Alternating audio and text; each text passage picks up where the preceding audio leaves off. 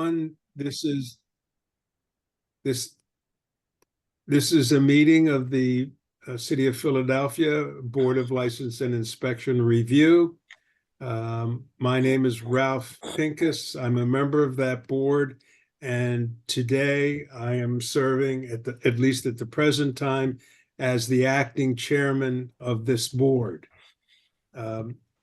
We have a list that consists of 41 cases. While a number of them have been resolved, there still is an extensive list. So your case may or may not be heard as we start going through the list. It may be some time, so please be patient. If you hear that your case has been marked as moot or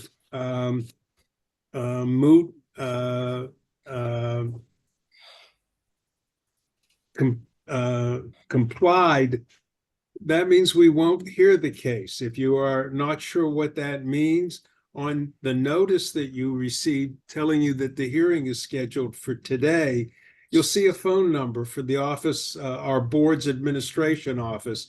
You can call that office and they will explain to you what moot or moot complied means. So if you have any questions and we don't hear your case, you should call the board at that number that's listed on your notice. Also, these are administrative hearings. So one thing to know is if you have an attorney, the rules of evidence are loosely interpreted when you have an administrative hearing. So I just wanted you to understand that we may, even if there are objections, we still may be able to proceed. Also, because these are hearings, this is like a court proceeding, and we would ask, one, that if you're in a vehicle, that you be stopped and parked and in a safe place. We ask that you present yourselves as if you're in a courtroom, so please remove hats and be dressed appropriately at the time your case is called. And another thing is, please, because we have the screens in front of us, please try to keep down the amount of motion that you engage in, because we can be distracted by that. Having said that, I would like to have the other members of the board introduce themselves, and then we'll proceed with the administrative matters relating to the list. I'm Ralph Pincus, and I'm acting chair. Steve Pettit, board member. Roger S. Tennant, senior board member. Ken Washington, board member. Brian McSherry, board counsel. Richard Wade, board administrator. Okay, we do have a quorum, so we are able to proceed. I will ask the city to introduce itself. The normal practice is for the city to have a representative go through the list of all the cases and advise us of what actions may or may not have already been taken or what may be appropriate today. Who would that be today? Good afternoon, board members. Jim Kelly on behalf of the city. Good afternoon, Mr. Kelly. I have cases, at least from L&I's perspective, for today. So starting with number 4, 2024-1543, 1342 Rodman Street, Matthew Dots, moot.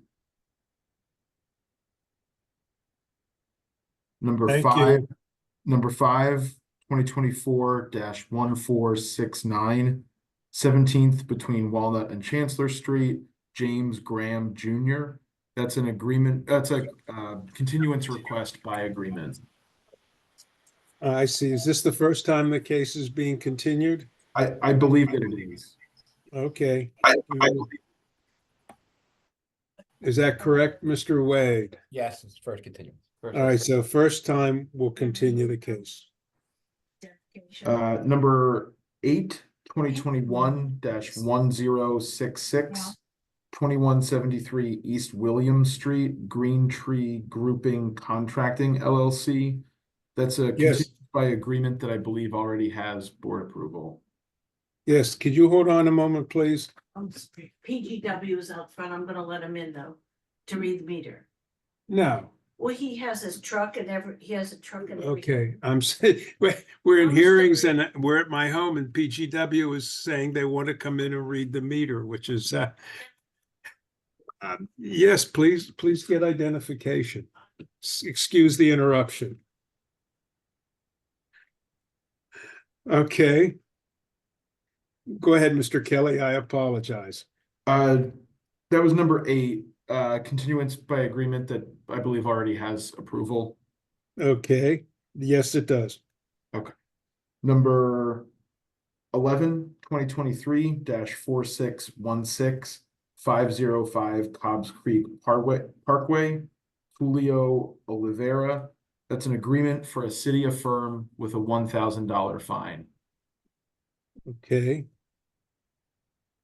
Number 12, 2023-4618, 2237 North 33rd Street, Tulio Oliveira.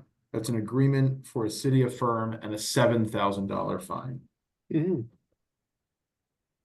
Number 13, 2023-4619, 2227 North 33rd Street, Tulio Oliveira. That's an agreement for a city affirm and a $1,000 fine. Number 14, 2023-4620, 2233 North 33rd Street, Tulio Oliveira. It's an agreement for a city affirm with a $1,000 fine. Number 15, 2023-4621, 2229 North 33rd Street, Tulio Oliveira, moot complied. Number 16, 2023-4622, 2223 North 33rd Street, Tulio Oliveira. It's an agreement for a city affirm and a $1,000 fine. Number 17, 2023-4626, 2235 North 33rd Street, Tulio Oliveira. It's an agreement for a city affirm and a $1,000 fine.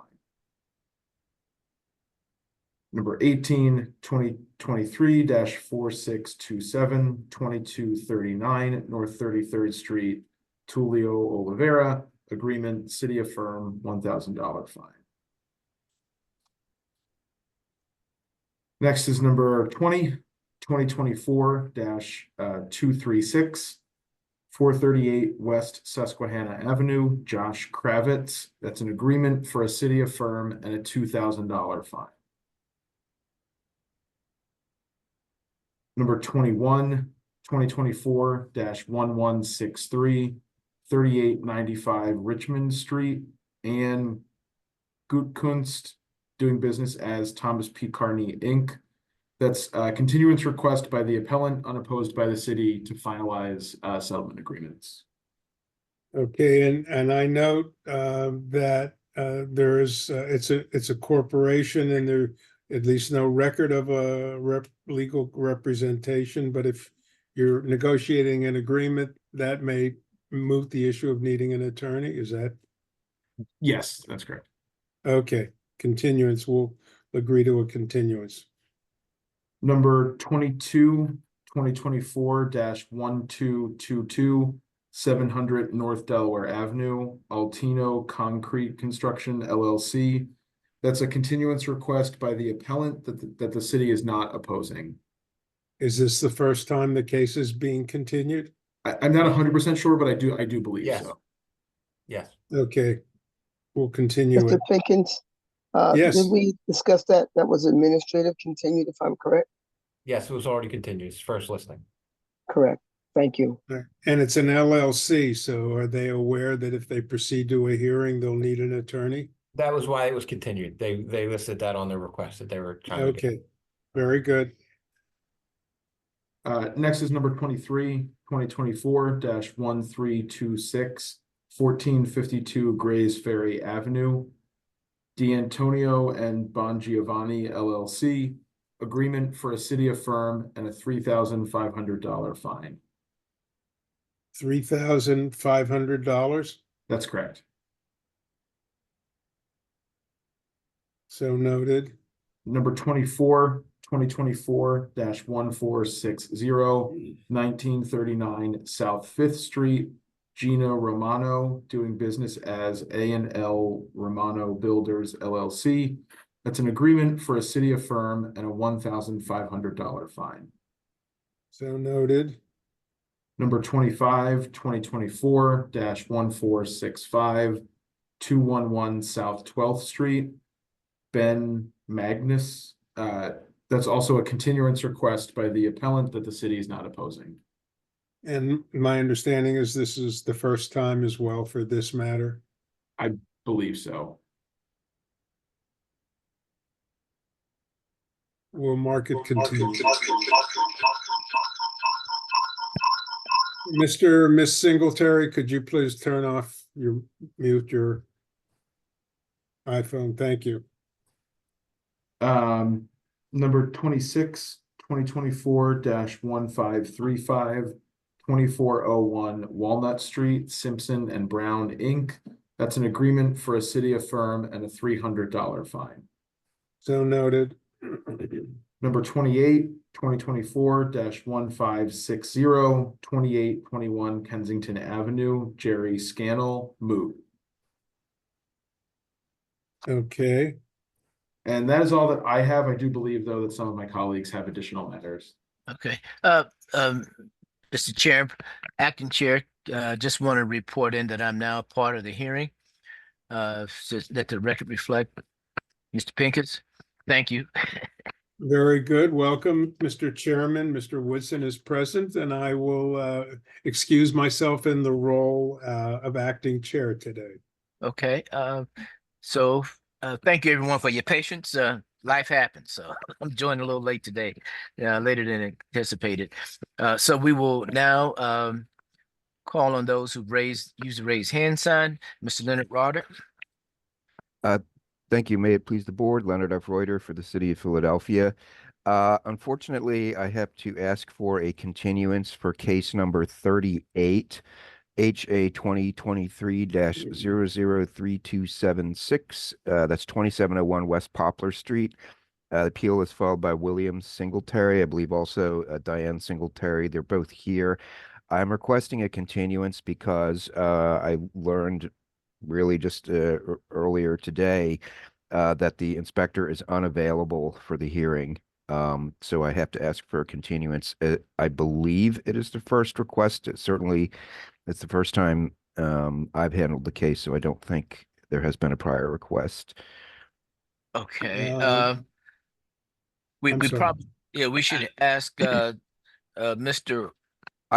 William Singletary to respond to the request Well, for. I do want to add one other additional thing while we're here. It's the city's opinion that this property, that this the business that's operating there would is likely an LLC, although it's not clear, and that they would also need an attorney to represent them. So I just wanted to put that out there. Maybe we can at least get clarification on that.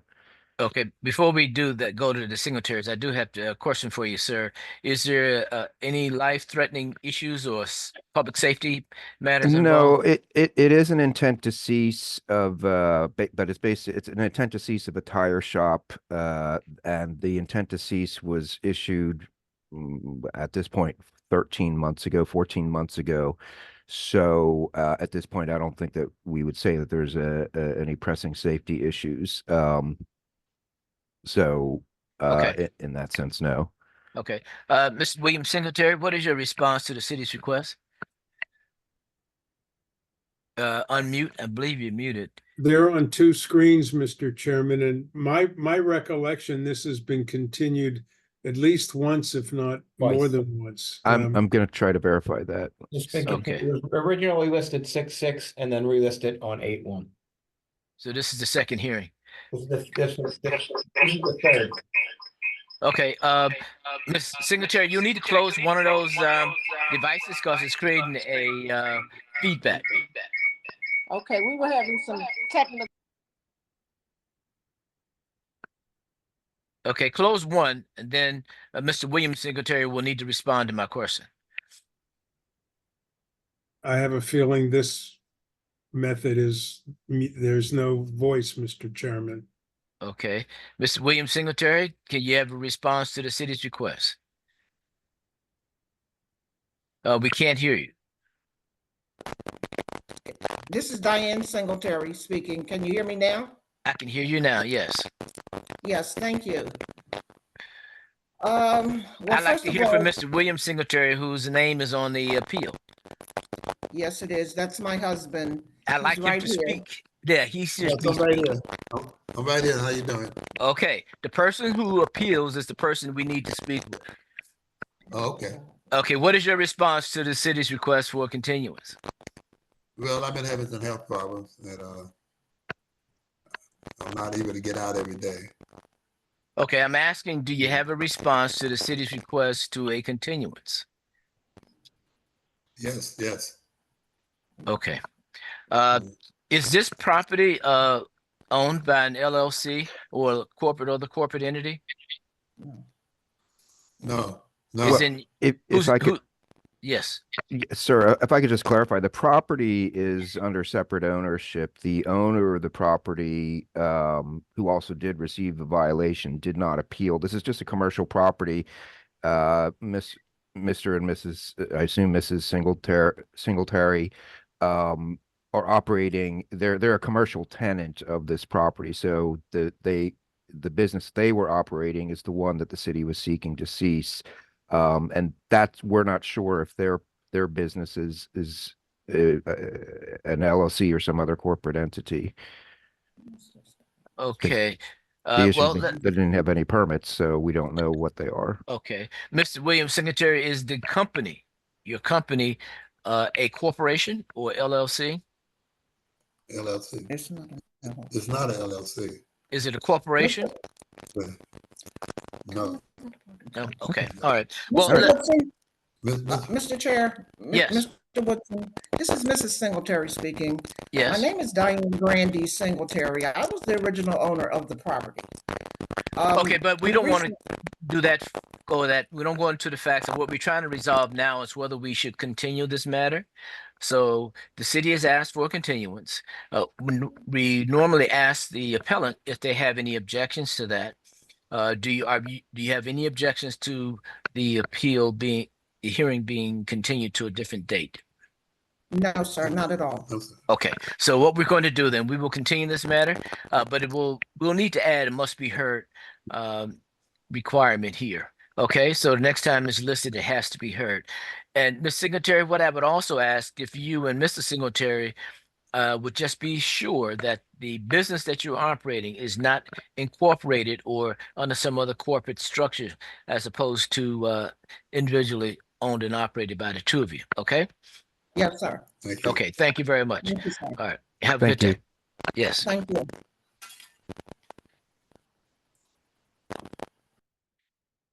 Okay. If there's nothing else, Mr. Rodder, we'll move on. That's fine. Thank you very much. Mr. John Mazurek. Good afternoon, board members. John Wizwork for the city of Philadelphia. I'd like to direct your attention to 3 appeals. Number 9, appeal ending 3844 for the property located at 1414 Spark Street. The appellant is Vernon Lucas. It's the same appellant for numbers 10 on the list and 41, which is the last case on the list, appeal on the list. Mr. Lucas's attorney, Robert Vance, had reached out to the board ahead of a prior hearing for which appeal number 41 was scheduled to be heard. I believe it was August 29th. Mr. Vance had indicated at that time that he also would not be available for this date. So I assume he was essentially asking for a continuance. The city told Mr. Vance that it would not oppose a continuance and would like these 3 matters to be kept together and continued to a later date. I did get an email back from Mr. Vance. He indicated he would not be available for another date in September, but would be available potentially for an October 10th date if that's appropriate, or whatever the board deems appropriate for a future date. Okay, so the request today is that we would continue 3844, 1325, and 4327. Yes, Chairman Woodson. Okay.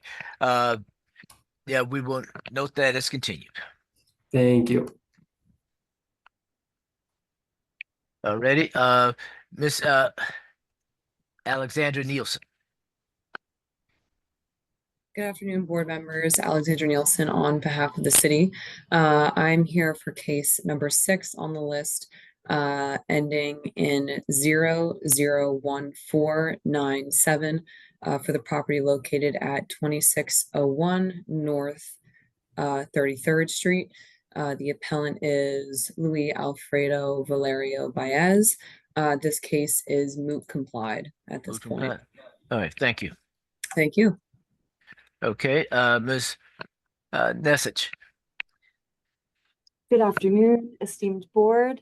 I have a few matters for the City of Philadelphia Water Department. Turning first to case number 1 on the list is 5211 Duffield Street, case appeal number ending in 1871. Petitioner's name Thomas Dayton. This is moot complied. Moot complied, thank you. Number 2, please, 1805 East Boston Street, last 4 digits 1930, appellant's name Marie Lorenzo. This matter was withdrawn by the petitioner. Withdrawn, thank you. Moving all the way down your list to number 33, to 6607 Sylvester Street, appeal ending in 5057, appellant's name Winnie Wong. This matter is moot complied. Moot complied, thank you. Number 34, 146 Conroe Street, appeal ending in 1045, appellant's name Brian Ty. For this matter, I would like to request a continuance. I'm awaiting a final reinspection report from our team. However, I do see that the petitioner is on the call, so I welcome his comments on the matter as well and the board's decision. Okay, Mr. Brian Ty, you present? I'm present. Yes. Do you have any response to the city's request for a continuance? No objection. No objection? Okay. Is this the first continuance request for this matter? I believe it is. Okay. All right, thank you. So we will note the record that it's continued for today. Mr. Chairman, Yes, Mr. sir. Chairman, if I may, in executive session prior to the hearings, we had a conversation regarding this appeal because the appeal involves a vent pipe and an allegation that the vent pipe has been there for a long time and involves 2 properties that have a shared storm drain. And so we I don't know if I was told about it. Yeah. Okay. Someone, yes, thank you. Okay. Yes, and my so- apologies. Yeah. So we had a concern that this might be a recurring issue. And we had something very similar at hearings last week. So we thought it might be appropriate for the water department and their counsel to look into the facts of this matter, because it could be recurring and it's going to be a problem, I think. Yep. All right, thank you. That's really good information. So, Ms. Nesich, is that in fact what you're doing, is the reinspection? Yes, sir. Okay. All right. I think they heard you, Mr. Pinkett, so they're going to do a reinspection. It should benefit both the appellant and the city to sort of resolve this before we come back. I agree. Thank Okay. you. Thank you very much. We'll continue. Thank you. Next, moving on to case listed as number 35. This is 334 Leverington Ave, last 4 digits 4969. Appellant's name is Nicholas Bertino. This matter, opposing counsel has requested a continuance. I believe the board has received the continuance request, but it was just sent today, so I am not sure of the board's decision. The city does not oppose the continuance request from the petitioner, but as this is the, 4th listing. yes, sir. 2 previous requests for continuance were lodged by the petitioner and one was requested by the city. Okay, Mr. Pincus, was this discussed in executive session? No, other than to note there'd been several prior requests for continuances, and I believe council was only recently retained in the matter. Okay, If I may, Mr. Chair, Mr. Pincus, was this, and I just checked my notes, I don't have it. Is this the one we noted that there was a request for an inspection back in May? If I may, the Sure. matter was initially scheduled to be heard in April. It was continued so the appellant could obtain counsel. It was then scheduled for hearing in June. It was continued at the city's request to facilitate a re-inspection. And then it was scheduled for hearing in August, and it was continued at that date due to appellant's counsel having just been retained.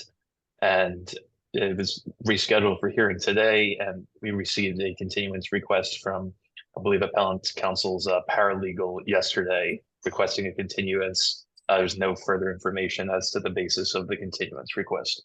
okay. And Is our anyone question, present? Mr. Woodson, I'm sorry, Yeah. Mr. Woodson. In our Yes. meeting, we wanted to know, had that inspection taken place yet? Since it was Okay. requested back in June. Thank you, sir. Right. Okay. Two things. One, is anyone present representing the interests of the party? Nicholas Bertino, anyone present? Just want to make sure. Yes. Yes, Okay. Chairman. And your name is? Rachel Pritzker.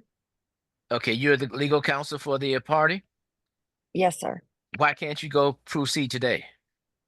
So we got, I believe a reinspection happened, but it was inconclusive. And we are waiting on some information from the city. What's being requested of my clients is to fix issue with the lateral. But that isn't, but you know, that's not responsive to my question. Why aren't you prepared to move forward today? we don't have some of the information that we need. We have an inconclusive reinspection. So I don't have an ability to get a plumbing expert without some information that they need to proceed. So I would struggle like anybody else to put on a hearing without some information that we need from the city and an expert that's able to discuss that with the city's experts as well. Okay, is this a request you've made to the city for additional information? Yes, we've been working collaboratively back and forth to try to address some of this information that we need. Okay. So What is the answer to my question? Have you asked specifically to the city to send certain information? Yes. And what is the city's response?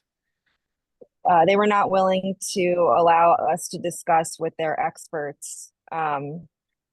So what will be different if we continue? I just might disagree with that. Just for Okay, the wait a record. minute. So I'm asking, Ms. President, what will change in a week or a month or 6 months? We're working on retaining an expert on our side of things to be able to make detailed requests from the city. I'm not a plumbing expert, with all due respect, and neither is the city's lawyer. So she has on her side someone from the city water department discussing the technical side of this. We wanted the time to have somebody. But you've had over 30 as days well. to do that. My concern is that this has been drawn out repeatedly, and we really extended beyond the board's general sense of how long these things should be continued. So that's my concern. So I want to hear from the city. Ms. Nessich? Thank you, Chairman. I've provided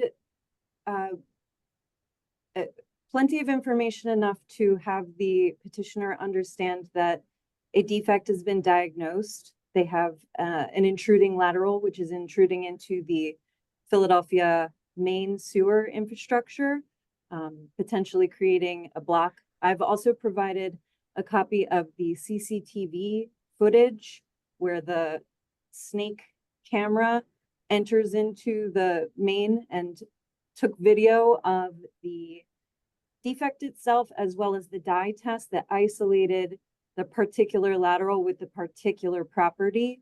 Okay. The reinspection was performed. It was not inconclusive. It confirmed the NOD that was issued over 10 months ago. In every communication that I've had with Ms. Pritzker, I have advised her to advise her client to obtain or engage a licensed plumber.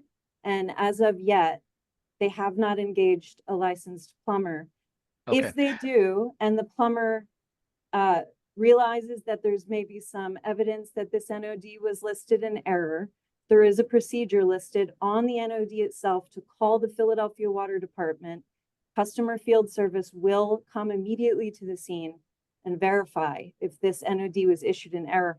But to this date, the petitioner has not engaged a plumber at all. Neither an expert nor a No, plumber. I'm not inviting argument, Miss Preston. I'm not inviting argument. I just want to hear the city's position. The second question here, is this a residential property or commercial property? It's residential. These are homeowners. Single family homeowner. Okay, Miss Correct. Preston, has your client retained a plumber?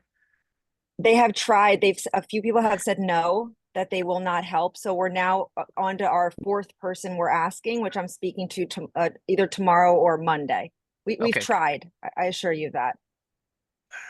Mr. They said Chairman, no because of the What I'd like to technicality of do this is, issue. wait a minute. I'd like the executive session quickly on this. Well, If we- before we have an executive session, I have a Yes. couple of questions. Yes. Ms. Nessich, when was the re-inspection performed? I don't have the number in front of me, but I believe it would have been August. So within the last 30 days or the last 60 days? Within the last 60 days. And there have been communications between you and council since that inspection was performed?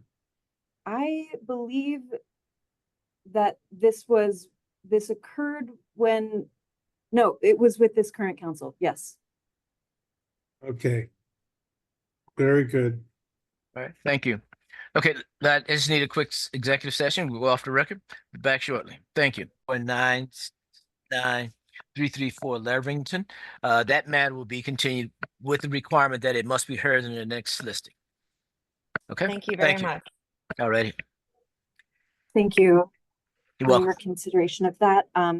Just two more matters on the list.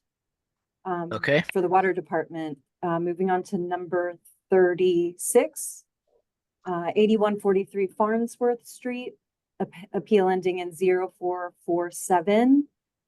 Appellant's name Mark Glugowski. The city's ready to move forward. Sorry. And number 37, same. The city is ready to proceed with Oh, this. okay. On number 35, would you kindly ensure that, make sure that the board administration receives that second inspection report?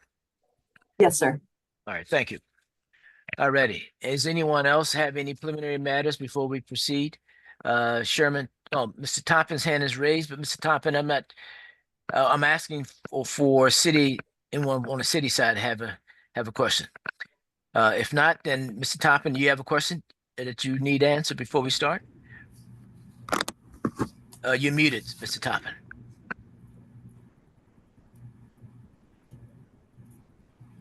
Yes. Yes, Mr. Chair. Sherman Toppin, I'm here on behalf of, I think, number 29 on the list, which is 3317 Gall Street. We are seeking a continuance of this matter, and this is not a continuance sought with the agreement of the city, but I wanted to provide some context to why we are seeking this continuance before. Okay, we before you proceed, then I need to have the counsel for the city to come on to be prepared to respond. Who's representing the city in this matter? Good afternoon, Chairman Woodson. This is Kristen Patchell for the city.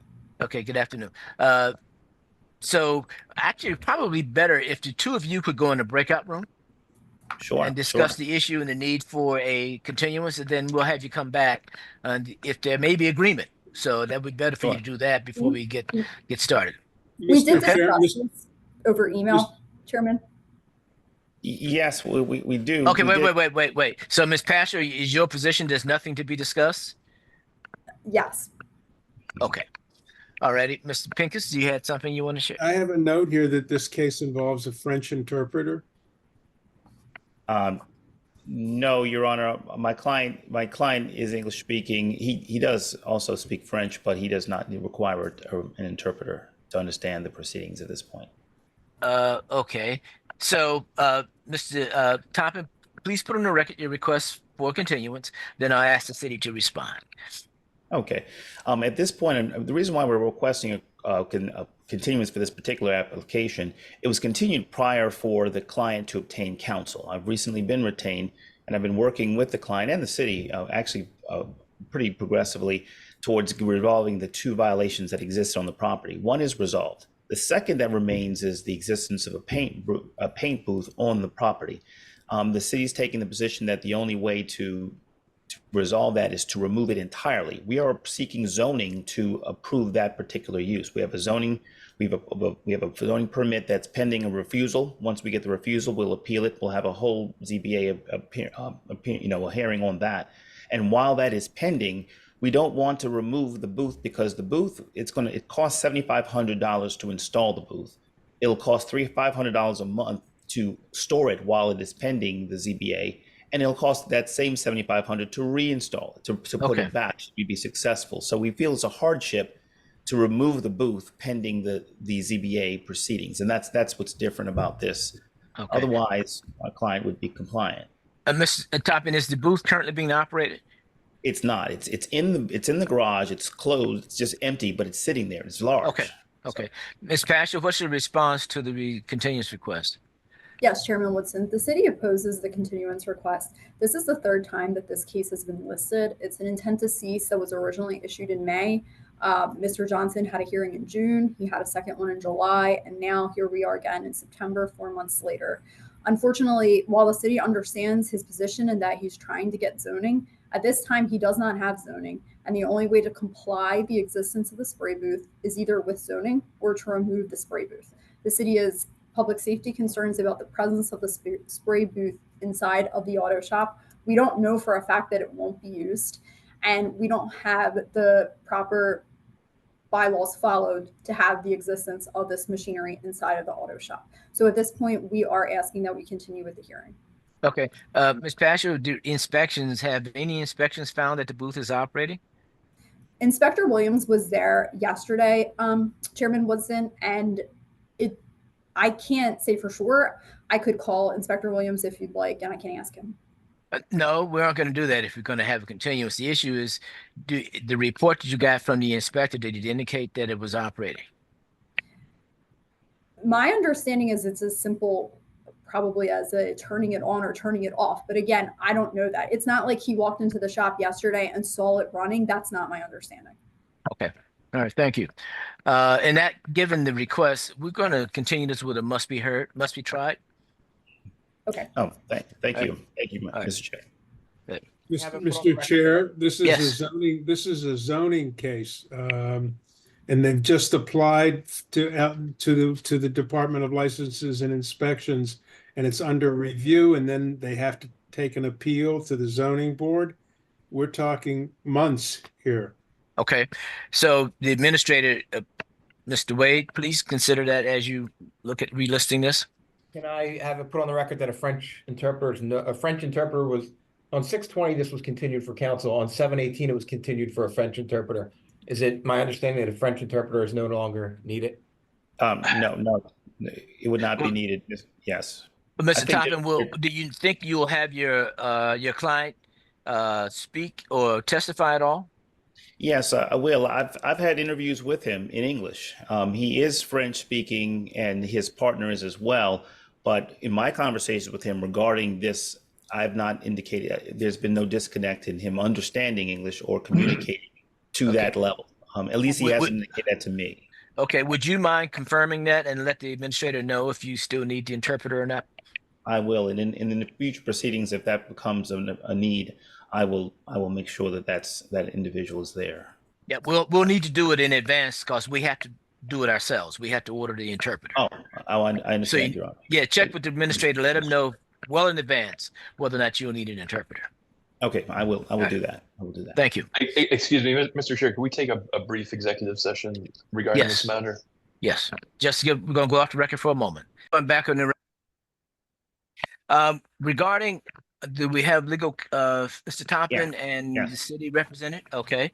With regard to appeal number HA 2024-001-842, 3317 Gall Street, John Johnson.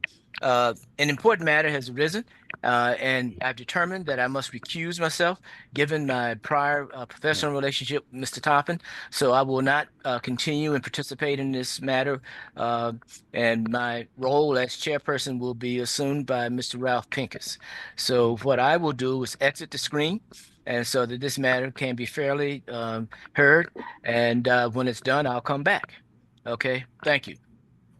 Thank you, Mr. Chair.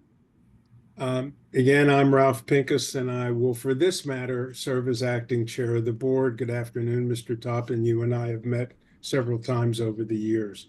Yes, good afternoon. We hear your request for a continuance, and we hear the city's objections. And if we've understood this, there's a paint booth existing in a automobile repair shop that we have no knowledge of whether or not it complies with any of the safety or health codes regarding how you operate a paint booth and whether it has proper ventilation, whether it meets any of the safety or health requirements of the city.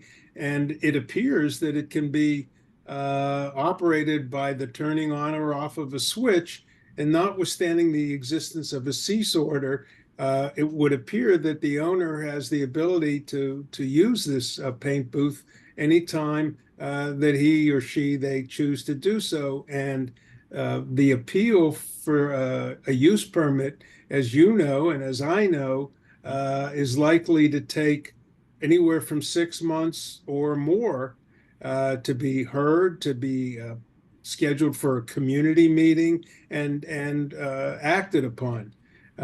We're deeply concerned about the health and safety issues related to the existence of that paint booth. And therefore, it's our belief that this matter should be heard today, at least with respect to the cease of operation violation. Are you prepared to go forward, Mr. Toppin?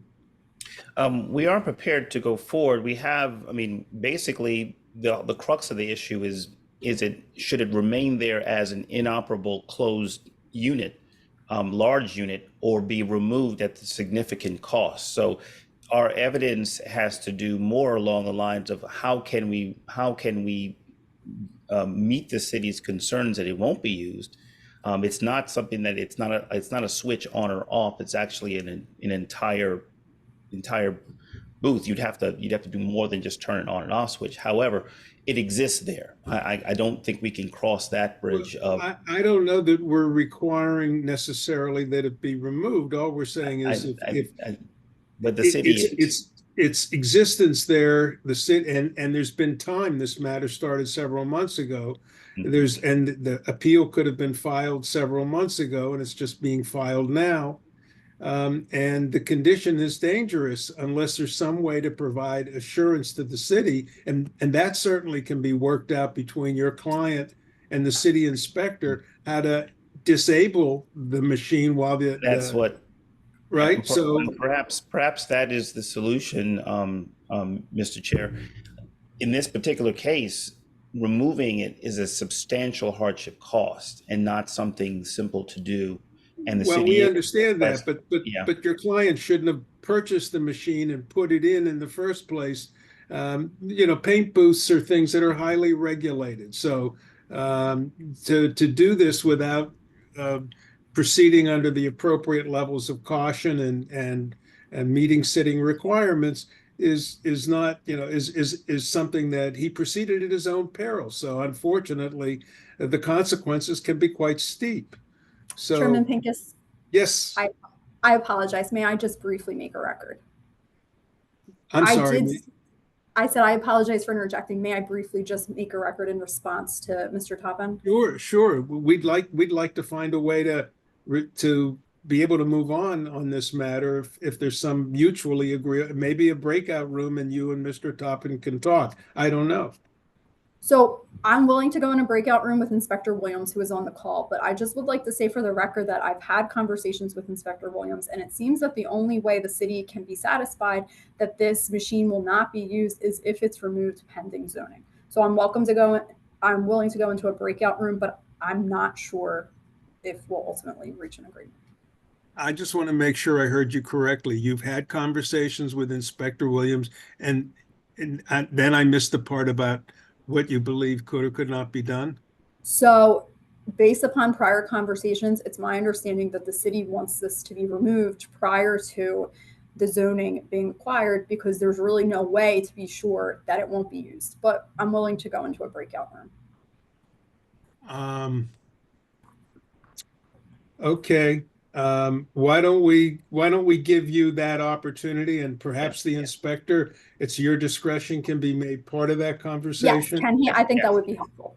Interpreter be dismissed. We'll move Anthony it. Williams. Mr. Wade, can they be given a breakout room? I gave them their breakout room. Yes, Can we I have dismiss that. the French interpreter? Oh, we can, yes. Yes.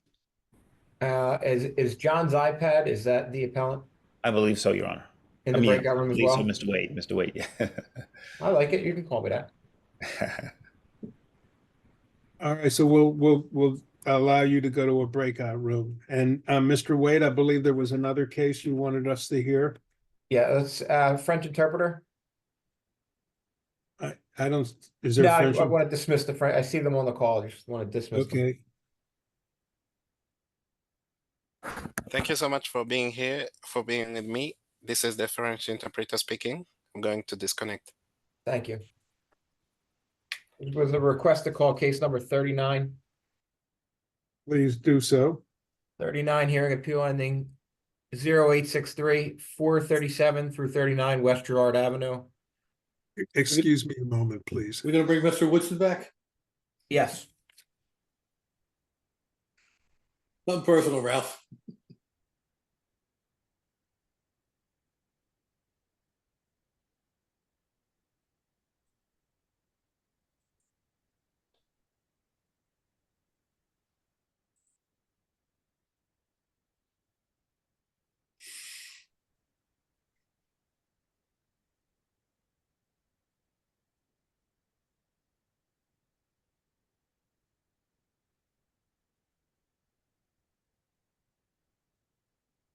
Excuse me, Mr. Chairman. Is he back? Not yet, Mr. Pincus. I'm gonna have to I'm gonna have to absent and excuse myself. We There have a he is. family emergency. Okay. All right. Thank you. Hope things all are well. Thank you. They're not, Okay. but I'll excuse myself. Thank you. Okay. All right. We even in Mr. Pinks's absence, we still have a panel. We actually have a quorum, so we're fine. Thank you. I don't see, do we have any other raised hands for preliminary matters before we call in regular order? There was a request for case 39 to go on though. Okay, 39. Case Okay. 39, hearing appeal ending 0863 437 through 39 West Gerard Avenue. Tyann Wan Gu. Thank you. May it please the board, Leonard F. Reuter for the city of Philadelphia. Yes. I'm also here with Kenneth Paralak from the Department of License and Inspections, but I would ask if the board could call out the case again. It does not appear that the appellant is here, and this would be either the second or third listing of this matter. Okay. Mr. Wade?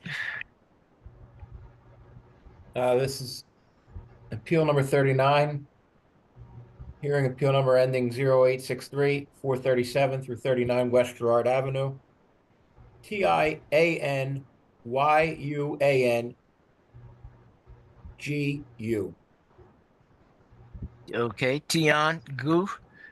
Anyone present representing the interests of 437-39 West Gerard Avenue? Anyone present? Legal counsel is noted, Mr. Roder of Ed Yes. Zaworthy. Yes, on the appeal, on the notice of appeal, the appellant indicated an attorney, I believe at the last listing, and maybe I don't have access, I don't have the record of the last hearing and handled the case previously, but I believe it's been continued at least once or twice in order to obtain counsel, because apparently the counsel that they put down on the notice of appeal either is no longer representing them or just simply hasn't appeared. So again, this had been continued from the last time to get counsel. They haven't done so. The city would therefore, and the hearing was noticed for today at 12:30. The city would just ask that notice of the hearing be verified by Mr. Wade, who I also Okay. thank for calling my case up because I have a conflict coming up shortly. And then if that's verified, then city would ask that it be marked a city affirmed for failing to appear. Okay. Mr. Wade, would you confirm service, please? The appellant listed 1616 South Ringgold Street, Philadelphia, Pennsylvania. It also had an attorney, Ed Zartroni. Notice for the August 1st original listing was sent to 1616 South Ringgold Street, as well as the attorney at 100 South Broad Street, Suite 1525. And notice for today's hearing was sent to both of those addresses on 8/5/2024. Okay. I would lastly indicate that I also sent communication to the board's administration, board's council yesterday, just some things that we were going to present today, copied the council's email address and have not received any response from that, nor a bounce back, by the way. It's a good email. There's been no response from that person. So again, the city would ask that the matter be marked city affirmed for failing to appear. Okay, thank you. Mr. Pettit, what time do you have? 2:01 p.m. 2:01 p.m. All righty, thank you very much. We will poll the board on HA-2024-000863, 437-39 West Girard Avenue. The appellant is Tian, Tianyuan, Gu, Gu, city affirmed non-appearance. City affirmed non-appearance. City affirmed for non-appearance. City affirmed, non-appearance. Thank you very much. Thank That you. disposes of that matter. Okay. All right, Mr. Wade, what do we have? There's no other requests, so we could start back at the top of the list, case number 3. Number 3, okay. Hearing appeal ending 0382, 2300 South Broad Street. Abul Hassan. Okay, who's representing the city? Good afternoon, Board. Caitlin Carmody on behalf of the city. Afternoon. Abul Hassan, are you present? Abul Hassan. Anyone else present representing the interests of 2300 South Broad Street? Anyone present? Mr. Wade, would you confirm service? This is the third listing for this matter. Each listing, the notice was sent to 2300 South Broad Street. Notice this hearing was sent on August 5th. Okay, thank you. All right, Ms. Carmody, what is your pleasure? The city did include the appellant in the email with the exhibits sent to the board. I have not had any contact with the appellant, and seeing no one present, the city would request a city affirmed for non-appearance. Okay, Mr. Petty, what time do you have? 2:03 p.m. 2:03 p.m. Thank you. We will poll the board on HA-2024-000382, 2300 South Broad Street. Abul Hassan, city affirmed non-appearance. City affirmed non-appearance. City affirmed for non-appearance. City affirmed, non-appearance. Thank you very much. Okay, that matters is solved. Case number 7. Hearing appeal ending 1890 South side of Montgomery Avenue. I believe it's west of 12th Street. Salim and Emma Zika doing business as S&A Green Truck. Okay, who's representing the city?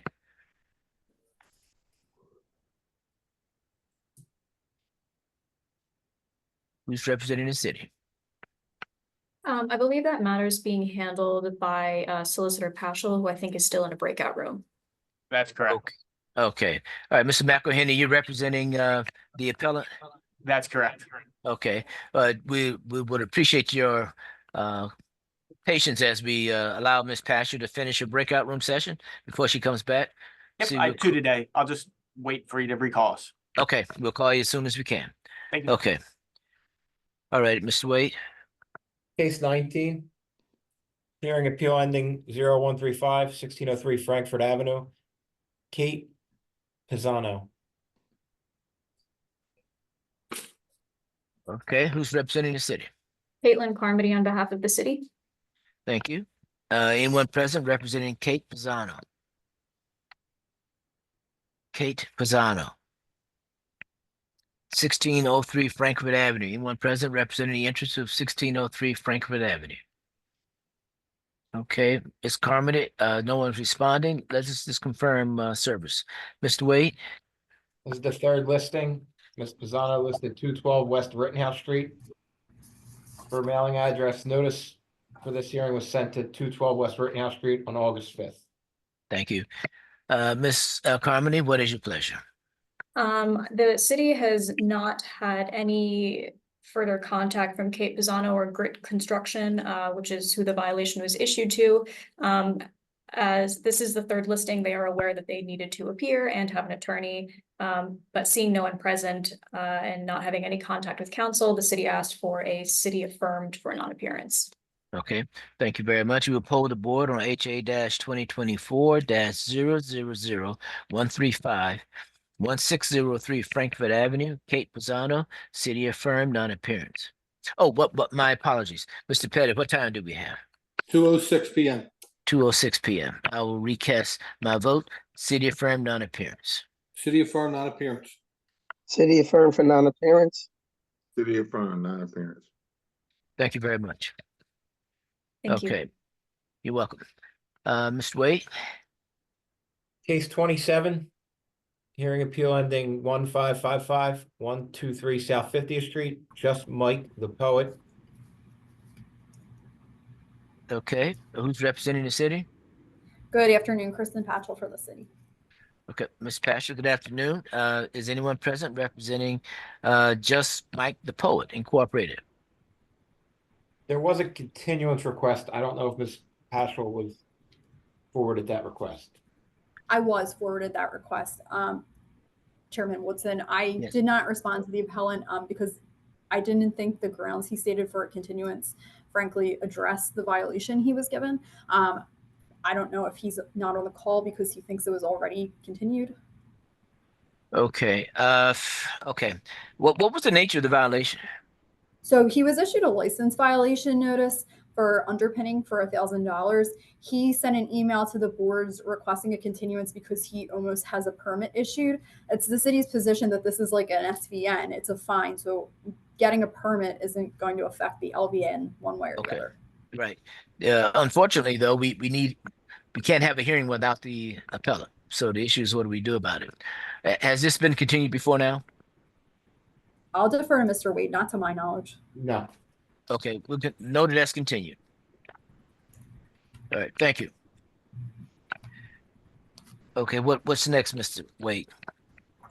If Ms. Paschal's back, we can recall Mr. McElhenney's matter. Okay, let's do that. Case number 7, hearing appeal ending 1890, south side of Montgomery, west of 12th. Salim and Netma Zika, doing business as SD Green Truck. Okay, all right. Ms. Patchell, you representing the city in this matter? I am. Okay. Mrs. McElhenney, you representing the appellant? That's correct. Okay. Ms. Patchell, do you have any witnesses today? I do. The city would call Inspector Jones. Okay, Inspector Jones? Hello. Okay, Inspector Jones, you raise your right hand so that you may be sworn. Do you swear or affirm the testimony that you give today be the truth so help you God?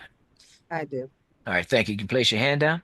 Okay, Mr. McElhenney, do you have any witnesses that we should swear in? Yes, Mr. Chairman, I do have Salim and Amina Zika, who are the license holders. Okay, will both be testifying? Yes, I will call Salim first, and Amina has some emails that she personally communicated with Miss Maureen Blaney, so I would probably have to have her come on as well. Okay, would you both raise your right hand so that you may be sworn? Do you swear or affirm the testimony that you give today be the truth so help you God? Mr. Salim? Yes. Miss Amina? Yes. All right, thank you. You can place your hands down. Okay, Ms. Patchell? Yes, Chairman Woodson. Good afternoon, Inspector Jones. Good afternoon. Where are you presently employed? City of Philadelphia Department of Licenses and Inspections. And what specific unit are you in? I am in the vending unit. As your role as an inspector in the vending unit, can you describe for the board what your roles and responsibilities are? I inspect all the vendors throughout the special vending districts of the city. Okay. And what is a special vending district? A special vending district is when you are awarded a specific location to vend in, and that is your location throughout your duration. Okay. Now, as for way of background, Inspector Jones, does Temple University have a special vending district? They do. Okay. Now, through your roles as an inspector in the L&I vending unit, have you become familiar with an S&E green truck? I have. Okay. And is this colloquially referred to as the sexy green truck? It is. Okay. Now, where in the city is their license? Their license is on the south side of Montgomery between 12th and 13th. Okay. And is this part of the Temple University Special Vending District? It is. Okay. Now, just for way of background, can you explain the process for becoming part of the Temple University Special Vending District? There's a wait list. You have to make an application and wait for notification that a spot is available for you. Okay. And presently, to this day, is there still a wait list to be part of Temple's special vending district? There is. Okay. Now, I'd like to draw your attention back to August of 2016. Was the S&E green truck awarded acceptance into Temple's special vending district? Yes. Okay. And at this point, Chairman Woodson, I'd ask for permission to share my screen. You may.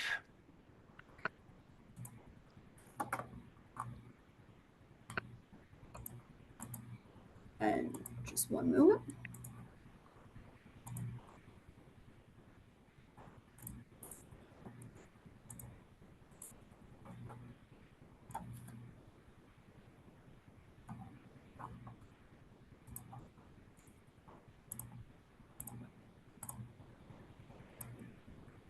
And do you see what's on screen, Inspector Jones?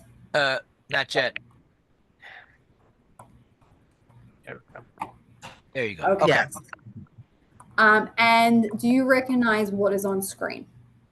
That is the award letter sent to Mr. Zika back in 2016. Okay, and the city will mark this as C1. Inspector Jones, who specifically at the top of the letter was this award issued to? Salim Zika. Okay, and what is the name of their commercial business? S&E green truck. Okay. Scrolling down to the second paragraph, does the letter note exactly where they are allowed to operate? Yes. And where is that? South side of Montgomery between 12th and 13th. Okay. Now, Inspector Jones, as part of your role as a vending unit inspector, do you do routine inspections of food trucks? Yes, I do yearly. Okay. And when you do these inspections, do you fill out special vendor information forms? I do. Okay. And do you review these forms as part of your roles as a vending unit inspector? Yes. Okay. Now, was an inspection performed at the S&E green truck back on October 23rd of 2019? Yes. And was a Excuse me. special, sure, of course. Was a special vendor information form filled out? It was. And would you recognize that if you saw it? I do. Okay. I will mark this as C2. Do you recognize what's on screen, Inspector? That's a special vending form that we use for our yearly Okay. inspections. And what was the date? 10/23/19. Okay. And I just want to take you down to the bottom part of this form. And I just want to draw your attention to where it says vehicle plate. What was the vehicle plate number for the sexy green truck? YYN 1480. Okay. Now, as part of your inspection on this date, did you take photographs of the truck? I did. And would you recognize them if you saw them? I would. Okay, I'll mark these as C3. The first picture, Inspector Jones, do you recognize what's on screen? That's his license plate. Okay, and does this correspond with the information you wrote down in the report? It is. Okay, and I'm just going to scroll to the next photograph. Can you describe what it is that we're looking at here? That's the rear of his sexy green truck. And can you see on the right-hand side, it looks like it says, I think, sexy. You said, can I see on the right-hand side? It says what? Like right where the mouse is. Can you see the logo of the truck? It appears that it has the title of it on there.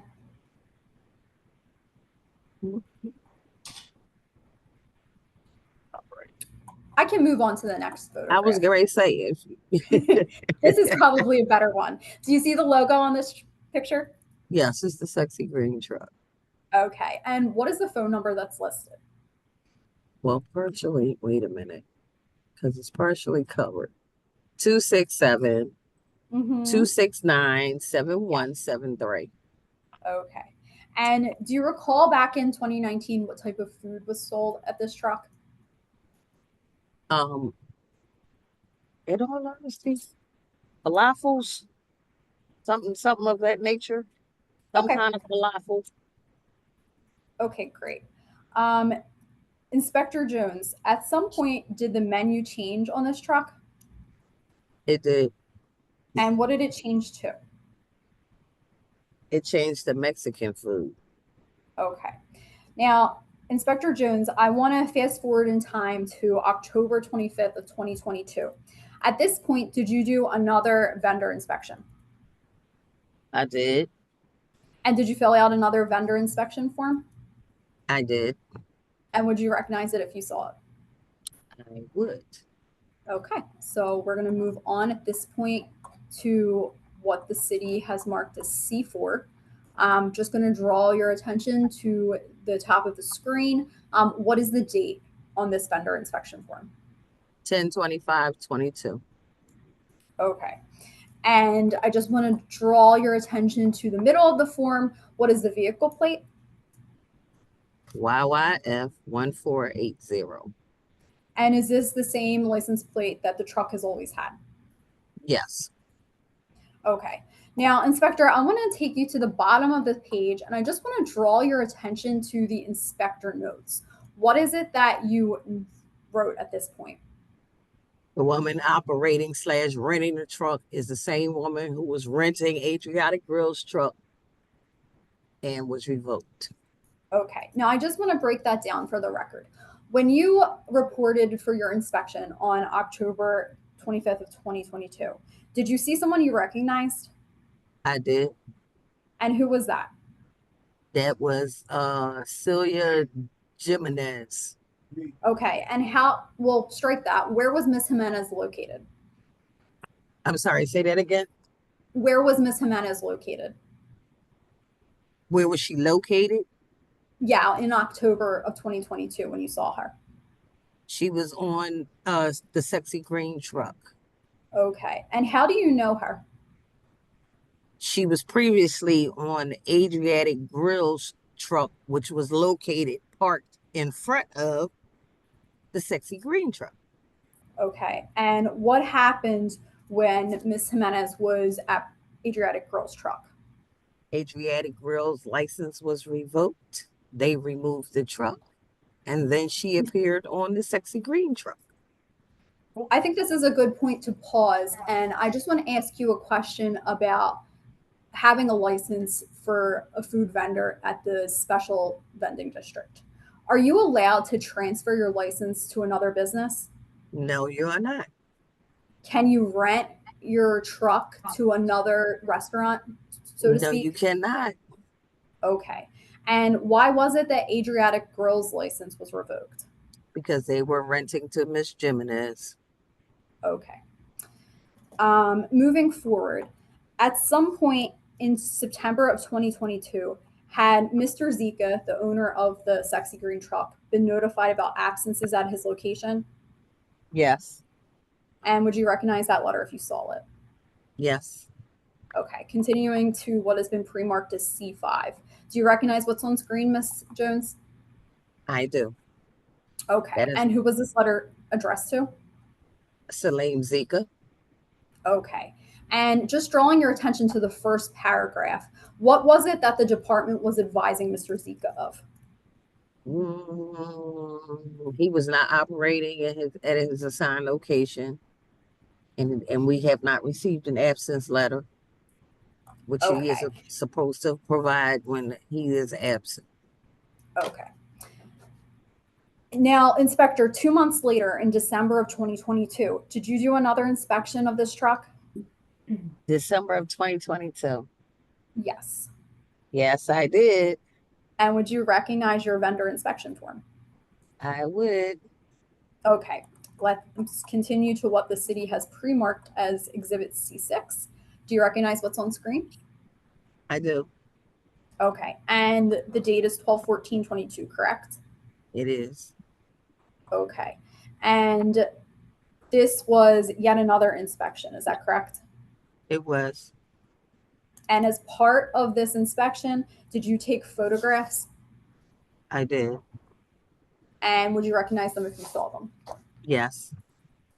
Okay, continuing to what has been pre-marked as C7, first photograph. Inspector, what is it that we're looking at here? Sure. That's the Sexy Green truck. Okay, now I want to call your attention to the last 4 digits of what appears to be the phone number. Can you read what that is? The last 4 digits, 9729. Before you proceed, Ms. Bashir, where's the number that you're referencing? Is it on the If you truck? can- yes. Right here. Right here. Chairman, what's next to where Yes, it I says see it. Yeah. Cherries? I'm Okay. sorry, I had my the photos covering it, so now I see it. No problem. And Inspector, when you were present on location, did you happen to note what the full phone number was for this truck? I don't expect you to recall it right now, I but was did getting you? ready to say, I don't recall. But would you have jotted down if there had been a change in phone number? Not necessarily. Okay. I'm gonna be honest with you, not necessarily. Okay, but on this date in question, did you notice that what had been the previous phone number appeared to have changed? Yes. Okay. And did you notice that there were any other changes with this truck? The menu, the whole Mexican menu. Okay, and that was a change, correct? Correct. Okay. Scrolling, we'll strike that. So that's C7. After the department inspected in December of 2022, did the department look up the phone number that was now written on the Sexy Green truck? Yes. And did you preserve the results? It came back to El Geronimo Mexican food truck. Okay, and would you recognize those search results if you saw them? Yes. Okay, continuing to what has been pre-marked as Exhibit C8. Inspector Jones, I would just draw your attention to what is the top left-hand corner. What is that phone number that's highlighted? 215-508-9729.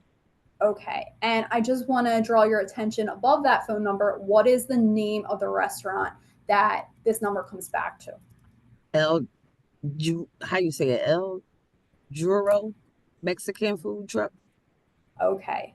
While you were doing this investigation, did you also look up the phone number, the current phone number for the Sexy Green truck? Yes. And would you recognize those results if you saw them? Yes. And I will show what has been pre-marked as Exhibit C9. Inspector Jones, do you recognize these results? Yes. And what number is now listed for the Sexy Green truck? 215-508-9729. And that's the same as El Guero Mexican restaurant, is that correct? Correct. And what type of cuisine does the Sexy Green truck now become associated with? Mexican. Okay. Now, as part of your investigation, Inspector Jones, did you review food facility inspection reports from November of 2021 for the Sexy Green truck? I have. Excuse And would me. you recognize those if you saw them? I would. Okay. The city will move on to what has been pre-marked as C10. Can you see that on the screen there, Inspector?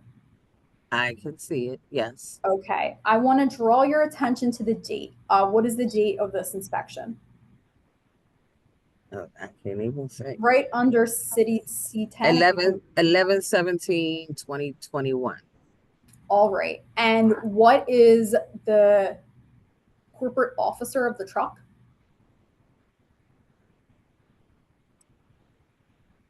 Wait a minute.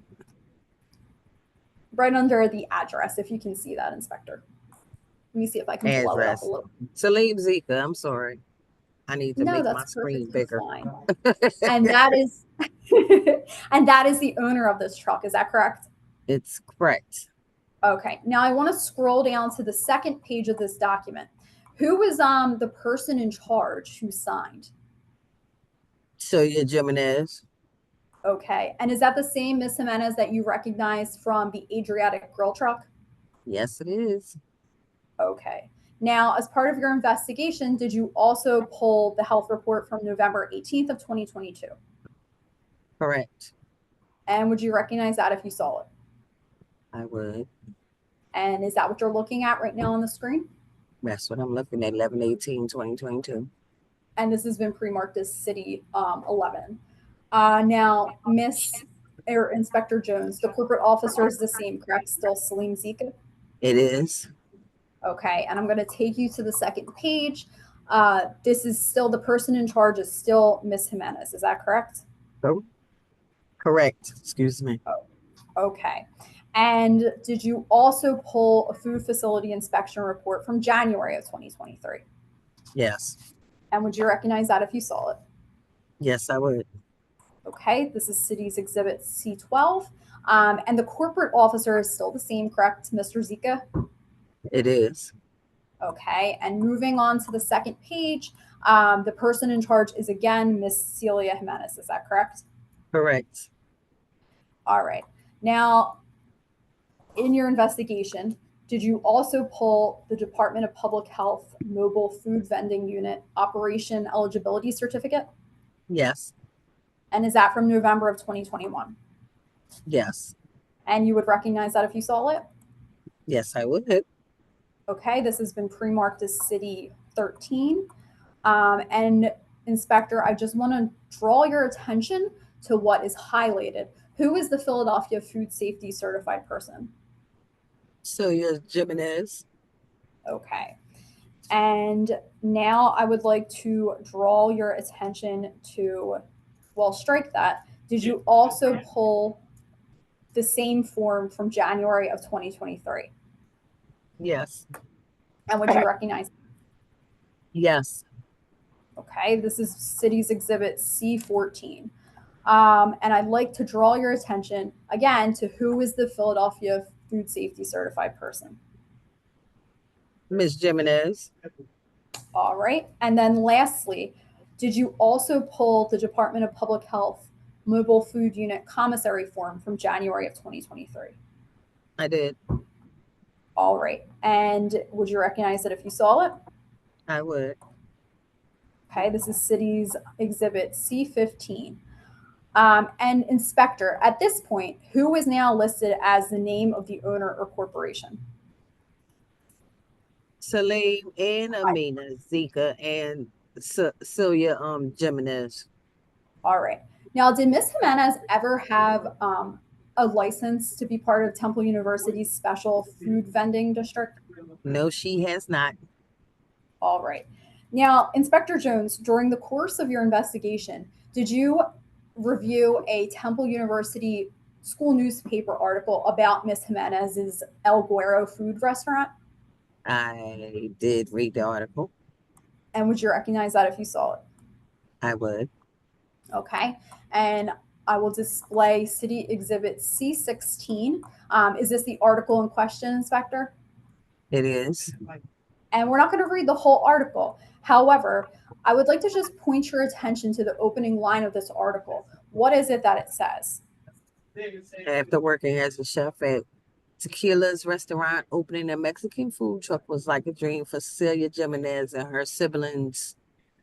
I'm not going to butcher their names, but Leave it at what I believe is Dionisio Jimenez. Does that sound about right? possibly. Okay. And again, did any of the Jimenezes ever have a license to operate at Temple Nope. University Special Vending District? No, they did not. And this article was actually published, I believe, in October of 2020. Does that sound correct? Correct. And does this line up with the situation at Adriatic Grill? Yes, it does. 21. All right. Now, as your role as inspector in the vending unit, did you review emails that the Jimenezes had with your supervisor, Ms. Blaney? I did. I And would had you a chance recognize to them? read. Would you recognize them if you saw them? Yes. All right. This has been pre-marked as City C17. Do you see the top where it says Mr. Jimenez's name? I do. And you see your supervisor, Ms. Blaney? Mm-hmm. And we're not going to read through these emails in entirety, but I want to go to the very first email that was sent. And Inspector Jones, can you just read the first two lines of this email? I can blow it up for you. It says, my name is Dionisio Jimenez, and recently my family and we purchased a food truck at Temple University, and we trying to get the special vending license at the 11th floor, but we don't have. Look to get in touch with anybody. They give your email. Maybe you can point me in the right direction. Okay. And I just want to draw your attention to your supervisor's response. Ms. Patchell, Ms. Yes. Patchell, would you give the date of that email, please? Yes, of course, Inspector. January 14th, 2021. Thank you. And Inspector, I want to just draw your attention to Ms. Blaney's response. I don't need you to read the whole response, but just the first two lines. You cannot get the license for the Temple Special Vending District because the person that sold it to you cannot sell their location. They can sell you the truck, but it does not come with the location. And Inspector Jones, why is it that someone can't sell you their location? Because we have a waiting list, and it's really still the city property, but you can't jump the line, in other words, because you want to rent somebody else's truck. And this email was received in January of 2021. Is that correct? That is correct. Okay. And now I want to draw your attention to July of 2024, which is much more recently. Did you go out and do yet another inspection of the sexy green truck? Excuse me, I did. Okay. And can you describe what the truck looks like now? Nanu's chicken. Well, Okay, Ms. Patchell, you still have the letters up. Is that your intention? You have these emails up. I can move on. So you said Nanu's chicken, is that correct? Correct. And in July of 24, did you take photographs of what the truck appears to look like now? I did. And would you recognize them if you saw them? I would. Okay, moving on to what has been pre-marked as City C18. Do you recognize what is on screen there? Nanu's chicken. Okay, and is this truck the same truck that's the sexy green truck? It is. Is the license plate the same? It is. Is the location the same? It is. So this Nanu's chicken truck is now in the sexy green truck's location. Is that correct? Correct. And was there an article in the Drexel newspaper about this business, Nanu's Chicken? It was. And as part of your investigation, did you review this article? I did. And would you recognize it if you saw it? I would. Moving on to what has been pre-marked, scrolling through the pictures to C19. Do you recognize what's on screen there, Inspector? That's Nanu's Hot Chicken, the article about Nanu's Hot Chicken. Okay, and it was published January 19th, 2024. Is that correct? Correct. And I just want to draw your attention to the second paragraph. There's a highlighted portion. And Okay. can you read that highlighted portion? About Imran Rashid. Yes. Imran Rashid, 34, is one of the owners of the growing hot chicken establishment. He introduced Nanu chickens to Drexel University with two of his three brothers, Ikram and Harun. And I just want to have you skip down to the next highlighted portion. I can zoom in a little bit. Starts with before the grand opening at Drexel's campus. What does that part say? It says, before the grand opening at Drexel's campus, Nanu's opened a truck on Temple's campus 2 months earlier. So they now have three Okay. locations.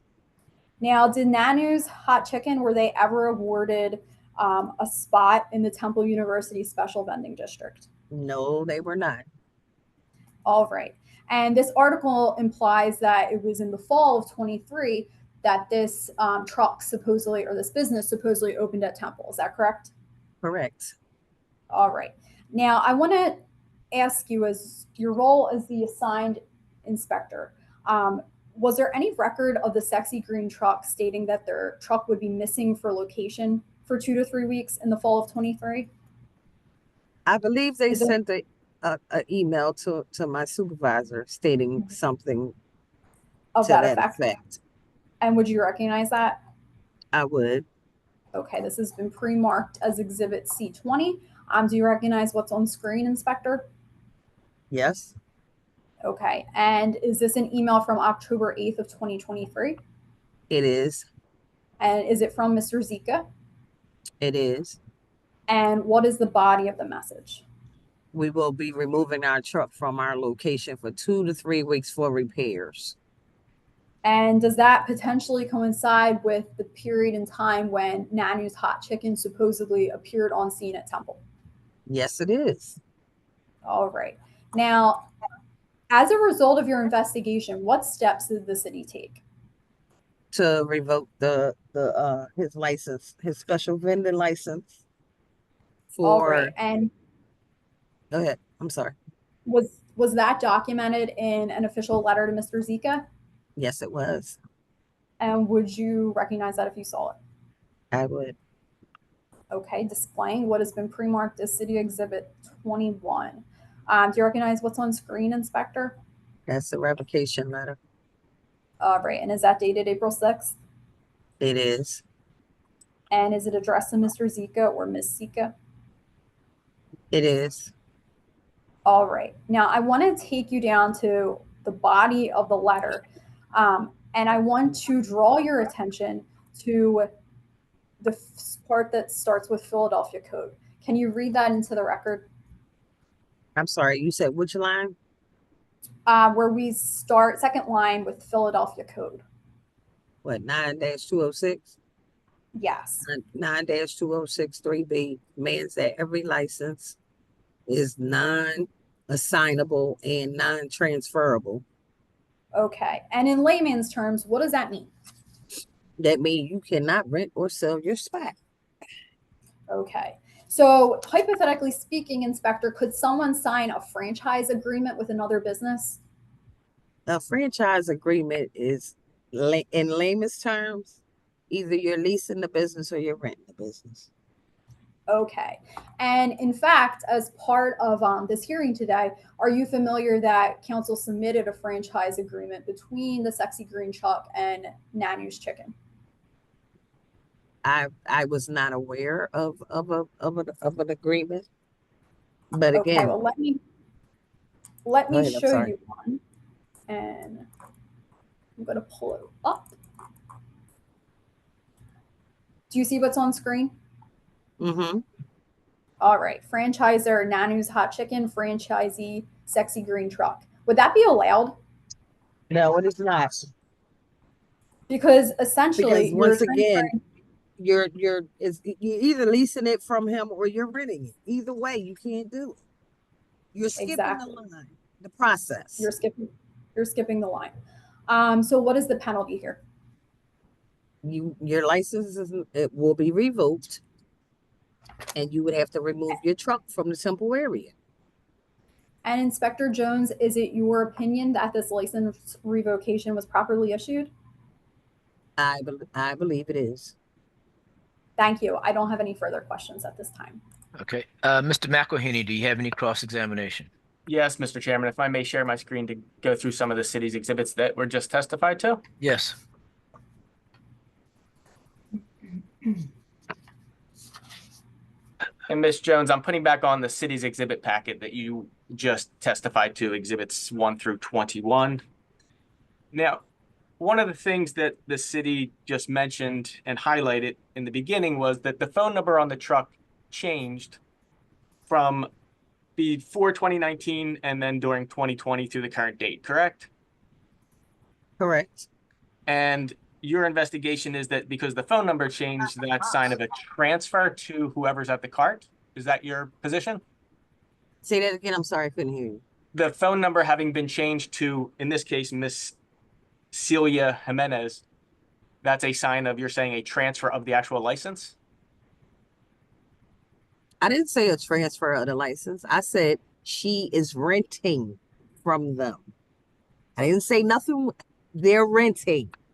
And do you have a rental agreement? There is no such thing of a rental agreement. If they are renting, would it be important for the city to request of the license holder whether they are receiving the proceeds from the operation of this business? Say this again. They're Did the city, let me rephrase, did the city request information from Mr. and Mrs. Zecca that have been at this location since, I believe the license says 2016, to show evidence that they're receiving the proceeds from this business, not a rental payment of $500 a month or something, but did you ask to show evidence of what their income is from the cart as a business owner? No, I didn't ask to see their income from the cart as a business owner. If they were operating this cart as their business, wouldn't they receive income from the cart? They're not operating because I haven't seen them since 2016. Are you the only inspector that has ever inspected this truck? There's two of us. There's Miss Griffin and there's me. So you may not have seen anybody, but somebody else might have at L&I, correct? No, because at that time, I'm getting ready to tell you, at that time, me and Miss Griffin was partners. And I'm going to tell you, I have not seen these two on that truck. But you can't testify to what Miss Griffin might have seen from 2016 through 2020 before COVID hit, correct? We are partners.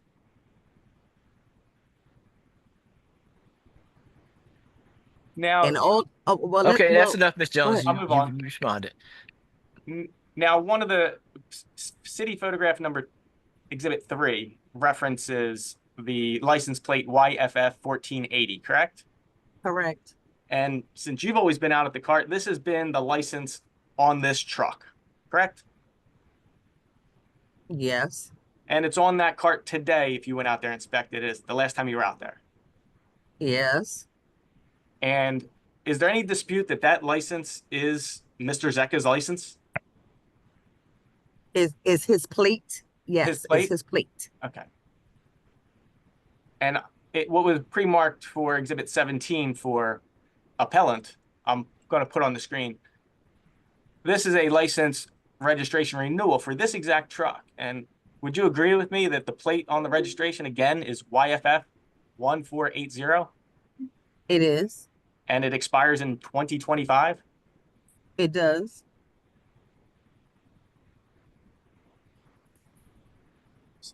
Back to city. I'm going to go back to the city exhibits.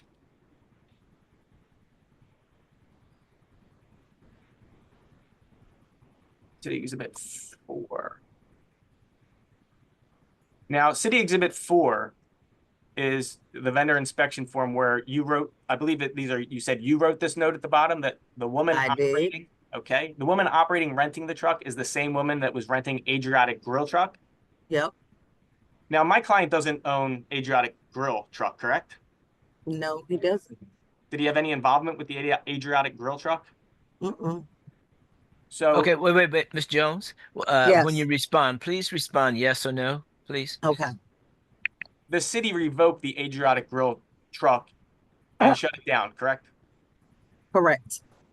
And Miss Jimenez she would be out of work at that point, correct? She would be out of work.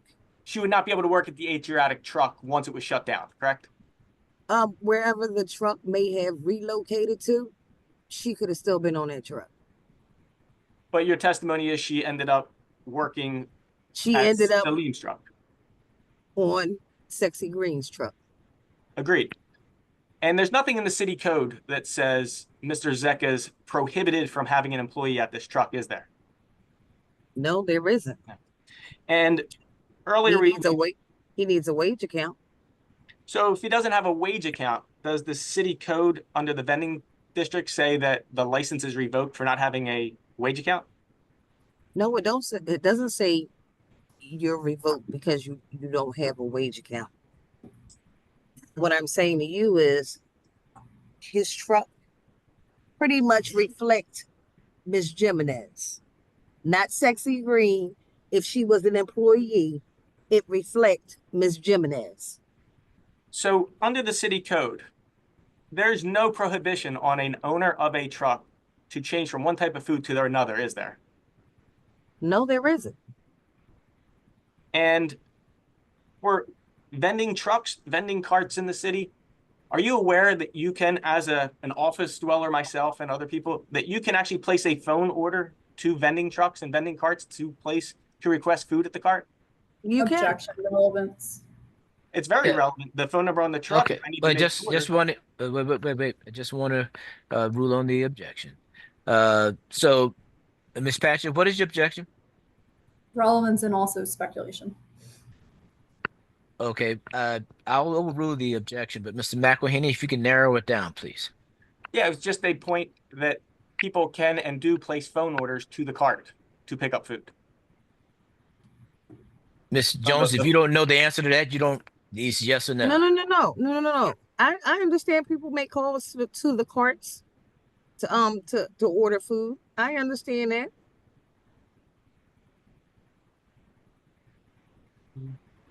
I'm going to move on. Let me scroll through to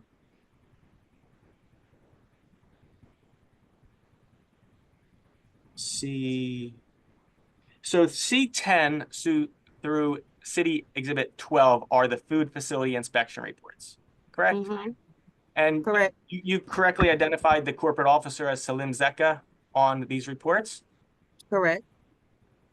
And the city attorney highlighted the person in charge is Celia Jimenez Sandoval at the bottom of each of the reports, correct?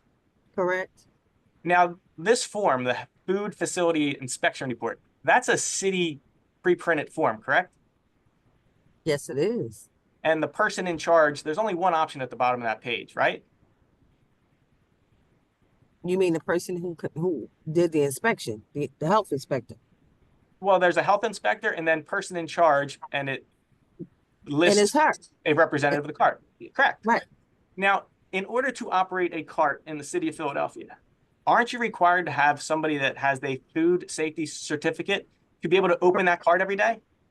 Correct. And that person at the cart is the one that empowers somebody to open that cart? Correct. So why does the city have an issue with Miss Sandoval, being food safety certified and working at the cart? She's not working at the cart. Let me ask you this question. When Adriatic Grill took their truck and moved it somewhere else, and she was working on that cart, why didn't she go with that food truck? Is that a question for me? Well, wait. No, we aren't going to do that. Okay. We aren't going to do that. Ms. Jones, respond directly to the question asked, and your attorney will ask any questions of any other witness. So, Ms. McElhenney, you want to rephrase your question so that we can move on? I'll just move on. So scrolling to the operation eligibility report, C13. Again, Correct. the food safety certified person is Celia Jimenez Sandoval, correct? Correct. And that is a requirement to operate a cart, is to have somebody with that certification. Correct. Now, one of the other items the city mentioned is Exhibit 16, which is the article from 2020 when Ms. Jimenez was working at that Adriatic Grill location, correct? Mhm. Correct. And Ms. Sandoval and her brother, I guess, told the city, we purchased a cart. And the response was, you can't do that, right? Whose response? Yeah, objection. Okay, Chairman. that was I'm combining two exhibits. Well, the objection is sustained. I'll rephrase.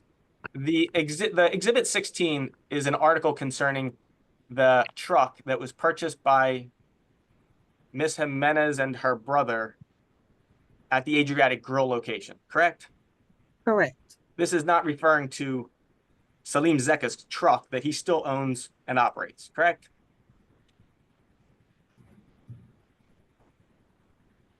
Is that correct, that this article is not referencing Mr. Zeka's cart, his truck at sea? This is, yes, this is when she was operating in Adriatic Grill's location.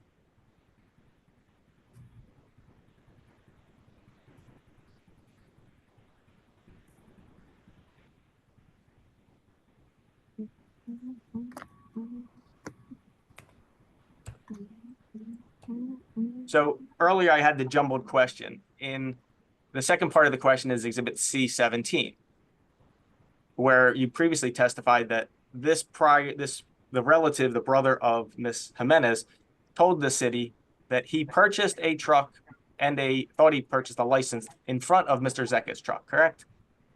Correct. And the city said you can't do that, correct? Correct. But that has nothing to do with Mr. Zeka's cart. He didn't purchase Mr. Zeka's cart in these documents, did he? It's the I'm sorry, Adriatic go truck. These emails are not referencing Mr. Zeka's truck. They're referencing the Adriatic truck, correct? Correct. Now, C18 is an exhibit showing the current description or appearance of the truck, correct? Showing Nanu's Chicken as the doing business name? Correct. Now, is there anything in the city code? I previously asked that, can you change, it's permissible for an owner to change food types under the code, correct? You can change your food type. You sure can. So it's currently, Nanu sells hot chicken, correct? Correct. And Nanu's, there's an article at C19 that you testified to that Imrad Rashid noted that this is a third location for Nanu's Chicken, correct? Correct. And the city lawyer posted on the screen a copy of what is a franchise agreement, correct? Correct. And you testified that franchise agreements are, as a matter of law, not permissible. Leasing or renting. Leasing or renting a location or a license is prohibited, correct? Correct. Is it prohibited under the city code for a vending truck to purchase its food supplies from a vendor and to resell those supplies with that moniker of the business they're purchasing it from?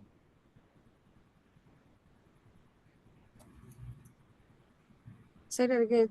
In other words, you're asking me, why can't he use Nanu's moniker or whatever you want to call it? Yes, why can't he use Nanu's as his food vendor to sell the hot chicken at this location? Is there prohibition on that? No, it's not.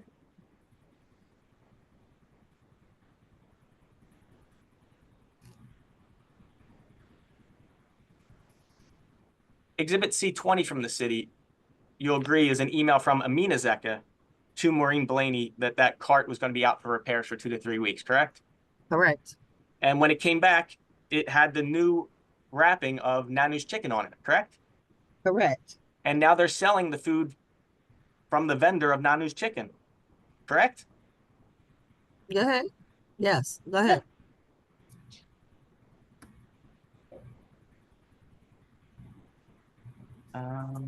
Let's see. I think I have one more question on this packet.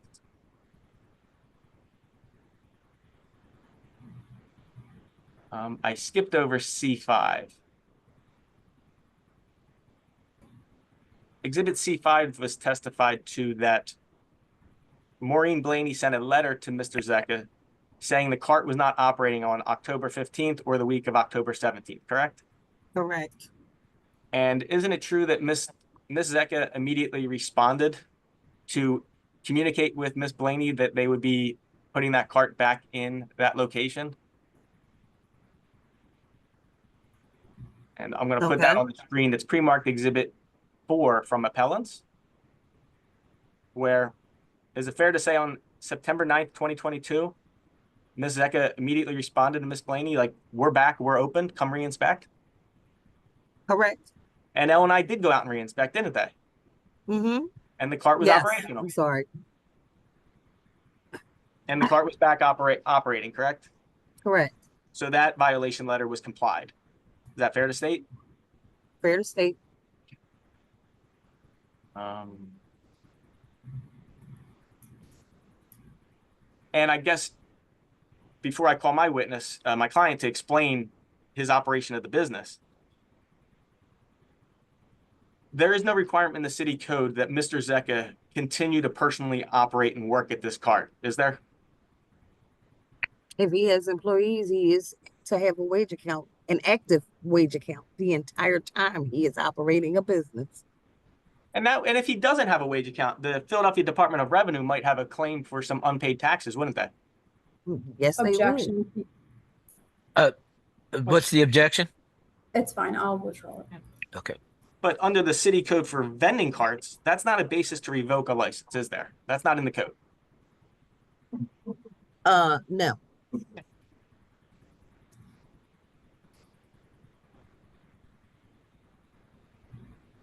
And Miss Jimenez was working at the cart for a period of time. When was the last time you saw her at the cart? If you recall. The same time the truck left is the same time Miss Jimenez disappeared. And then when you came back with your Nanu's chicken, now you got a whole new slew of employees.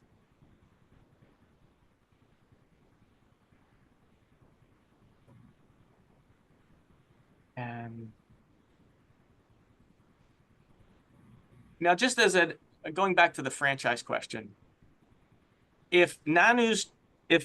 Zecca wanted to sell Rita's Water Ice out of this cart, and he put Rita's Water Ice on the side as part of the sign, would that be a basis to revoke his license?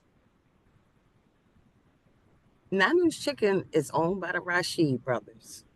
Rita's Water Ice is owned by Rita's Water Ice. Yes. Okay, Ms. Jones, wait. Ms. Jones, that's not responsive. Respond specifically to the question that's asked, okay? Mr. McElhaney, please restate. Yeah, I'll restate. If Mr. Zecca puts Rita's Water Ice next to the Nanu sign and he's selling hot chicken and water ice, would the city be taking the position that the license has been transferred to Rita's Water Ice? No. So going back to how I started, if Mr. Zecca was operating this cart for 2023 and the city says he's not, if the city asked him to show, did you get any income from this cart? Ask him to show his income, his tax returns. I can't show that on the screen because we're on Zoom in front of all these people. I will gladly show that tax return. He's received the proceeds and he will testify to that. Mr. McElhaney. Counsel's testifying at this Yeah, point. fair enough. I will call my witness to explain that. It's just when we're doing. Okay, Mr. McElhaney, let me rule on the objection. The objection is sustained. And Fair so I'd enough. like you to move on from that. Any further questions for Ms. Jones, Mr. McElhaney? So I guess the last question would be, Ms. Jones, is it the city's position that Mr. Zecca transferred the cart to Ms. Jimenez and now has taken it back and now transferred it to Nanu's Chicken? I never said transferred. It's called renting. Right. She had her period of renting, and now the Rashid brothers are renting. Now it's their turn. Understood. No further questions. Thank you. All right, Ms. Patchell, any additional witnesses? No, I do have just brief redirect of Ms. Jones or Inspector Okay. Jones. Yes. May I proceed? Yes, please. Inspector Jones, the sexy green truck could sell a Jim's cheesesteak from the truck, correct? Correct. But they can't let Jim's cheesesteak more or less run their business through their truck. Isn't that right? Correct. And we have evidence here that the sexy green truck wasn't just selling Nanu's Chicken, but rather they were a front for letting Nanu's Chicken operate. Isn't that correct? Correct. And it's the same with El Guero Mexican food, correct? Correct. I don't have anything further. Okay, thank you. Any additional witnesses, Ms. Patchell? No, the city would mark its exhibits into evidence and the city would rest. Okay, so moved. Mr. McElhenney, your opportunity. Yes, Mr. Chairman, I would like to call Selim Zeka to testify. Okay. I guess I should have kept sharing.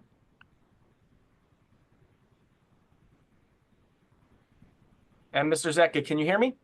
Yes. Excellent. You have already been sworn in by at the beginning of this case. Yes. I'm going to put on our screen our exhibit packet. So before we start, I know you just heard the city testifying in the cross-examination. Have you ever physically worked on the cart on Montgomery Avenue? Yes, sir. What years did you actually physically cook the food and serve the food? From 2009 to 2020, when the COVID hits. You personally were there? Yes. 5 days a week. And after COVID hit, did you operate your cart through COVID? No. What did you do after COVID hit in March of 2020? What did you do for income? I started working as a driver. So you got to take a different job, correct? Yes. At what point did you decide, or did the city allow, I guess, the cart to reopen? I'm not sure after how many months, but I went back 2022, 23, I think. And you were still working at the second job that you picked up? Yes, correct. And did you decide to hire an employee to work at the cart? Yes, I did. And who did you hire? Sylvia. And was she paid cash as an employee? Yes. Do you have an employee at the cart today? No, she's not there. Well, not her. Is there another? Yes, I have. Yes, I do. And have you set up a wage account for the person that's currently working at the cart? Yes, I have. I'm going to go out of order, Mr. Chairman, but yes, I have my exhibit packet, just for the record, is 200 pages long, so I'm going to try to streamline please documents greatly. What's in Exhibit 10 of the pre-marked exhibit binders? Do you recognize the first page of that document? Yes, I do. And what is that? That's the wage of the worker I have, Javid Ali. And just for the first page, what is the first pay period for that wage account? December 26, 2022. And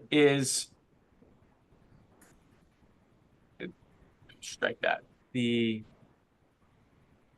And is he currently the employee working at the cart? Yes.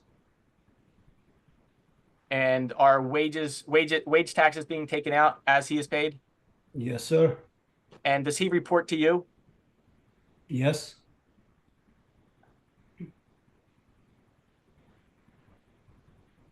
And is Mr. Jawad Ali the person in charge of the cart for health inspection purposes? Yes, because he have the food safety certificate when I'm not there. I'm going to put on the screen Exhibit 7, which I'm going to put on the screen. Do you recognize Exhibit 7B? Yes, I do. What is that document? Serve safety certificate, Javid Ali. And that's who's working at the cart for you? At the cart, yes. And that's a prerequisite. Is that a prerequisite for him to operate, to work at the cart in compliance with the health rules? Yes. So before I want to make sure, I know time is limited. As of now, who is the owner of the truck? Me. And oh, it's not. There it goes. At pre-marked Exhibit 2, did you purchase that truck back in 1995? Yes. And is Exhibit 2 the pink slip from when you bought this truck? Yes. And have you owned it until today? Yes, sir. Wait, excuse me. What was it? I did. No, the year purchase was Mr. not McElhenney, 95. Mr. McElhenney, your clients can't. Yeah, you can't jump in. Only one person. I apologize. It's a 1995 model. What is the purchase year? It was 2009. And is the title to the truck still in your name? Yes, sir. And is that a part of Exhibit 2? What does that mean? He should Yeah. be You if testified he. yourself. Yeah, he needs to respond to you if he has a question. Correct. But please proceed. Salim, is this the Exhibit 2 include the title for the vehicle? Yes. And who pays for insurance on this truck? I do. And is it currently in your name? Yes. Let's see.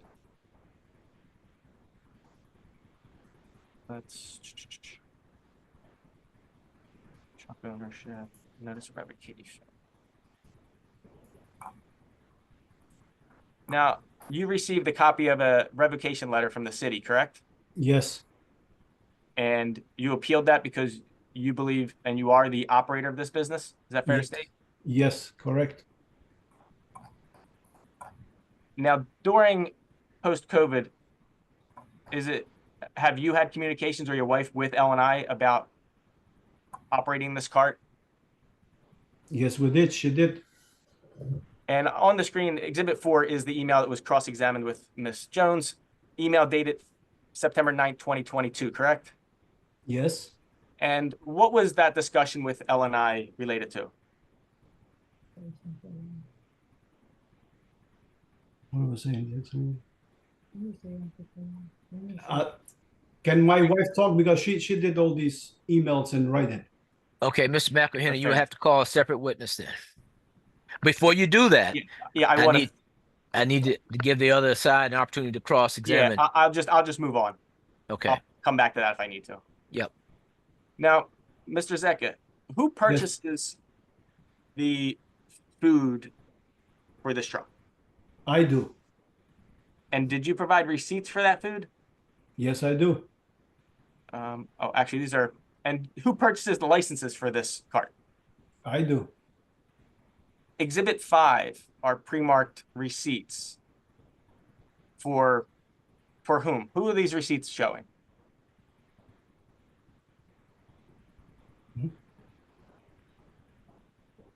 I can make it bigger if it's hard to say. It's from me. And is that a purchase? That's me. That's a purchase, yes. And is that for the motor vehicle sales to renew your license? Yes. And what payment method was used? $330. From what account? Business check account. And is that your account? Yes, sir.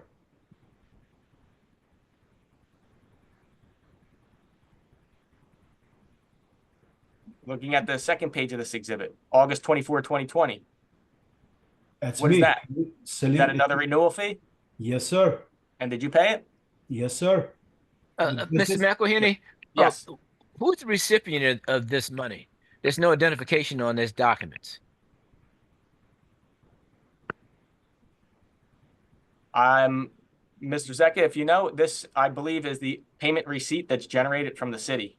Eclipse.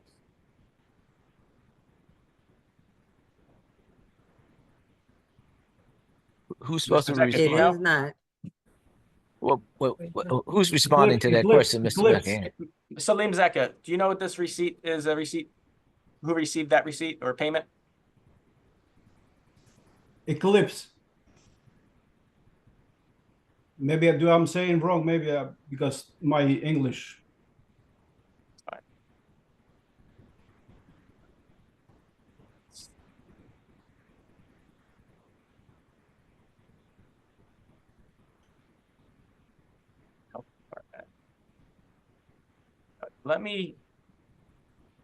I'm going to move on to Mr. Zeka. You currently are selling Nanu's chicken food, correct? Yes. And we provided the franchise agreement that the city noted earlier. It's Exhibit 12 in our exhibit book. Do you recognize that document on the screen? Yes. What is it? The franchise agreement. So what is your agreement with Nanu's Chicken?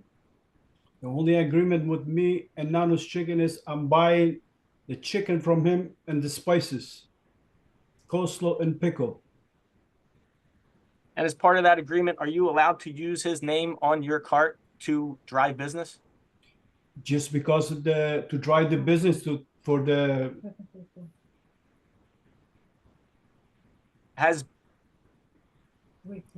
why? Yeah. The logo you're talking about and everything, all these, yes, to draw the attention and to draw the customers.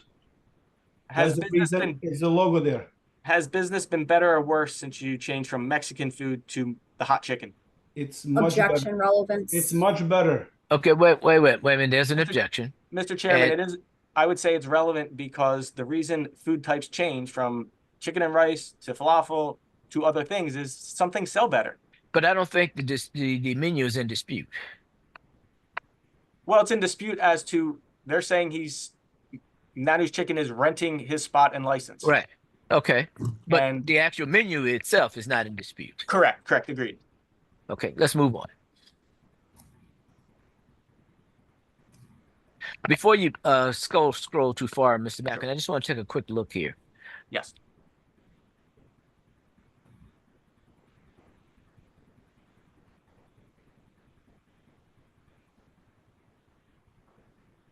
Okay. Is that the full extent of this agreement? Just this one page? The second page is more stock contract language. Okay. All right. Thank you. Mr. Zeka, looking at paragraph 6 of this agreement, can you read that into the record? Menu and supplies. The franchise will follow the approved menu and source supplies from franchise approved supplies as specific in the franchise operation manual. And as part of this agreement, you're required to purchase your supplies and food from Nanu's Chicken? Yes. And earlier I asked you, do you have receipts for purchasing food for your cart, correct? Yes. I'm going to show what's labeled as Exhibit 13 for appellant. And I got to zoom out to show it. Do you recognize that document? Yes, I do. What is that? What is the name at the top of it? What is the That's document? a Jetro Restaurant Depot. And what is Jetro? Jetro sells a product for the restaurants. And what's the address noted on this invoice summary? That's the 1256 Montgomery Avenue. That's And my truck. that's the location of your truck? That's the location of my truck. And do these receipts show purchases for supplies? Yes, they do. And the city was saying that in 22 and 23, the Mexican Miss Celia was in charge of this cart, correct? And basically renting the cart, correct? That's what they said, yes. Now, did you have substantial purchases from Yes, you see from Jetro in 2022? Yes. And if I could highlight, are they over $100,000 that year? Yes, sir. And in 2023, the first line item again, is that 82,000 or so? Yes, sir. in 2024? Is that 96,000 and Yes, then another sir. 7? Yes, sir. So is it fair to say that for your location, you have a lot of expenses coming from Jetro of what you're purchasing? Yes. And let's go. Operator. I think we already did that.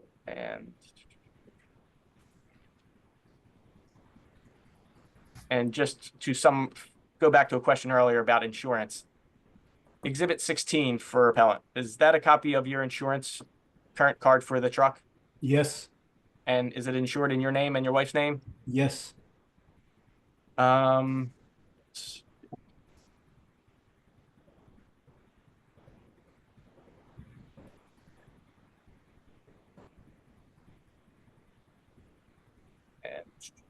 what's the date of this? And exhibit 18 what is that document? That's the City of Philadelphia Department License and Inspection. And when does that license expire? In August, no, yeah, that's August 25th, 2025. And to go back and summarize some testimony, you had a change of food type to Mexican in and around 2022 with Miss Celia that was working at the cart, correct? Yes. And were you cooking Mexican food? No. Why was the food type changed to Mexican? Because I have it for so many years when I have breakfast and lunch. And let's go back, the COVID hit, and I had to get another job. So to be able to run my truck again, I hired Celia. And because she know the Mexican food, I said, let me try something different. That was the reason why she was there. Nothing more. There was no renting agreement, no sale, no absolutely nothing like that. She just worked there. She know the Mexican food, and that's it. We tried. It didn't work the way I wanted, and that's why we changed it to Nano's Chicken. Let me try something different again. Maybe in 6 months or another year, you will see Japanese food there, cuisine, or maybe Indian cuisine. So wherever it's going to work in that truck, I'm going to try to make it work. So earlier there was testimony about the change in phone numbers on the cart. Did you hear that testimony? Yes, I did. And that's true. Do your employees at the cart take phone orders? They do. When I was there. Why? Well, wait for the question. Wait for the question. Why didn't you keep the original phone number on the cart in 2022 when it was Mexican? Because this phone is my personal phone. And when I told Celia if she can use her phone. And have you received the profits and losses from this food truck in 2022? Yes, I did. 2023? Yes, I did. And are you currently receiving the profits and losses? Yes, I do. If you could disclose your 2023 tax return to the city, would it show that you actually have real income from operating this cart in 2023? Yes. And would you be willing to show that in under a confidential form rather than on Zoom? You can do that. And we would offer that to the city to show that he is receiving the income, Mr. Chairman. Well, I guess one response is there was no opportunity prior to this hearing to have that conversation. Chairman, if I may respond for the record, Sure. The city would just assert at this point that we don't think that really moves the ball. Okay. All right. Let's move on. Salim, as you sit here today,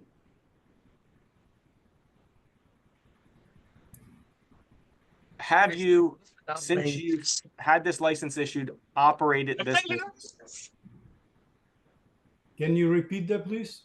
Since the vending license at this Temple University location was issued to you, have you been the operator of this truck?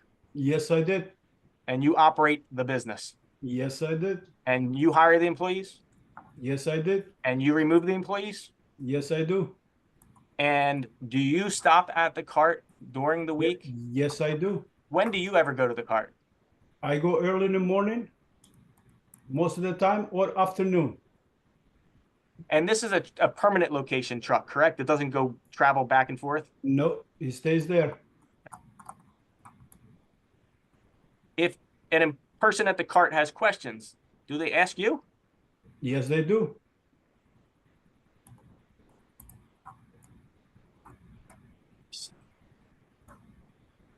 One second, Mr. Chairman, I'm just going to go through my notes real quick. Yeah.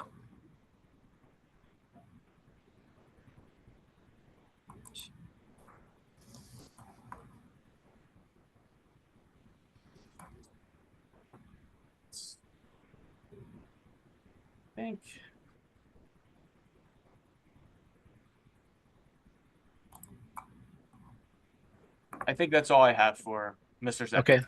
Thank you. Ms. Paschal, do you have any cross-examination? And Ms. Paschal, would Yes, you like me to I do. take down my exhibits? You can take them down. Thanks, Council. Good afternoon, Mr. Zika. Am I saying that correctly? Yes. How you doing? I'm well. How are you? Good, thank you. So you testified on direct that you have an employee named Jawad Ali. Is that correct? Yes.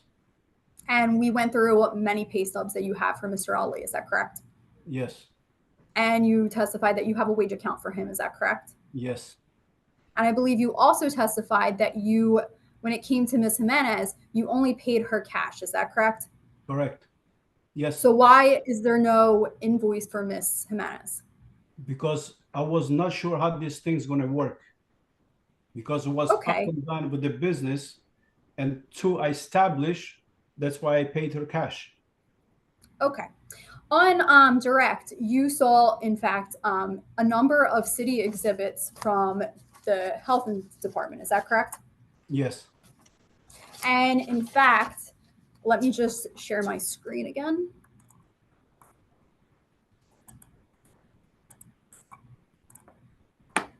All right, and I'm going to scroll to what is pre-marked as C11, court's indulgence.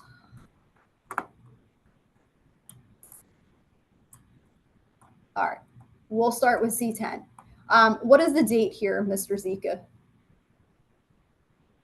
Where's the date here? Is It's it November 17th, 11, 2021? 7. Yes. All right, and your person in charge at that point was Ms. Jimenez, is that correct? Yes. All right, and then C11, which was introduced in the city's case in chief, that health report is from November of 2022, is that correct? Yes. All right, and Ms. Jimenez is again your person in charge, is that correct? Yes. All right, fast forward, going on to City Exhibit 12. Now we're in January of 2023. And again, your person in charge is Ms. Jimenez, is that correct?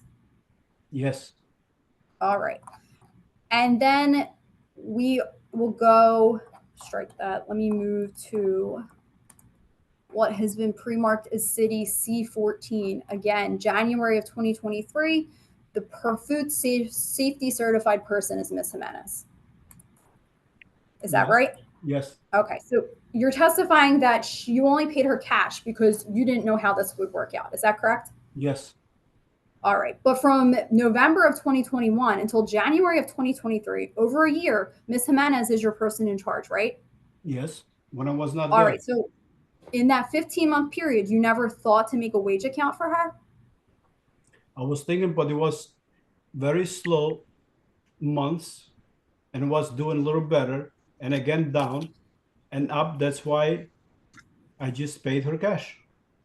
All right, so you paid her cash the whole time. Yes, correct. All right. Now, Mr. McElhenney asked you about the number on the truck. Why is it that the number on the truck came back to El Guero Mexican restaurant? Because I allowed her to put the name there because we serving now a Mexican food. El Goro was, wait, El Goro was not my truck, was the, much as I understand, no, it was the Adriatic truck. But the number on your truck, correct me if I'm wrong, came back to El Guero Mexican food. Is that correct? Yes Listen, or no? Yes, but listen, these Okay, rules- moving on. El Guero was also the restaurant that was inappropriately related to Adriatic Grill. Yes or no? Yes, correct. All right, moving on. Now, I want to fast forward to your Nanu Chicken franchise agreement. What is the financial benefit that Nanu is getting from this arrangement? It's getting because I'm buying everything from him. That's his Okay. benefits. So this is essentially, you're essentially running your testimony, a Nanu's Chicken restaurant from your truck. Yes. All right. So then why is it in that Drexel article that we showed on Direct that the Rashid brothers referred to the fact that they opened a truck at Temple's location? It was just for advertising so I can do better. Not because they own anything in my truck. Well, that's not their testimony, correct? Or that's not what they're saying. What they just saying there, we open it, but doesn't mean they own it. That was just for my advertising. So your testimony is that they, out of the goodness of their heart, put in this article that they are operating a third business, but it's really your business.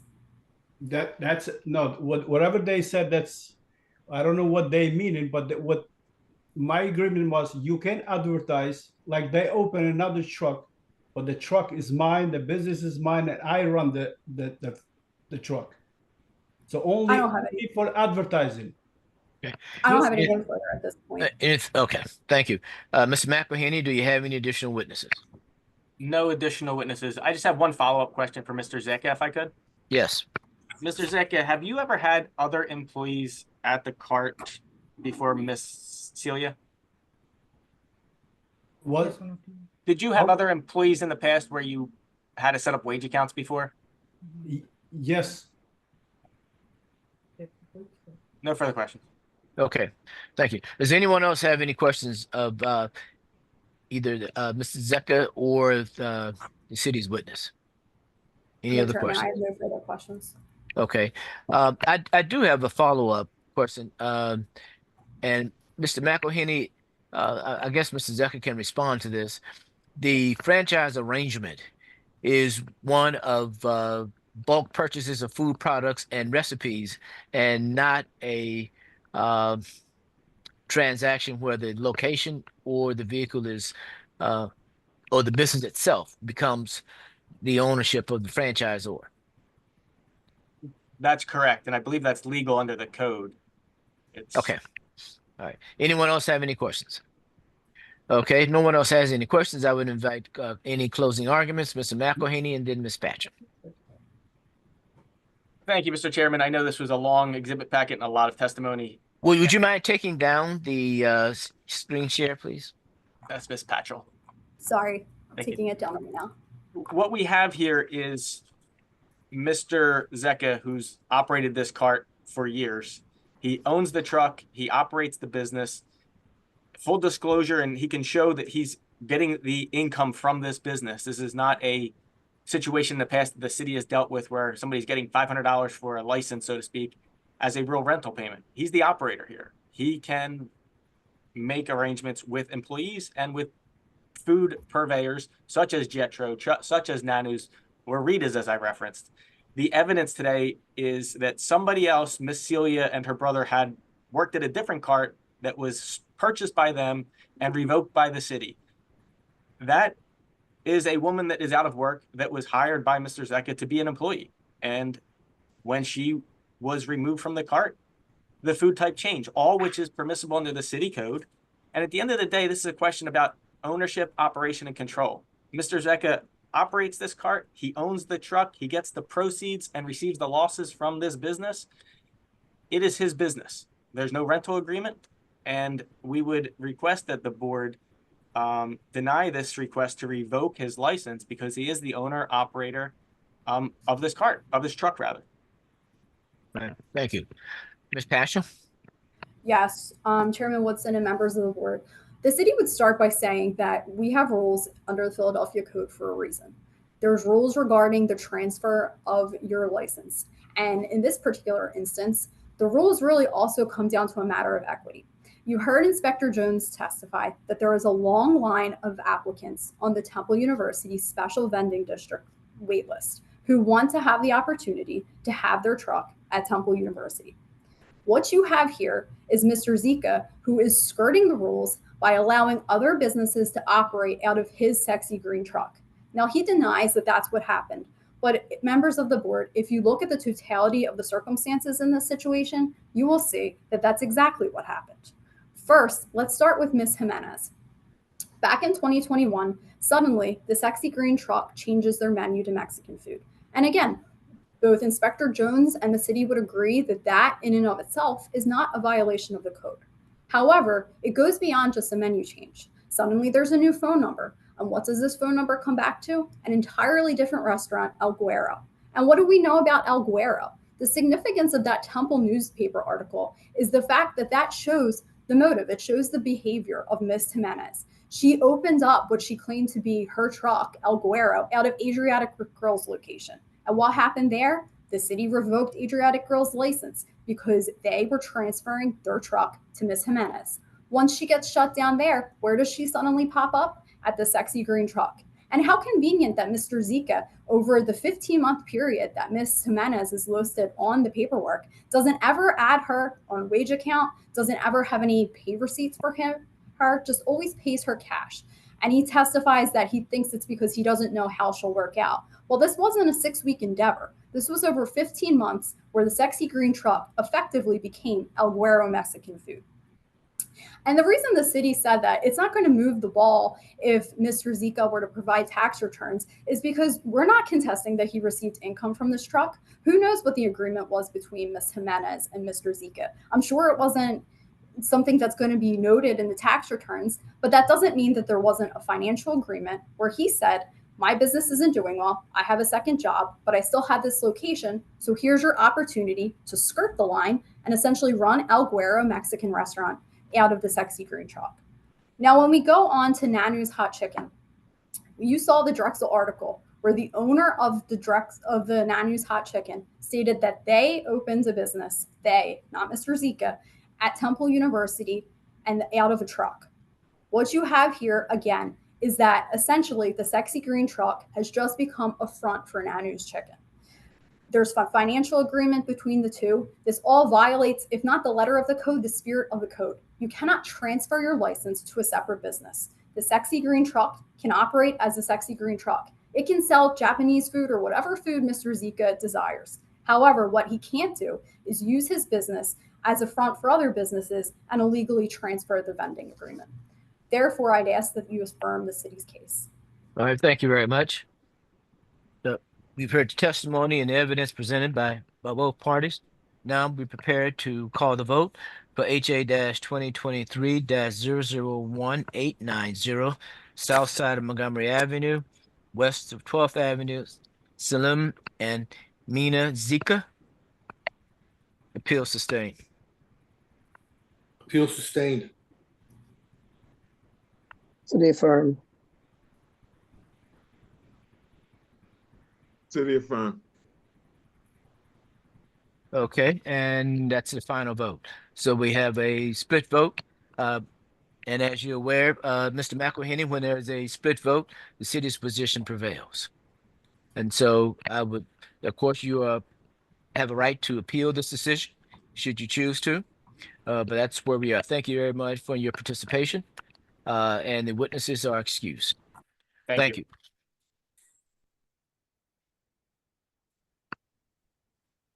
Okay, Mr. Wade, where do we go next? Excuse me, Mr. Chair. Recall case. Yes, sir. Someone has the hand up. Ms. Nasich? Thank you. I was wondering if it's possible to get my case called. It's listed a little bit further down, but my witness under his contract is leaving work in about a half an hour. I was wondering if maybe we could get it called because I'm not seeing the appellant here present, if All that's right. possible. Okay, Mr. Wade, where are we? Do we have any other requests for out of order? This is the only request for out of order. I don't, what number you work, This- 36 or 37? This is Farnsworth. It is 36. Appeal number 36, hearing appeal ending 0447, 8143 Farnsworth, Mark Glogowiski. Okay. Okay, anyone present, representing the interests of 8143 Farnsworth Street, Mark Glogowiski? Anyone present? Anyone present? Mr. Wade, could you confirm service? This is the third listing for this matter. Mr. Glogowiski listed 8143 Farnsworth as his mailing address. And notice of this hearing was sent to 8143 Farnsworth on August 5th. 2020. Okay. Thank you. Ms. Nesich, no one's responding. What is your pleasure? The city would ask that you affirm, find in favor of the city, or I'm sorry, affirm for failure to appear. Thank you. Mr. Pettit, what time do you have? 3:35 p.m. 3:35 p.m. All right, thank you. We will now poll the board on HA-2024-000447, 8143 Farnsworth Street, Mark Glogowiski. City affirm, non-appearance. City affirm non-appearance. City affirm non-appearance. City affirm non-appearance. Thank you very much. That matter is resolved. Thank you, board members. And in that case, can Mr. Francesco be excused? Yes, your witness Thank you. is excused. Okay, Mr. Wade. Recall case 29, hearing appeal ending 1842, 3317 Gall Street, John Johnson. Okay, we do have an issue. I can't participate in that discussion. And so we'll need to have someone to act as chairperson. And so I'm going to ask Mr. Pettit to do that. No problem. Okay, I will, did you put me in a breakout room, please? Yep.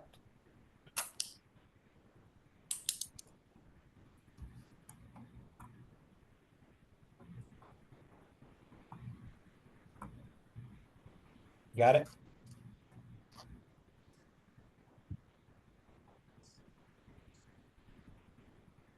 Okay, Mr. Wade, can you call the case? Yeah, I called it. Who we have for the city? And good afternoon, Acting Chairman Pettit. This is Kristen Patchell for the city. I would request if we could just briefly place this on hold for 5 minutes. There is a little bit of follow-up on the city's end. We were attempting to work out an agreement. Okay, you need a breakout room? No breakout room. I just need to get off the call for a minute. I'm gonna bring Ken back. I can call. Call the next. Let me get Ken. Okay, Rich.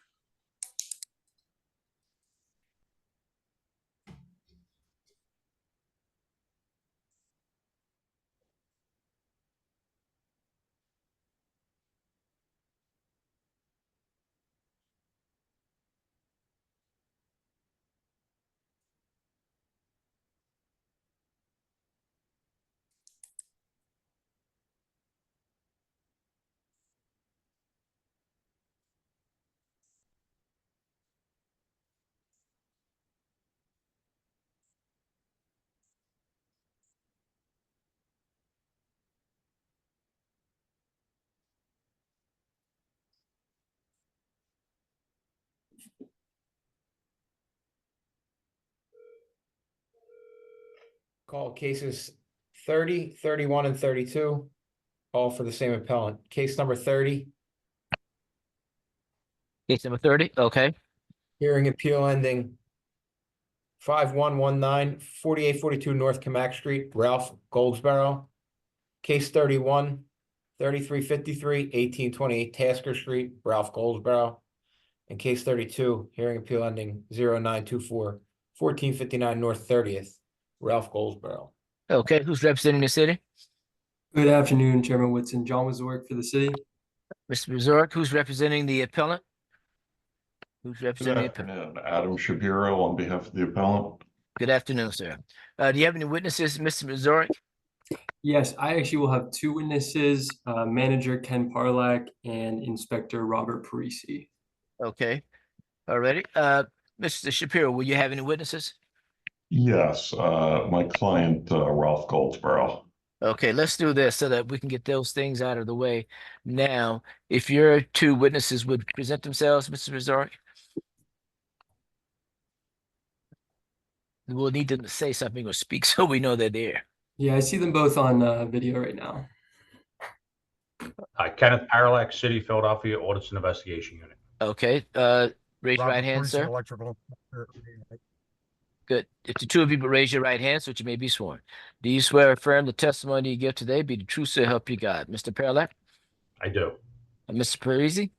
I do. All right, thank you. You can place your hand down. Okay, Mr. Goldsboro, correct? Mr. Correct. Shapiro?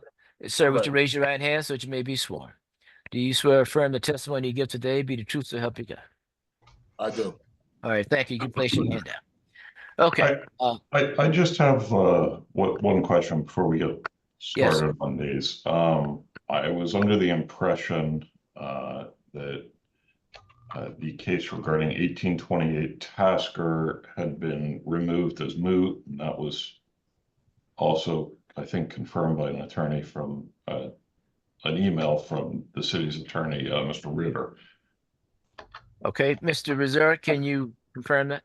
Yeah, so I guess that case, so what happened was the case file for 1828 Tasker Street, that was inadvertently issued initially as our standard notice of violation rather than a licensing violation notice. So essentially it was issued in the wrong format. So the notice of violation was in fact complied. What I was going to raise to the board in the interest of efficiency and not wasting any time, I was hoping we could just stipulate to the newly reissued licensing violation notice for 1828 Tasker Street, standing in place of the standard notice of violation.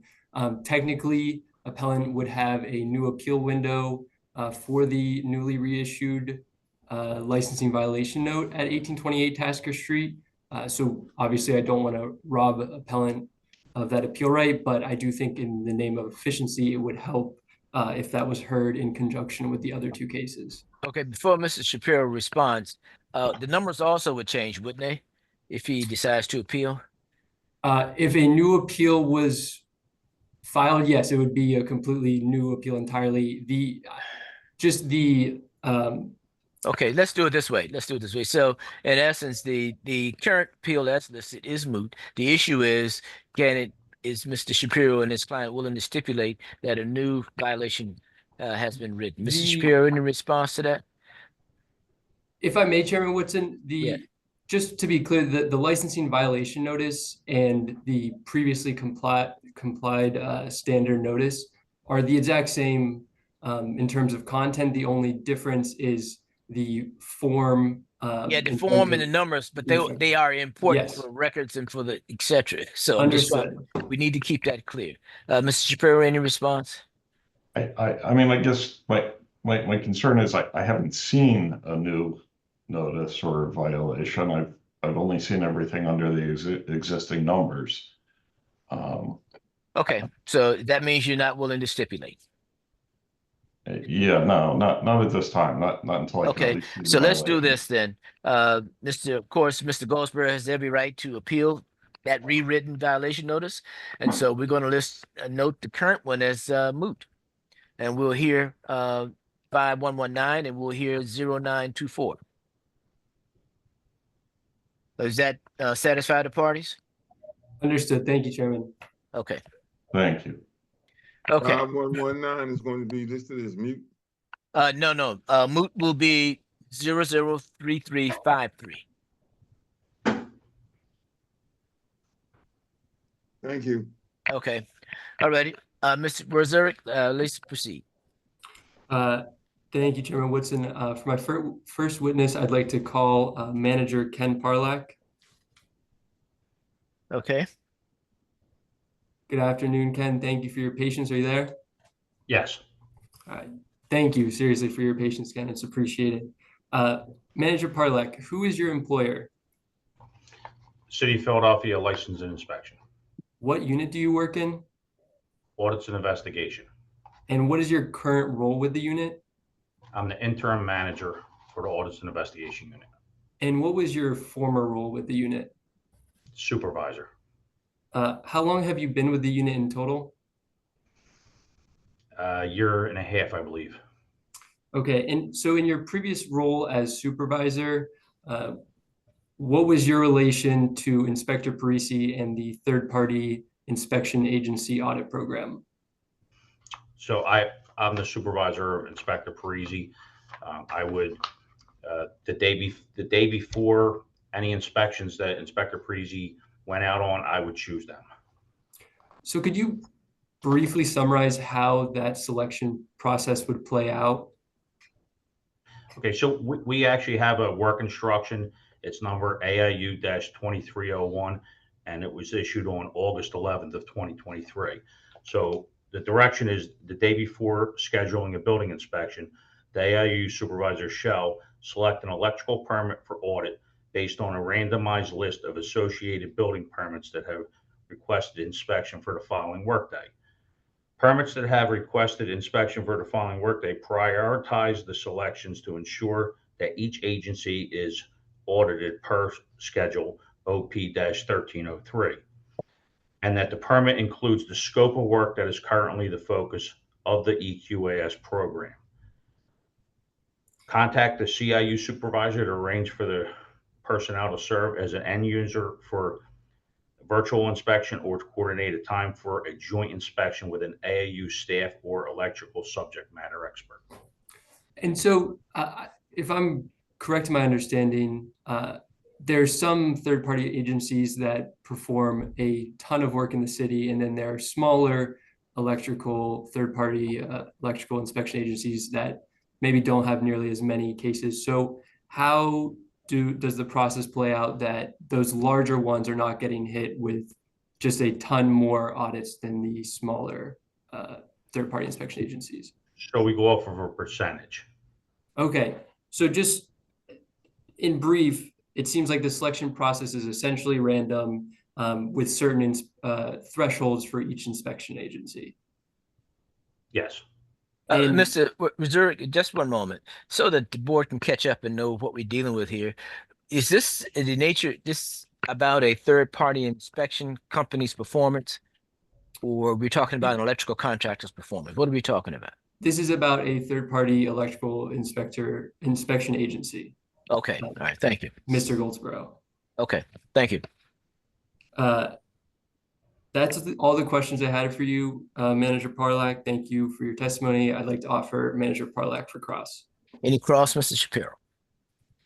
No, no cross. Thank you. This time, I would like to call Inspector Robert Parisi. Okay. Inspector Parisi, you there? Yes, I'm here. Good afternoon, Inspector Parisi. Thank you for your patience. Who is your employer? City of Philadelphia Department of L&I. What unit do you currently work in? I'm currently in the Audits and Investigation Unit. And what is your current role with that unit? I am the Chief Electrical Inspector. And what do you do in that role with the unit? When I'm assigned to do an electrical inspection, I schedule it with the building inspector. We schedule a time to go out, meet on site for him to do his final, and then I will proceed to do my electrical inspection audit on the third-party inspector to ensure that they're doing their job properly. And just to confirm, you heard Manager Parlak's testimony, correct? Yes. And do you agree with him that you do not get to choose which permits are audited, which inspection agencies are audited? That is you get those assignments previously from Manager Parlak, correct? I only get my assignments from, at the time, Supervisor Parlak, and now I get them strictly from Supervisor Ramos. Thank you, Inspector Parisi. For the three, I guess now two audits that we are about to discuss, did those audits follow the selection process where essentially you were just assigned to audit these electrical permits? Yes, they did. Okay, and then I have one last question before we dive in. Does the Philadelphia Code specifically have information and requirements in terms of electrical work? Title IX code, it has listing for required conduct. But in terms of the actual electrical work, does the Philadelphia Code itself have just a list of what kind of requirements electrical work has to conform to? The Philadelphia Code does not. However, I developed a quality assurance spreadsheet that lists pertinent objectives that I look at. It's not all inclusive of everything I may find when I'm on the project. But I do write them up in the description of work as to what the deficiencies were. In total. So the Philadelphia Code, where does the Philadelphia Code get its requirements for electrical work? I select. Let me rephrase that question, Inspector Parisi. The Philadelphia Code adopts the 2017 National Electric Code, correct? Correct. And that National Electrical Code essentially sets the standards for electrical work throughout the city, correct? Yes, it does.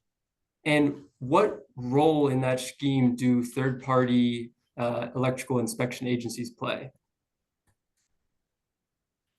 They're supposed to be versed in the 2017 code, and they're supposed to apply it accordingly. When you say apply it accordingly, how exactly are they applying that knowledge of the NEC? All right, well, we'll take a single family dwelling, which is probably what we're dealing with here today. We'll say a new construction, single family, or renovation, it doesn't really matter. If it's a gutted property, it's new from the ground up. You're running all new wiring inside. You're putting a new service in potentially, all new lights, smoke alarms, and there are codes that apply to each aspect of wiring methods. For the service, it's covered under Article NEC 230. Receptacles, where they're supposed to be, is covered under Article 210.52.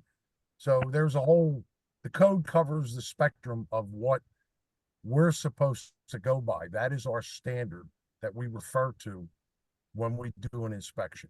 And so these third-party inspectors, they're supposed to be going out to these properties and confirming that the electrical work done in accordance with the electrical permit was done in a way that conforms with the National Electric Code, correct? Correct. So is it fair to say that the city essentially entrusts into these third-party inspection agencies kind of the power and responsibility to ensure that the electrical work done throughout the city is done properly and done safely? Correct. Okay, so I would like to permission to share my screen. Yes, please.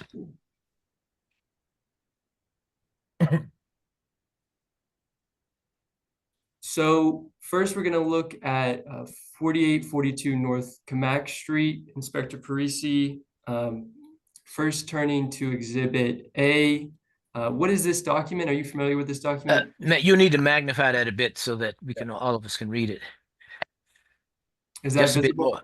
Just a bit more. Thank you. Yeah, that's a licensing violation notice. Who was it issued to? It was issued to Ralph Goldsboro. And when was it issued?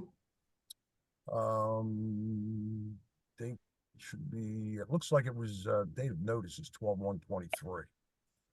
Thank you. And so why was this licensing violation notice issued to Mr. Goldsboro? I was given this project to go do a quality assurance inspection on it, and when I went through the property, I found certain items that did not meet the intent of the National Electrical Code. They were, again, our code is a minimum safety standard, so anything below that creates a potential hazard. Understood. And my question is, if you describe here 4 non-compliant, code compliant issues, correct? Yes. If just one of these non-code compliant issues existed, would the licensing violation notice still be valid? Yes. And then one final question. The second description of here, this says egg-corn clamp. What is an egg-corn clamp? My computer, when I typed it in, did an autocorrect. It's supposed to say acorn clamp, ACORNE. And That here, is- go ahead. Sorry, Inspector. That clamp is designed to secure a single grounding conductor to the ground rod. Have you ever heard of an egg-corn clamp? An acorn clamp? Yeah, An acorn clamp, yes. but not an egg-corn clamp, correct? No, So that was just a typo. that was a typo, correct. Okay, thank you. Turning to Exhibit B. What is this document, Inspector Parisi? That is the electrical permit for Comanche Okay. Street. And who is the listed inspection agency for this electrical permit? Ralph Goldsboro. And how many and what type of inspection is required for this permit? Trying to remember off the top of my head. I believe it was a gut, and there should have been a rough wire inspection, which I believe there was. Okay. And then there's a final inspection, and that is to be done when everything, switches are in, receptacles are in, panel covers are on, light fixtures are installed, smoke alarms are installed. When the electrical project that's listed on that permit is 100% completely done, is when the third-party inspector is supposed to go do his final inspection. So in essence, a final inspection is supposed to be a final inspection. All electrical work done pursuant to this permit has been completed, and the third-party inspection agency is going out to confirm that that work was done within the NEC standards, correct? 100% completed in accordance with the standards of the NEC 2017. Okay, thank you, Inspector. So next I'm going to turn to Exhibit C. These are photos you took of the property. Right. Here's the first photograph. Do you recognize this photograph? I do. What is this photograph showing us? That just shows the front of the house. It shows the property address to confirm and verify that I was actually at that property. And what date does this photograph show? It shows the address of the property, and it shows Unit A, which I do believe, if I recall, this was a duplex. Understood. And what was the date? Date was November 28th, 2023. Turning to the next picture, what is this picture showing us? That shows Inspector Goldborough's final approval, dated November 6th, 2023.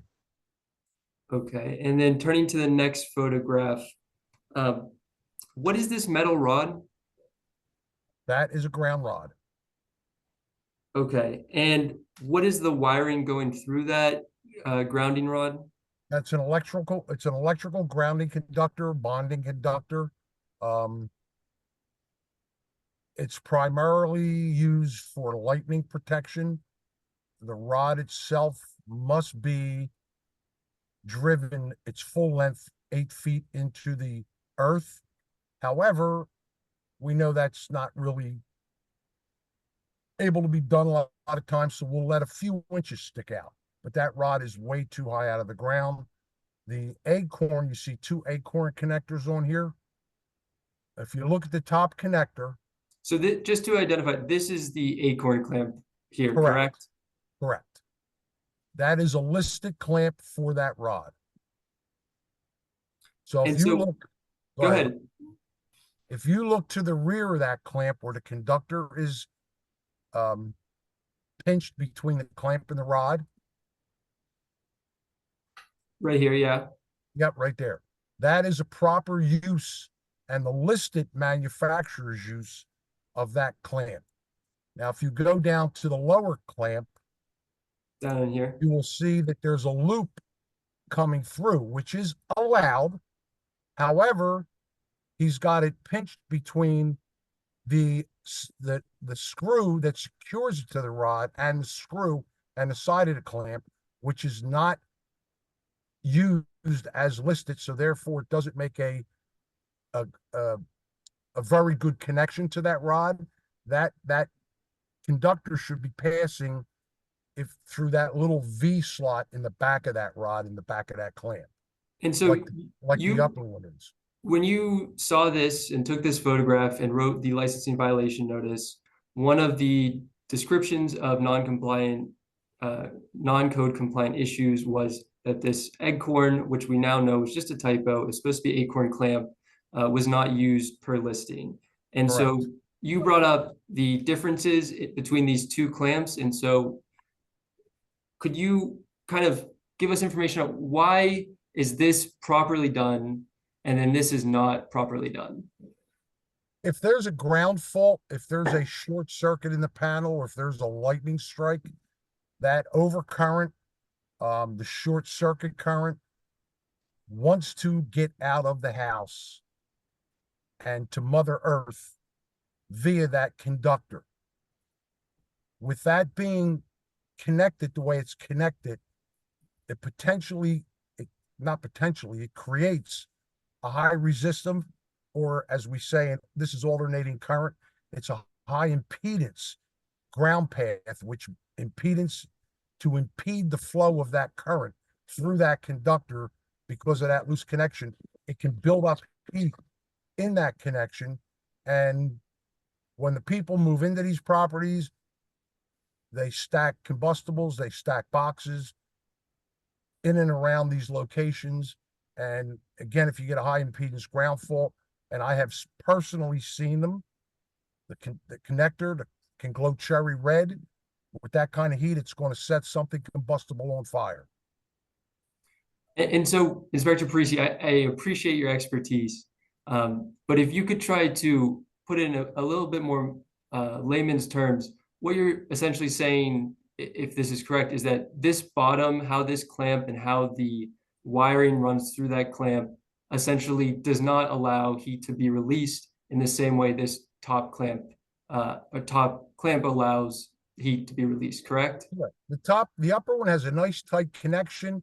It's the copper's pressed up against the copper clad ground rod. So if there's any overcurrent, if there's any short circuit current that is running down to that conductor, hitting that ground rod, and it wants to go out on that ground rod into Mother Earth, there's a clean, solid path for that to take place. In the bottom connector, excuse me, it's loose. It's not making a good connection to that rod. The current's going to try and go to that rod. Again, resistive impedance, that conductor's carrying current that wants to leave on that rod. And because there's not a good connection to that rod, it can't. And it's going to generate heat at that point. Like I'm circling that like you can see what I'm doing. Thank you, Inspector Parisi. Yeah. And I'd actually like to move off this for a second because this matter was previously scheduled to be heard before the board, correct? And there was a conversation with the appellant prior to that hearing, and we do have exhibits. Can you see this new document I opened up? Yes. So these were the exhibits that were shared with you ahead of the last scheduled hearing, correct? Do you see this different documents now, Inspector Parisi? Yeah, I see them. And so these were shared with you ahead of the last scheduled hearing, correct? Right. And what's included in this exhibit packet is additional pictures that these were taken after your inspection of the property, correct? Yes. And I believe they're dated, one of these was dated. So this is dated December 13th, 2023. This was after your audit of the property, correct? I believe so. And so what's this? This is showing that additional electric work was done to the property after you audited the electrical permit in the property, correct? I believe so. It looks like I'm seeing two ground rods there. And so this is is this the same ground rod? It looks like, I mean, the flooring looks the same, broken up the way it's broken up. And I see, if you can blow that up, I see.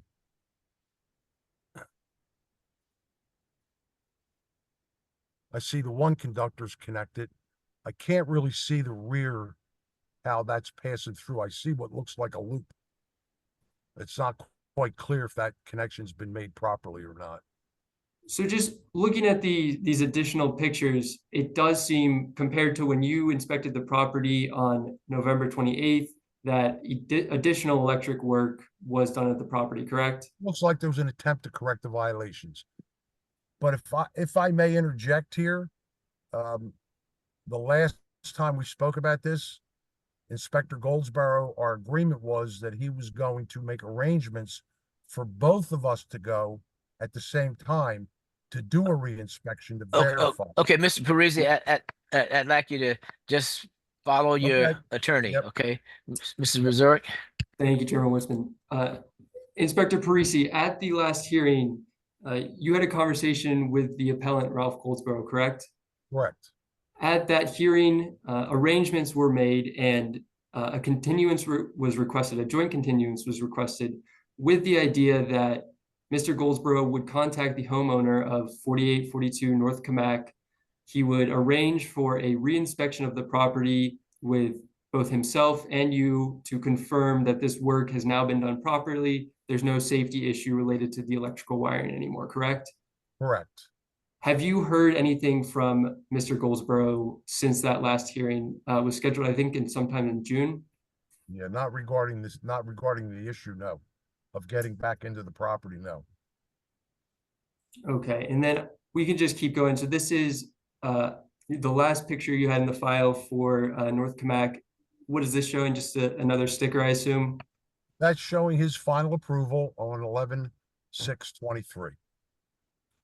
For the original. Understood. Yeah. At this time, we will move on to this is appeal for 1459 North 30th Street. Thanks. One moment.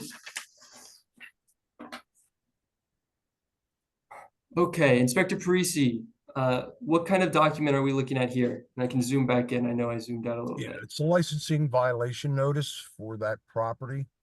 Who was this licensing violation notice issued to? Ralph Goldsboro. What was the date this notice was issued?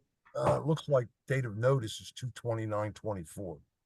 And why was this licensing violation notice issued? I was scheduled to go out there via, I believe, at the time Supervisor Paralak assigned me the project, and I coordinated with the building inspector to go out there, and while he did his final, I was going to do my electrical inspection. Understood. And what non-code compliant issues did you identify at the time of your inspection? From what I'm reading, no main grounding electrode conductor at the main service disconnect to the cold water pipe. Supplemental ground rods bonded to a sub panel / feeder panel is not permitted. There were no arc fault breakers for the gas range, and the service strip loop did not meet the minimum clearance above the deck. Okay, and turning to Exhibit H, what is this document? That is the electrical permit. Okay, and who is the, if you can look at this third page of the exhibit, who is the listed inspection agency for this property? Ralph Goldsboro. And what type of inspection was required for the permit? Final electrical inspection. Okay, turning to Exhibit I, these are your photographs of the property. Could you just identify what this first picture shows? Yeah, that's the location of the property to be inspected. Okay, and could you identify the date of your inspection? February 22nd, 2024. Okay, moving to the next photograph, what does this picture show? That's his final approval sticker dated 1/22/24. Okay, and moving to more substance, where was this box located at the property? Off the top of my head, I don't recall that. That's a main service disconnect. Yeah, I don't recall where in the house it was located or if it was located outside. That's oh no, that might. That I was see the meter. outside. Yeah, that's Mr. Goldsboro, outside. you can't speak out. Understood? Yeah, there's a meter socket above. That's outside service disconnect. Understood. And what is the amp limit? And excuse me if my electrical language is not top notch. Okay. What is the amps for this outside unit? That looks like a 200 amp service. By the conductor size, yeah, that's a 200 amp service. And if you can look and maybe follow my mouse, do you see this copper wire? Yes. Do you know what kind of wiring this is? That is the that's a number 4 copper. That's the main grounding electrode conductor that's supposed to go to the cold water pipe. Is this an appropriate wire for a 200 amp service? Yes. Understood. That's the appropriate size conductor, yes. Okay, moving to the next picture. Can you identify what this picture is? I was looking at that one again and I'm having a hard time recalling that picture. I know that there was a gas range and it was supposed to be arc faulted and I don't see it here. Would this picture help you see that arc fault? No, it's not labeled. So if I zoom in and you can follow my mouse, do you see a number here? I believe this says Yeah, number 8. Yeah, number 8, number 8 and number 10 or number 8. Yeah. What is Mr. Would you put your cursor over that number 8, number 10? Because I'm not seeing it. Yeah, you got to blow it up. I keep blowing it up. Hopefully, do you see that there? Yep. Yeah, it's a number I'm 8. going to object because he's already testified he doesn't remember the picture. Now I do remember the picture, but without I can see the numbers. Now, if you go back up to the legend where he wrote the legend in there. Okay. In Position response to the 10. objection, I will overrule it. But Yeah. Mr. Reserve, let's narrow this down so we understand what we're talking about. Understood.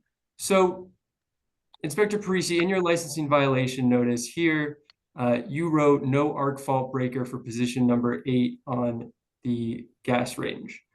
That's it. Yeah.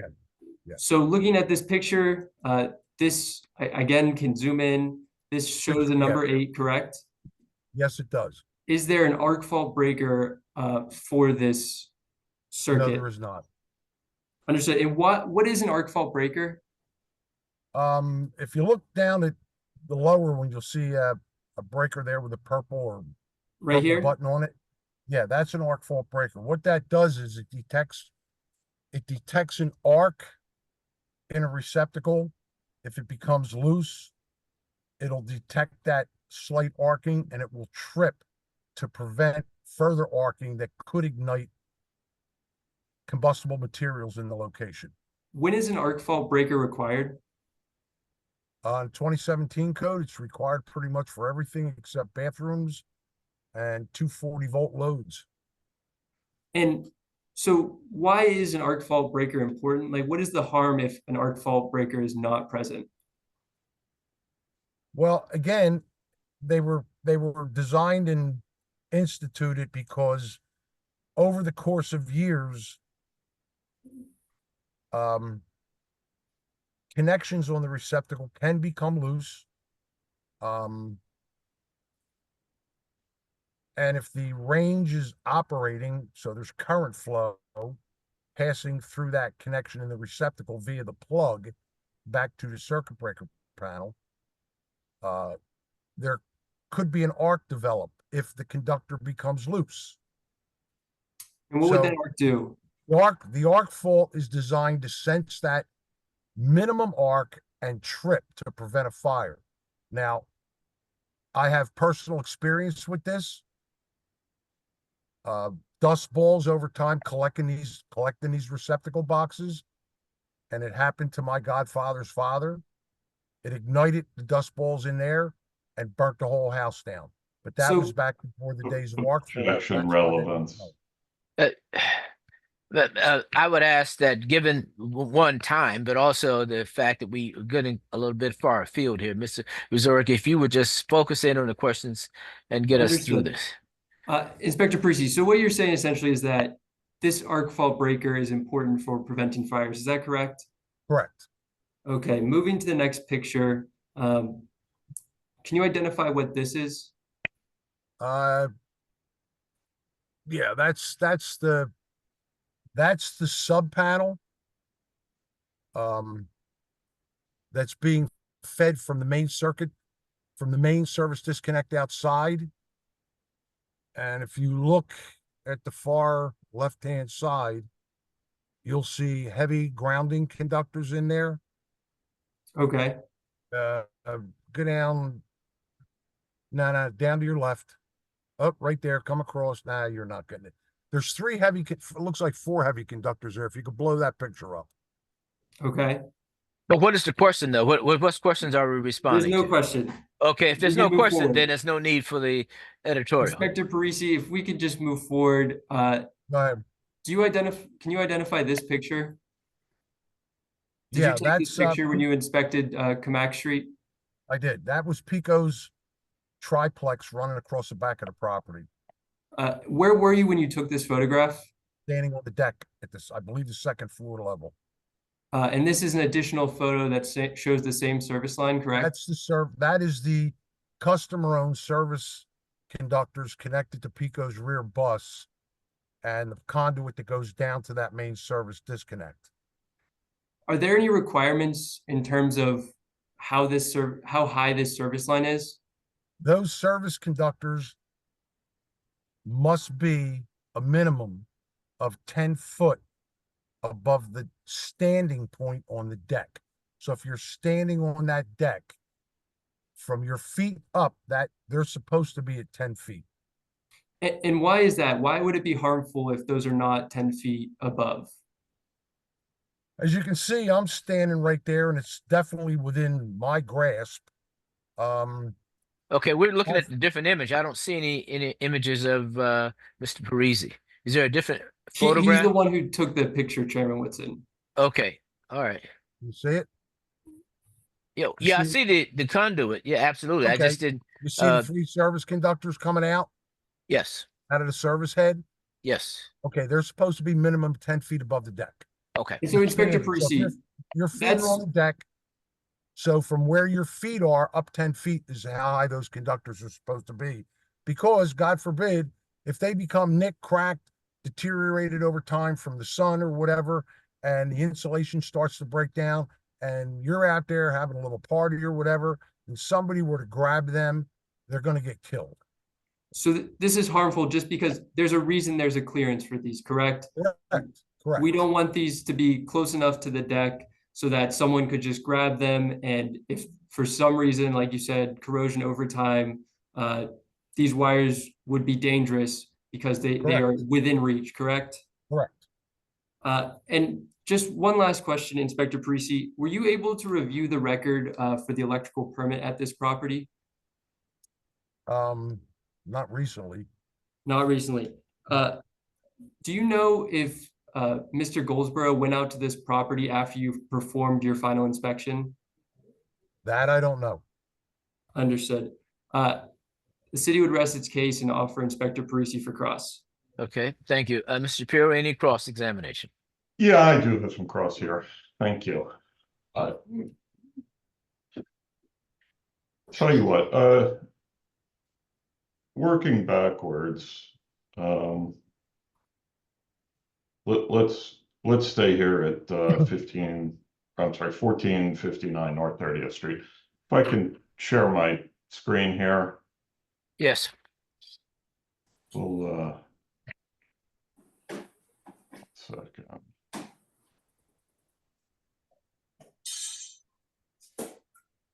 Okay, are we seeing this? Yes. Okay, thank you. All right, so Inspector Parisi, I'm going to go back down to that last exhibit you were just talking about. Now, you testified that what we're looking at here is the Pico line coming into the property in the rear of the property, correct? Yes, the above line. Okay. the And high above is line. isn't it true that the National Electric Code does not cover utilities? I'm not talking about the utility portion, Counselor. I'm talking about the Well, you conduit. just said this is the conductors Pico coming out. line coming in. What's that?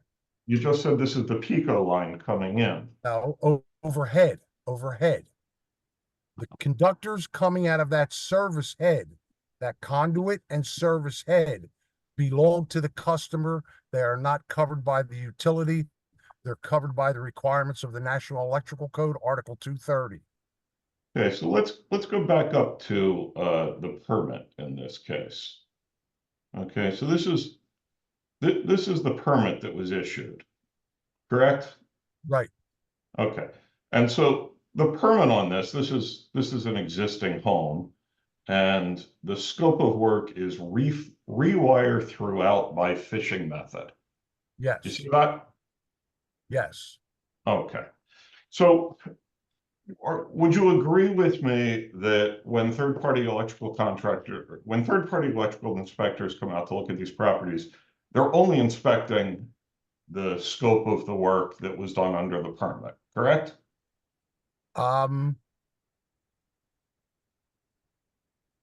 They're looking, if he even looked at the permit, yes. Okay. However, all right, so thank you. That's what I'm asking. go ahead. So all he was out here to do was inspect whether or not the interior wiring that was rewired by the fishing method, and just so we're all clear, the fishing method means they didn't even open up the walls. They just pulled new cable inside the wall, right? That's what that means. However, that's not true. The building was So a complete you're saying gut. the city issued an incorrect permit? No, I'm saying the electrical contractor put down a scope of work that he exceeded. Happens every Okay. day. So Mr. Goldsboro is required only to inspect what's on this permit, as we've agreed, and what's on the permit is rewiring via fishing method. So are you disputing that you said it's not true that the fishing method doesn't mean pulling wire inside an existing wall? No, I did not say that. What was is not the true. fishing method? Fishing is pulling inside existing walls that are not open. That property was a complete gut. So That's the your walls are all testimony. open. You have photographic evidence somewhere Not in of these that because I exhibits that- wasn't there at the rough wire. However, the building inspector who did his inspections. I'm gonna ask you to stop there. Mr. Shapiro, but now he started this, so let's he responded to your question, so let's move on. Okay, so where in this scope of work does it mention anything about wires coming in from Pico outside to be inspected? The contractor again did not mention that he put a service in on that property. He didn't mention it on his permit. However, speaking to the owner of the property, I was told by the owner that the contractor did in fact install a new 200 amp service. Okay, and where is the requirement for Mr. Goldsboro to inspect something that's not on the permit and he wasn't aware ever took place? Is that in the code somewhere? That in and of itself is not in the code, no, but it is. Okay, is that in your list of notes that your personal notes you refer to that are not in the city code either?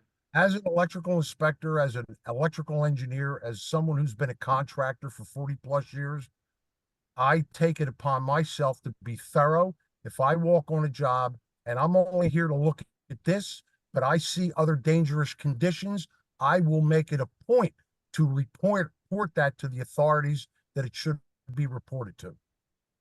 Okay, and in fact, Mr. Goldsboro on other properties has reported to you dangerous conditions that he's He seen? has. Okay. So I'll move on from that one. I'm gonna ask you then to go back to this arc panel that you've shown us. Now, as I'm looking at this, you've shown that the breaker in position number 8 does not have an arc fault, correct? Correct. And the breaker in position number 10 does have an arc fault, correct? Correct. And you previously testified why a gas line connection requires an arc fault, but Yes, something like a stove. bathroom does not, Yeah, right? gas stove requires an arc fault breaker protection. Yes. Okay, and a bathroom doesn't. Bathroom requires GFCI. Okay, so if we go up here, you can see that the range is labeled, according to the picture you took, in slot number 8, and slot number 10 is the bathroom. Correct? I believe so. Okay. Slot number 8 is the range. Yeah. Uh-huh. Okay, and slot 10 is the bathroom.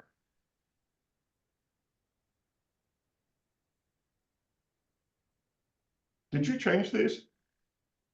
Did I change them? Yes. Absolutely not.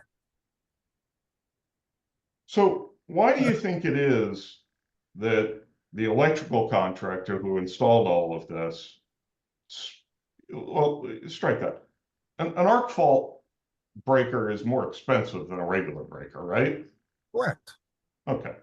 So why do you think it is that the contractor who installed this put an arc fault breaker in slot 10, where it's not required by your testimony, and didn't do it in slot 8 where it is? Objection calls for speculation. And not only that, the Inspector breaker. Parisi, Wait, Mr. Parisi, there's an objection. Okay, I will sustain the objection. That's speculation. He can't determine what the contractor was thinking. Sure. As I Before said, you the issue the bathroom- citation, Now, are Mr. you able to Parisi, test Mr. the Parisi, outlet to Mr. determine- Parisi, All right. please let Mr. Shapiro ask you his next question. Did you test the outlet to determine whether it was on the right breaker? I did. I'm sorry? I have to go. I did not actually physically test it because we cannot plug a testing device into an arc fault protected receptacle. Okay, the code, the manufacturer requires that we test it via the button, because by plugging in a tester into a receptacle device and trying to trip it with that device can damage the arc fault breaker. The breaker in position 10 is a ground fault breaker for the bathroom, which is required.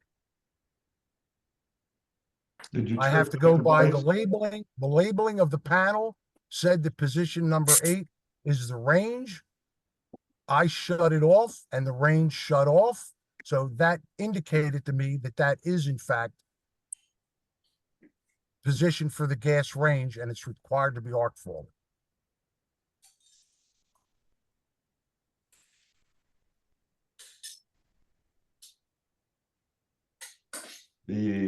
I'm gonna ask you then to go up to, let's see, your pictures here.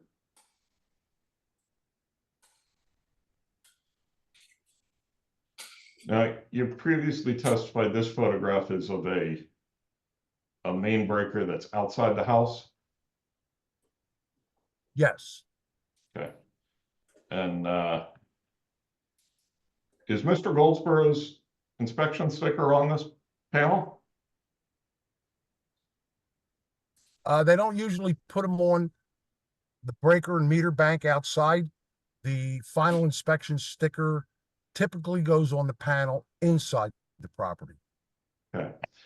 And again, this panel is outside the scope of the permit that Mr. Goldsborough was contracted to inspect, correct?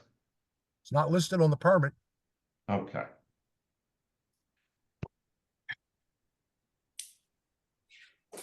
All right. So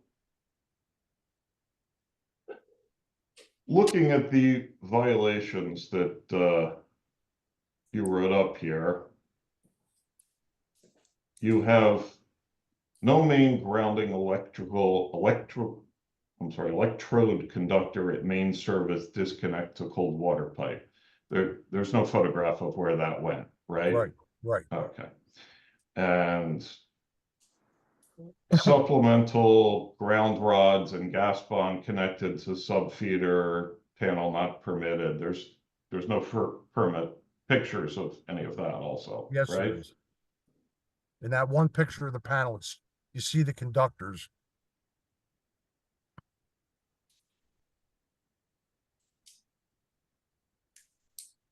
Let's take a look.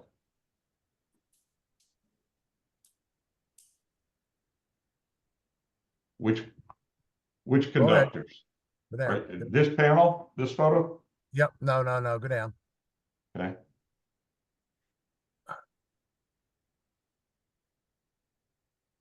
Where's the main panel? There's the last picture here. There was another picture that showed the whole panel, I believe.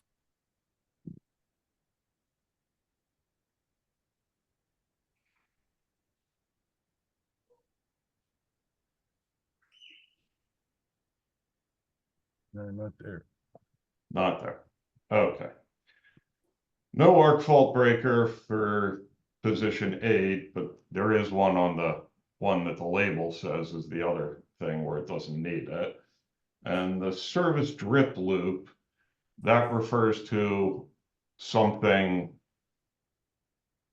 on the back deck behind the property that's outside the scope of anything he was supposed to inspect, right? Say that again. I didn't hear you. The violation number 4, service drip loop. Right. That refers to the wire on the back deck that was outside the service scope of the conductors. permit he was inspecting, correct? Correct. Okay. All right. So let's move on from that one. Let's take a look at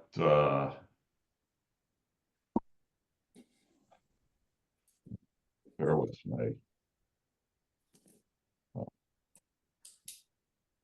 What else are we dealing with here? We're talking about the Camac Street.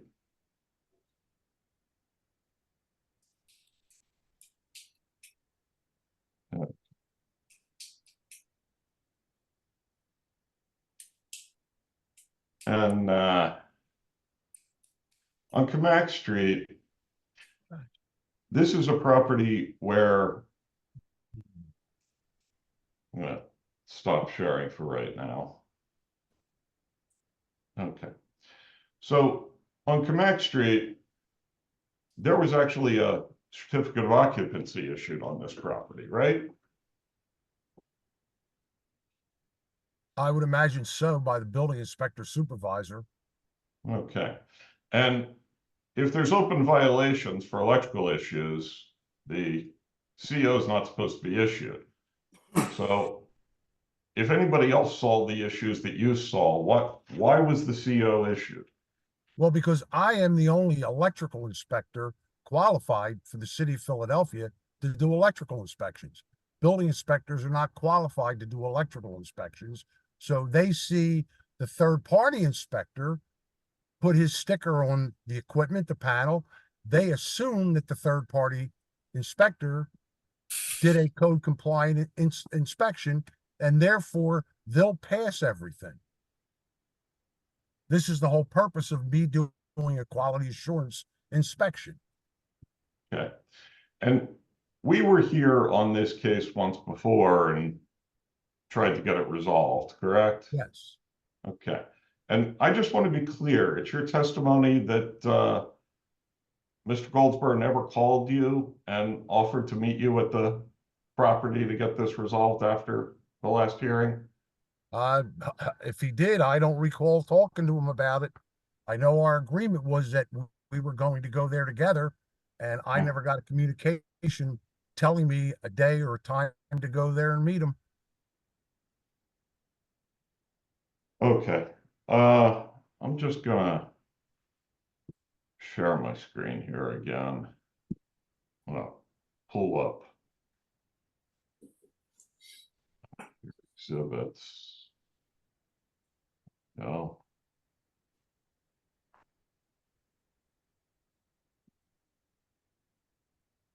Okay, so these are the city exhibits for Camac Street. I'm gonna go down.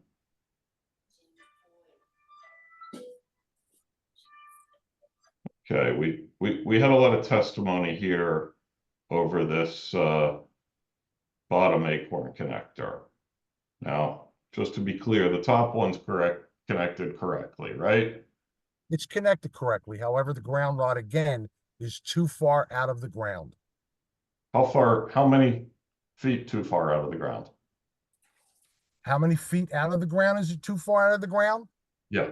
As I stated in my earlier testimony, that rod is supposed to be completely encased by Mother Earth. That rod is by manufacturer's specification and per the code is supposed to be driven a full 8 feet into the ground. I do allow 4 or 6 inches so they can make a double connection if they have to. But technically the code requires that rod to be in complete contact with Mother Earth. Okay. You're familiar with these acorn connectors, right? Yes. Okay. And this is, in fact, an industry standard device. Yes, correct? it is. Okay. And it's approved by the code. Say again? It's approved by the code, correct? That is the clamp that we are approved to use, correct? So if the rod's buried completely in the ground with no part showing above, how do you make the acorn connection?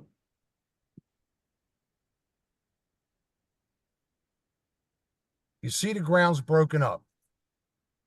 Okay.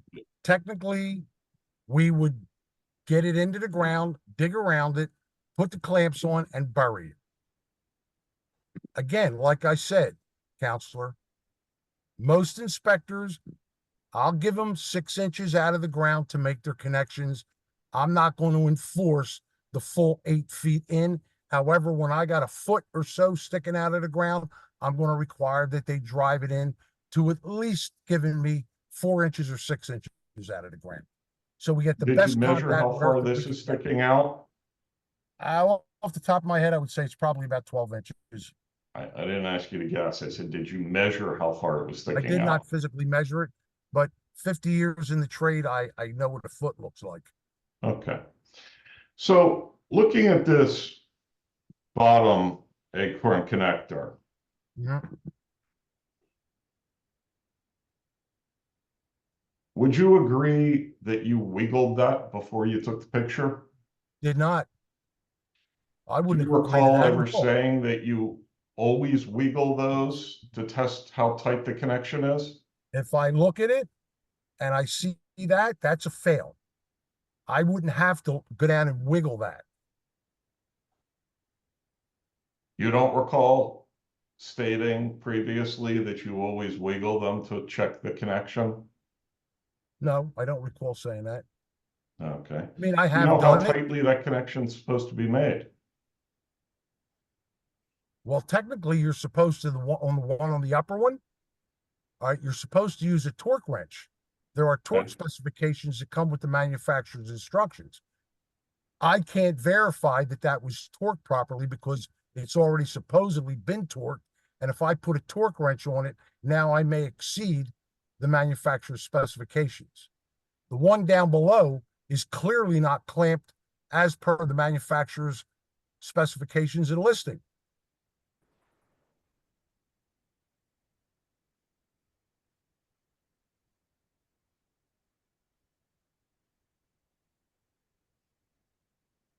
You know what those specifications are?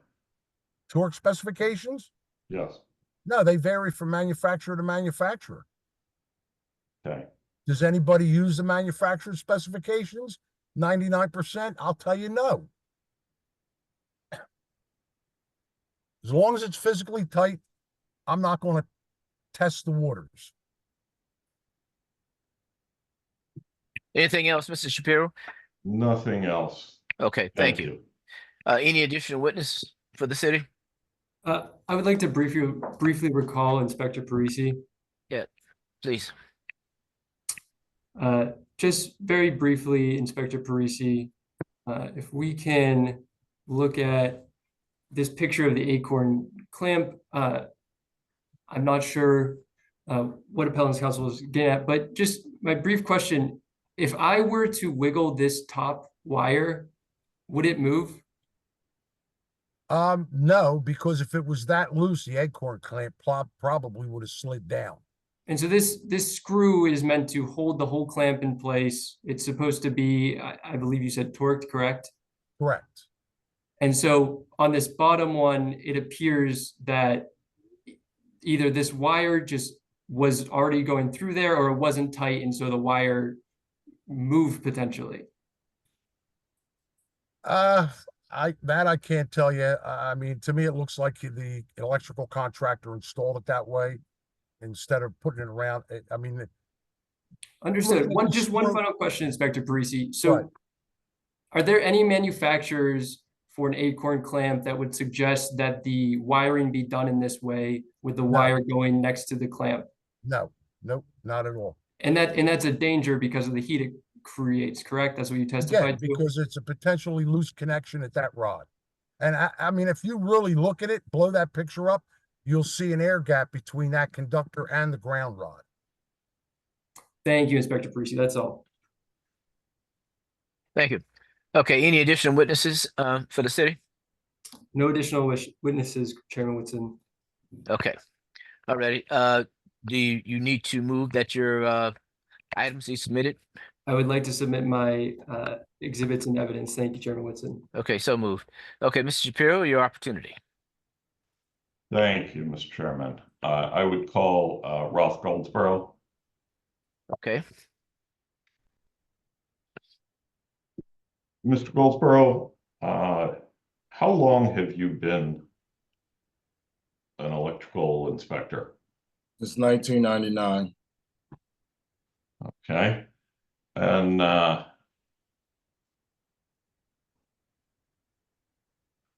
did you inspect the two properties that we're here about today?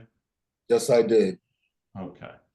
So let's start with 1459 North 30th Street. Yes, sir. Okay. So this is a property where, can you tell me what you inspected at this property? Yes, sir. It was the branch circuits. And Mr. Parisi is right. There was some framing there. And I did a rough wire inspection to make sure that the branch circuits was going to the proper area. So it did exceed a little bit of the permit. But I was just inspecting inside the dwelling unit and for receptacles, lighting, and things like that. Nothing else. Okay, so you inspected just the interior the interior wiring, the branch circuits, the lights, and what else did you say? Receptacles, lighting, just interior devices. And I didn't inspect the panel because the panel already had a sticker on it from another inspection agency. So there was no reason for me to inspect the service or the panel because there was a sticker already on that panel. That's why I can't understand why I'm being blamed for the service. Okay, and the sticker that was on the existing panel was from 2005, correct? That's correct. It was an old panel, nothing new about it. And was there anything on the interior wiring that would have, on this permit, that would have required you to re-inspect the panel that someone else had already signed off on? Nothing whatsoever. Okay, and you could see, and this is also, you could see it was an existing panel because the contractor had to go over the way the panel's branch circuits were before. So you can see it was an existing panel, which is why it left me confused and feeling like I'm being harassed for a reason. Okay, so I'm gonna just share my screen here real quickly. And when you say that he had to go over it, you're talking about where he had to Right. relabel and write over the existing things that were on this panel. Right. Circuit identification. That's what we call it. And it's required.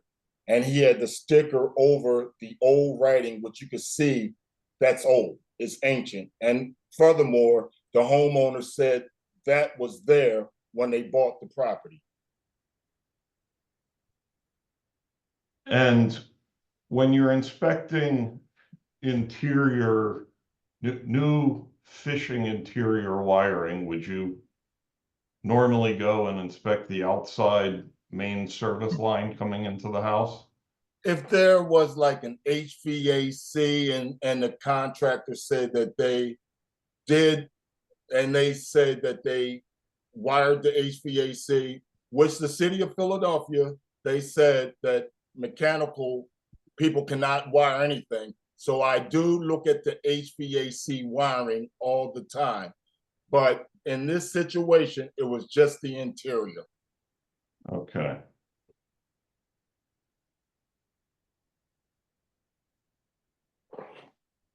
And did you see anything wrong with the interior wiring that you checked at this property? No, sir. But I'm here to tell the truth, the whole truth, nothing but the truth. I'm a human being, and I most likely missed that one circuit breaker, number 8. It should have been Art's fault. But doing the construction and all the construction, and busy as I am, those 2 breakers, I looked at the dual function circuit breaker, which does have ground fault capability. And I also, I'm a human being. I can make mistake on one circuit breaker. So it's possible that you missed that one. Excuse me, sir? You're saying it's possible that you missed that one? I missed that one. Circuit number 8. Okay. But all of these other violations on the list here are outside the scope of what you were contracted to inspect. The correct? same as 1828 Tasker Street. The same. Okay. So, and that one we're not dealing with today, but let's take a look then at Camac Street. Now, we were here on this one once before, and there was a discussion of reaching a resolution that would have required getting into the property with the new homeowner. Did you speak to the new homeowner about getting access? What I had to go through a channel, and they gave me a window, a small window to get in there. What I did, I went there, I took a videotape of everything that's on that list. I sent it to Mr. Parisi and Kenneth Paralak, showed them that I was there. They never answered the emails or nothing, but I do have a copy of the emails that showed them that I was there, and it's a small window. Okay. So you sent all that over to them. Let's take a look at that video to show. Wait. What video are you proposing? How long is it? It's a couple of, it's less than 30 seconds. Okay. Okay. All right.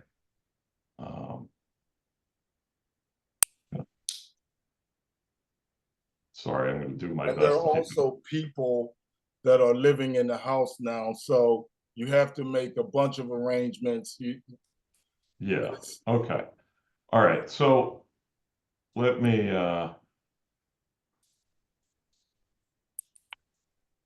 here, I'm gonna. Mr. Shapiro, while you're doing that, is it your witnesses, Mr. Goldsborough's testimony that in fact he did not call Mr. Parisi to schedule an in-site visit?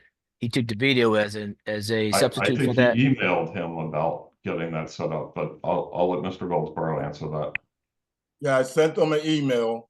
Neither Mr. Parisi or his supervisor answered the email. Okay, you have, is that being presented in evidence today? That email? I don't have a copy of that Well, he email. said he never heard from me, but I sent them the email. Okay, all right, just asking if it's being presented. Okay. Didn't realize we were gonna have a Okay, no question problem. about that issue, so I apologize, but, okay. So, Mr. Goldsboro, can you see this? You see the video here? Yes, sir. Okay, and I'm gonna just play this real briefly, about 40 seconds.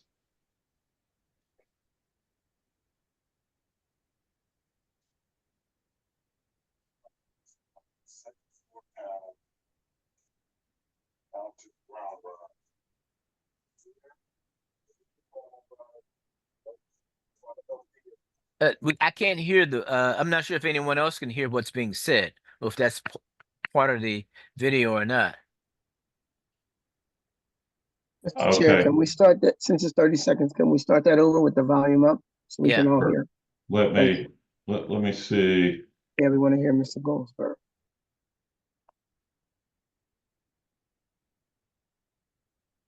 Are you able to hear it now? No. We're not. I'm sorry. Tell you what, Mr. Goldsboro, are you able to just Yes, narrate along? I am to walk you through it. Okay, why don't we just do that live then? All right. I'm gonna turn off the volume here, and you can just walk us through.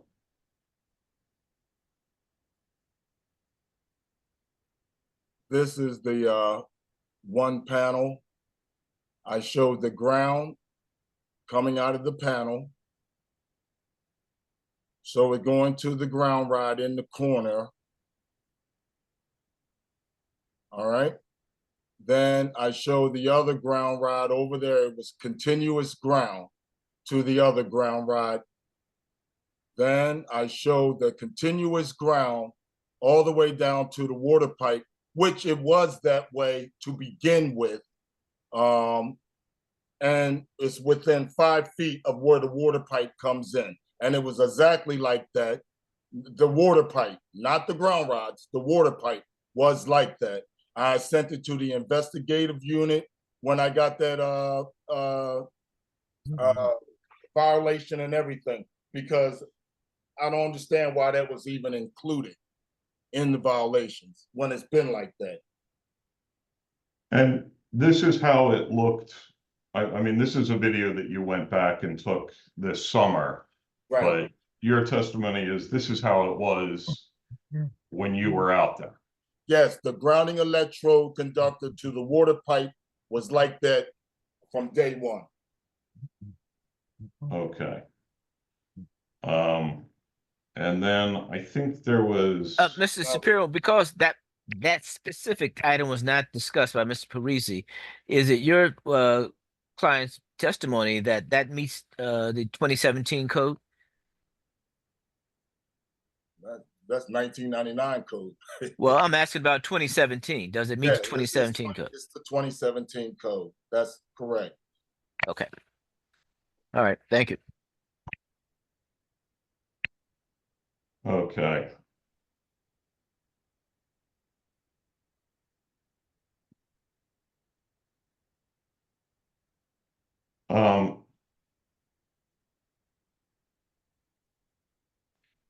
Now, one of the other, or two of the other violations here related to the countertop circuit in the kitchen. Correct. Okay. But when you inspected these, that was actually, in your mind, compliant, correct? Correct. Okay. So I'm going to show one more time. I've got another brief clip that I'm going to ask you just to walk us through what it is that we're looking at here. That's the countertop receptacle that's in question there. That's my tester right there. And what is this tester showing right now? right now that shows correct polarity, that the hot, the neutral, and the ground wires are all connected correctly. Which address is this, by the way? This is 4842 Kamek Street, Countertop. Kamek Street. Okay. Kamek Street. Okay. Okay. So, well, this is about 30 seconds. I'm going to ask you just to walk us through this because. Okay, no problem. So this is the countertop. I tripped the breaker. So that's your device is able to trip the breaker by pushing on it? Right, because if you listen to Mr. Parisi during the last hearing, he said his device did not trip it, and that's why he said it wasn't GFCI. But all testers do not trip that circuit breaker. And that's what I was trying to say. Okay. So I go back to the bedroom to look at the panel and what breaker that it tripped.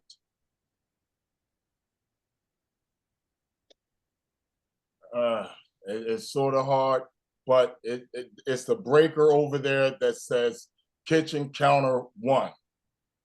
Right here. And right there, kitchen counter 1. Okay.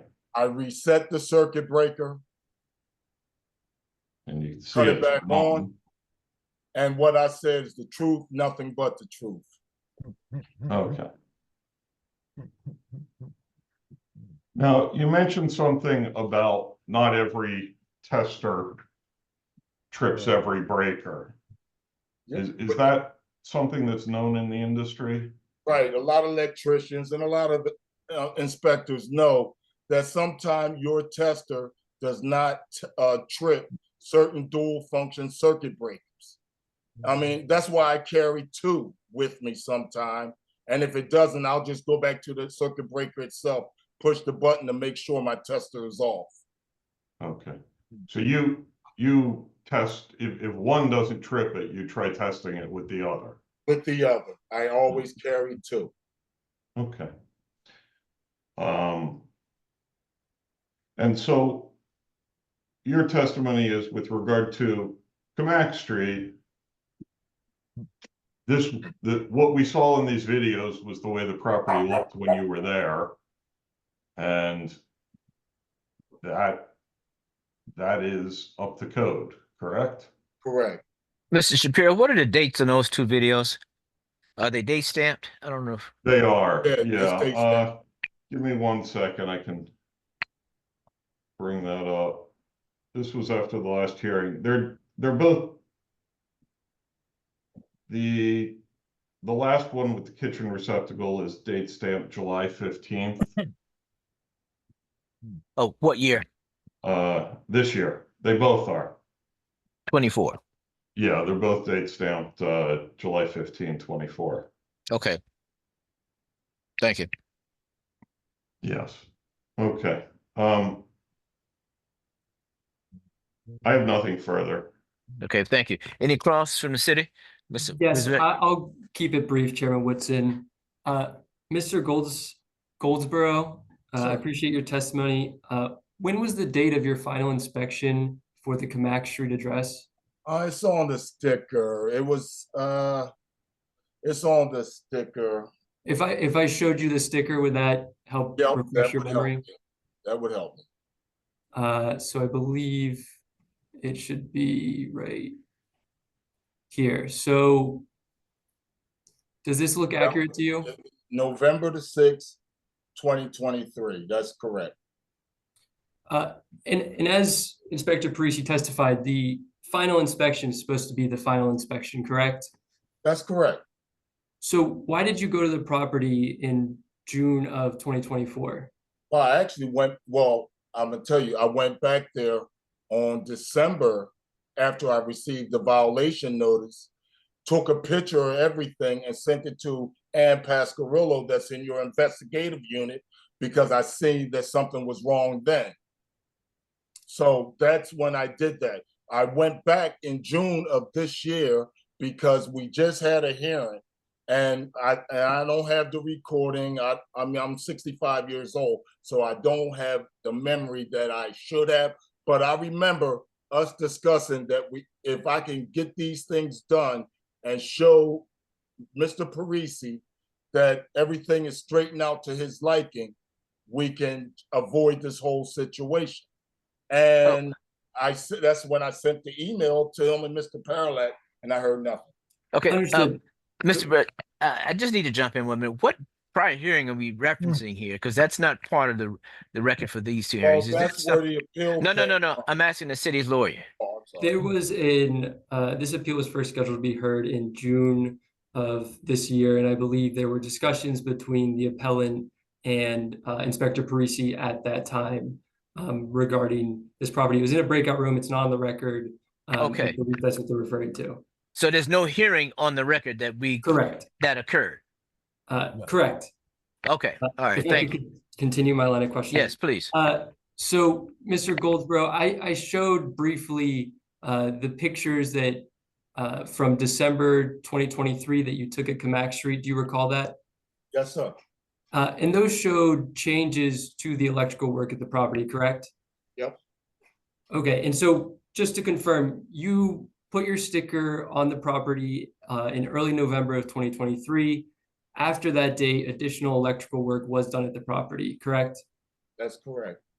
Okay, and as for 1459 North 30th Street, your testimony was that you did in fact miss the arc fault breaker on the 8th circuit of that panel, correct?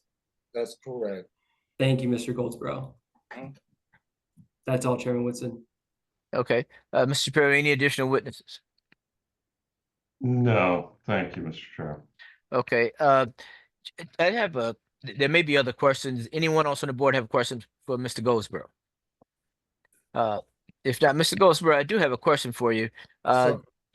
Regarding the inspection of the main panel, if you're doing a rewire, even if you're using fishing, don't you go back to the box? Yes, sir. It was the panel. See, sir, the panel was already inspected by another agency. No, you aren't hearing my question. I'm asking you the work that you inspected, the interior work that you inspected, aren't those lines running back to the box? Yes, sir. So you don't believe that you're responsible for checking the box, see if they were installed properly? Well, the thing about it is the inside of the house. I had nothing to do with the rear distribution. You are not answering my question. Listen to me. If you are rewiring a property, even if it's being fished, those lines, those new outlets, those new receptacles, those new fixtures run back to the box, correct? Yes, sir. And is it your responsibility to inspect those connections in the box? Yes, sir. That's what I did. Okay, so you are in fact inspecting the box for the work that was done in that interior rewire. Yes, sir. What the branch circuits are going so to that old label has no effect. It's not relevant to the work that was just done. No, sir. That old sticker said 200 amp service, which meant the outside equipment. Understood. I'm asking about your label and whether or not it referenced the stuff that was in the box. So mine was just for branch circuits only. Okay. Now, additional question: if you were inspecting for a limited, whatever the permit says, you're inspecting. If you see violations or serious violations, what do you do if it's outside the permit? What I'm doing now, because I have to admit, Mr. Parisi did call me a couple of months ago and said, whatever is not on that permit, you make your contractors get an amendment. I have been doing that ever since I got that phone call from Mr. Parisi. And when did that happen? Excuse me, sir? When was that? That was one time this summer. But Okay. Mr. Parisi called me. And prior to that phone call, what did you do? What was your routine? My routine is to inspect what's on that permit. They told me that's the only thing I'm responsible for. How long have you been inspecting properties in Philadelphia? Since 1999. Okay. All right. Thank you. Anyone else have questions? If not, I do need I have a question for Mr. Parisi, Inspector Parisi. Inspector Parisi, Mr. Goldsboro just responded and testified that he normally went back and reported to you about what was done there prior to him and did an amendment. How do you follow up when you receive that amendment that the contractor's work was done incorrectly? And I know you mentioned earlier that building inspectors are not electrical inspectors, but they should be held accountable, and that's a question for the permit.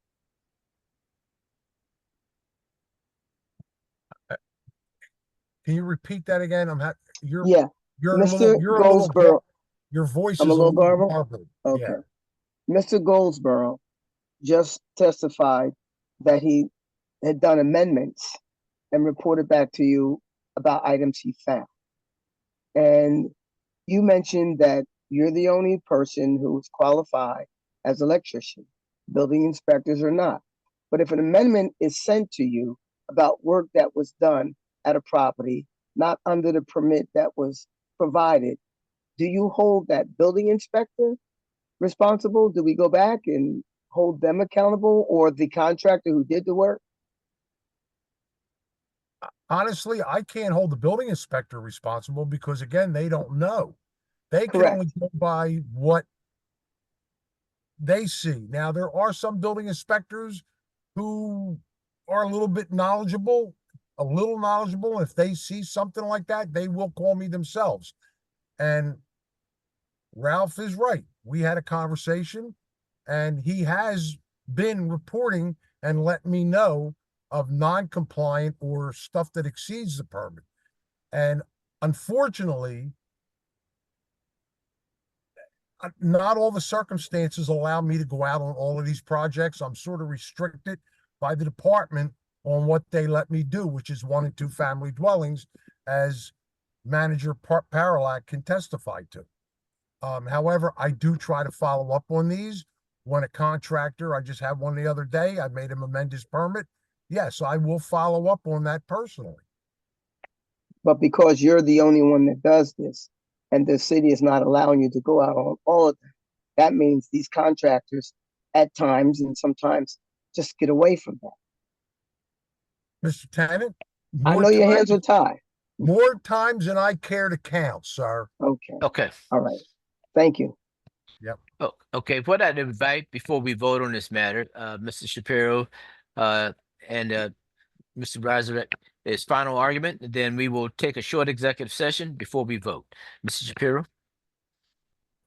Yes, thank you. So we're here on two separate cases, and I'll just address the 1459 first.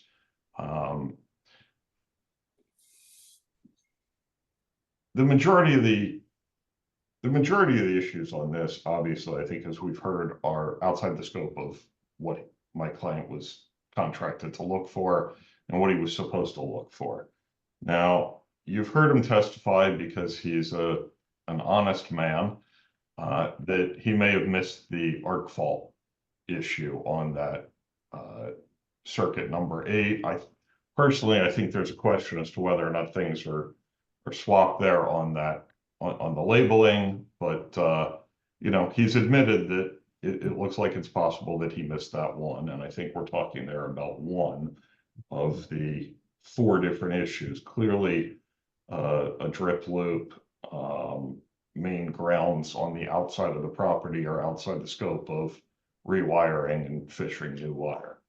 With respect to the Kamak Street, I think we have a bit of an issue here because we've got Mr. Goldsboro's testimony that the videos that he showed were the same as when he inspected the property, were the same as when he went back to the property in December to look at it after receiving the violations, and we're still that way in July this year when he took the videos. We have Mr. Parisi, who testified that there's one acorn that the wiring was attached incorrectly. I think we have a history of some issues here between Mr. Parisi and Mr. Goldsboro. I'm happy to hear today that it sounds like they're working together as opposed to working adversarially against one another. I really chose not to get into that today with Manager Parlak as to the history of all of this, because I think the evidence that we've seen really stands on its own. And with that, I'd close. Okay. Mr. Rizzo. Thank you, Chairman Woodson, and thank you for your time, board members. In brief, and I will try to keep this short. I know it's past 5 p.m. now. The city has entrusted third-party inspectors to essentially confirm that all the work, electrical work being done in the city is being done in accordance with code. Because of this trust, it is also necessary that when mistakes occur and non-compliant work is approved, we hold these third-party inspectors accountable. Today, you heard the unrebutted evidence and the testimony from both Inspector Parisi and from Mr. Goldsboro that the arc fault breaker that is required for the 8th Circuit in that panel was missing.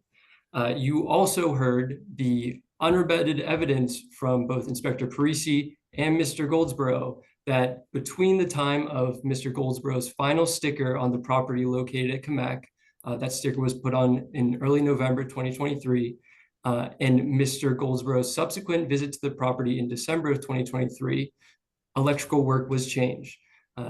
The inspection of Inspector Parisi occurred in between that. He identified why this acorn clamp issue, which I think is very well illustrated between the two different clamps, why that is non-code compliant behavior.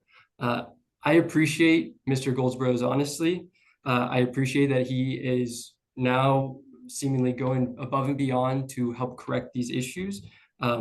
However, there is unrebutted evidence in the record that both a violation existed for the Kamak Street address and for the North 30th Street address.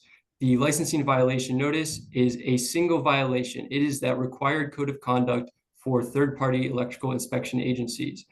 Inspector Parisi is very detailed. He knows this stuff well, so he includes all the issues he finds at a property, but those are all under one single violation. So if a single one of those conditions identified by Inspector Parisi is present at the property, I believe the board must affirm the city's notice. And at this time, I'm asking for a city affirm from the board. Thank you. Okay. Mr. Brett, before we go to the executive session, one question for you. The penalty involved here that's noted in the violation is a fine? Yes, it is a $300 fine. Per violation or per form? I'm just trying to understand it. So there were two cases, one violation for each. So it's $300 for the Kamak Street address, $300 for the North 30th Street address. Okay, thank you very much. Let's take off the record short executive session. Thank you. Just one moment. Thank you, everyone, for your patience. We will be prepared to render decision in a few moments. Okay. I believe we're back on the record. We have a panel. So with regard, we will poll the board on each item separately. So appeal number HA 2023-005-119. 4842 North Kamak Street, Ralph Goldsboro, City Affirm. Appeal sustained. Based upon the testimony that the city inspector is working with the electrical third-party contractor, I'm going to sustain the appeal. Okay, appeal sustained. Okay, did we have a final vote? Appeal sustained. Okay. All right. In this instance, the majority vote is appeal sustained. Okay. Now let's move on to number 32, HA-2024-000-924-1459 North 30th Street, Ralph Goldsboro, City Affirm. City affirm.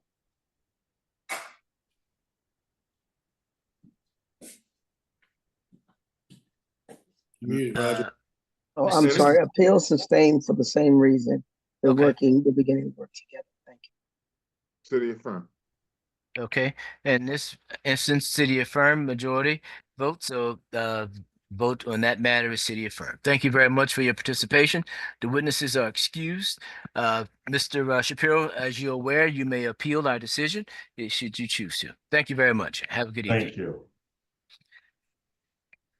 Okay, Mr. Wade, what is our next matter?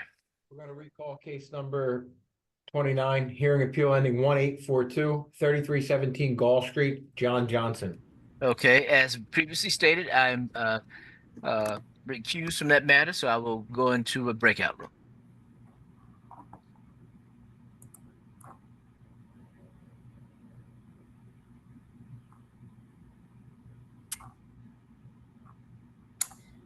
Good evening, Acting Chairman Good evening, Pettit.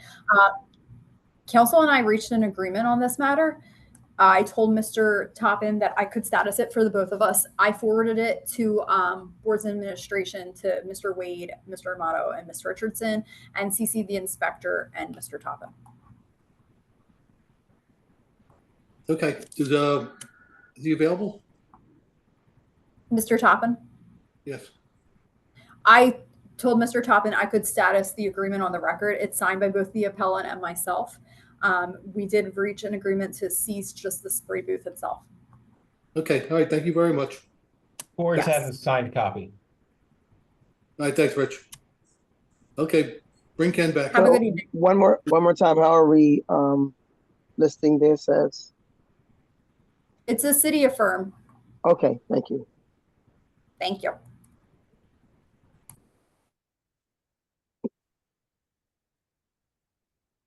And that was 29, right? Yes. Okey dokey.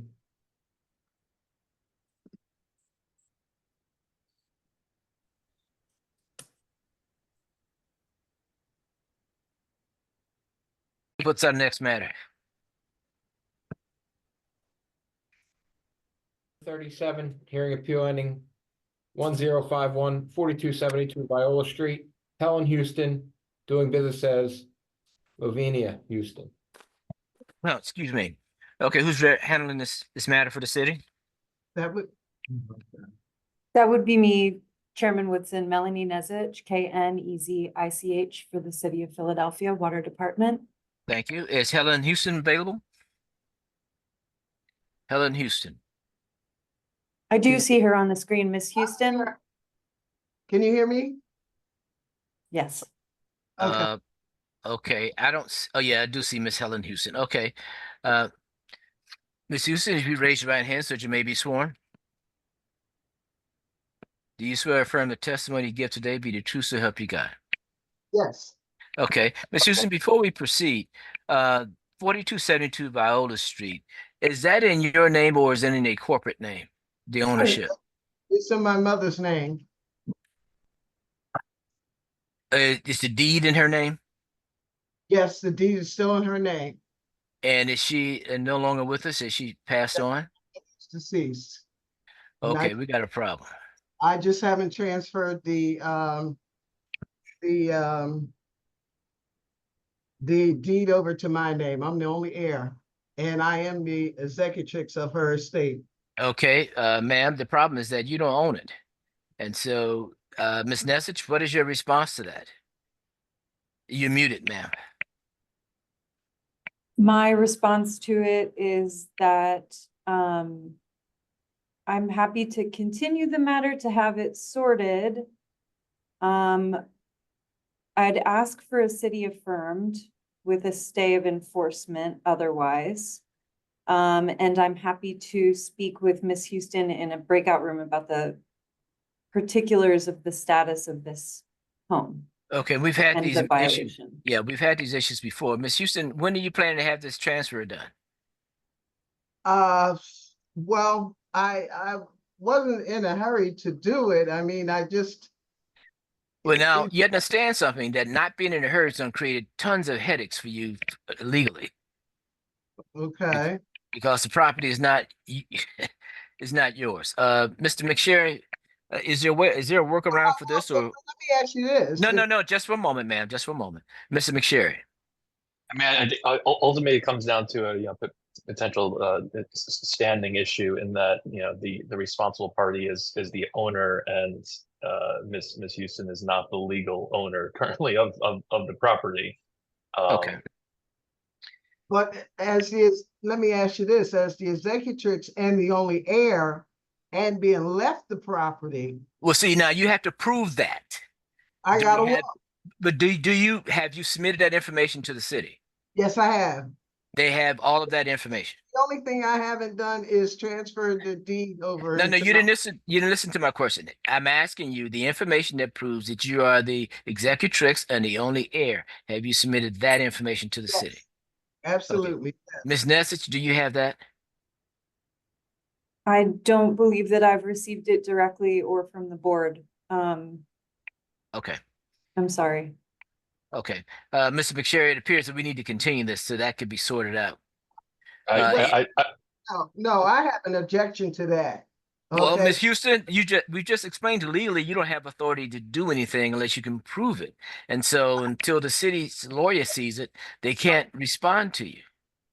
I got the paperwork. No, I ma'am, mean, ma'am. No. Please don't walk away from the screen. a PDF form if you need me to do that. Please don't walk away from the screen. Okay? So what we're going to do, we're going to ask for a short continuance so that we can make certain that you and Ms. Nessich speak and that those documents can be properly transferred. Okay? And so that's what I note your objection is noted. Okay. However, that's what we're going to do. You want a breakout room now? If it will help. Possible. Yeah, we can put them in the breakout room now if that will help. Okay. Is this the Okay. last matter? Would that be holding you all No, up? there's one more matter. Understood. Thank you. Could Miss Odessa Walker be put in as well? Yep. Thank you. Okay. We're All not right. going to mark it as continued just yet. Not yet. Let them go in the breakout room. When they come back, we'll determine whether to continue it or not. Understood. Thank you. Okay. Good. All right. Okay. Our final matter is case 40, hearing appeal ending 2930, 2824 North Broad Street, Sonia and Singh Enterprises. Okay. Who's representing the city? So what am I supposed to do now? I gave you a breakout room, ma'am. I'm sorry. Do you see the prompt?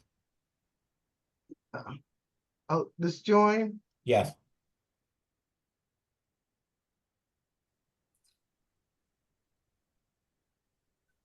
I am representing the city on that appeal, Chairman Woodson. Okay. All right. Thank you.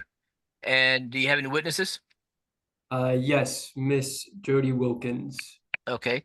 Ms. Wilkins, unmute yourself, raise your right hand so that you may be sworn. Do you swear or affirm the testimony you give today be the truth to help you God? Yes. Okay, thank you. Mr. McElhenney, please go on the record. Michael McElhenney here for the appellant, Sonia and Singh Enterprises, Inc. And my witness is in the tile with 2824 North Broad Street. Okay. Cosby's Saeed. Okay, that person should turn on his video. You did, sir. Would you raise your right hand? We'll need to relabel your image though. Do you swear or affirm the testimony you give be the truth so help you God? I do. Thank you.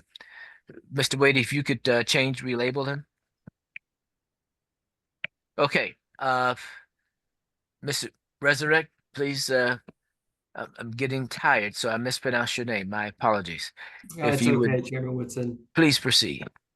Okay, Miss Wilkins, thank you for your patience today. Could you please tell me who your employer is? City of Philadelphia, the Department of Health, And what is your title? sanitarian supervisor, How long have you worked for the Department of Health? over 13 years.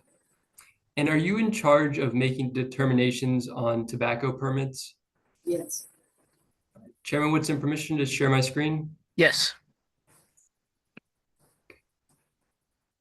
Ms. Wilkins, can you see this PDF I'm sharing with you now? Yes. Okay. If I could draw your attention to this first exhibit, this is marked as City Exhibit A. What is this document? This is a denial of an application for a 2024 tobacco retailer permit for Sona and Singh in the Freezies. Did you issue this document? Yes, When was this denial issued? June 26, 2024.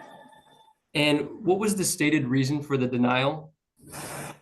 The reason for the denial was because the business was the person who was, who had did the application, was not the person who I found that was there. So essentially change of ownership was the determination you made, and that was what led you to the denial of the permit renewal, correct? Correct. Was this something that came up in the course of your investigation into the permit renewal? Yes. Could you please, for the board and everyone's help here, there are two different entities identified on this document, correct? That's right. Yes, correct. Could you identify the differences between this top name and then this lower name? The one at the top, the Sona and Singh Enterprises with the "and" spelled out, and part of Enterprises was B with an E in this case. And then at the bottom there, as pointed, is Sona with the ampersand, Sona and Singh Enterprises with an I. Okay, wait a minute. I need you to just go over that again so I missed something. Yes. So at the one at the top has Sona and Singh Enterprises. So it's Sona, and then the "and" sign is spelled out, A-N-D. Singh Okay. and Enterprises normally would be spelled with an I, it's spelled with an E. P-R. Oh, okay. Okay. Yeah, and just for the board's clarity, what I'm gonna do for this case is I will identify one entity as Enterprises, Sona and Singh Enterprises, with the one with an I, and the other entity as Sona and Singh Enterprises with an E.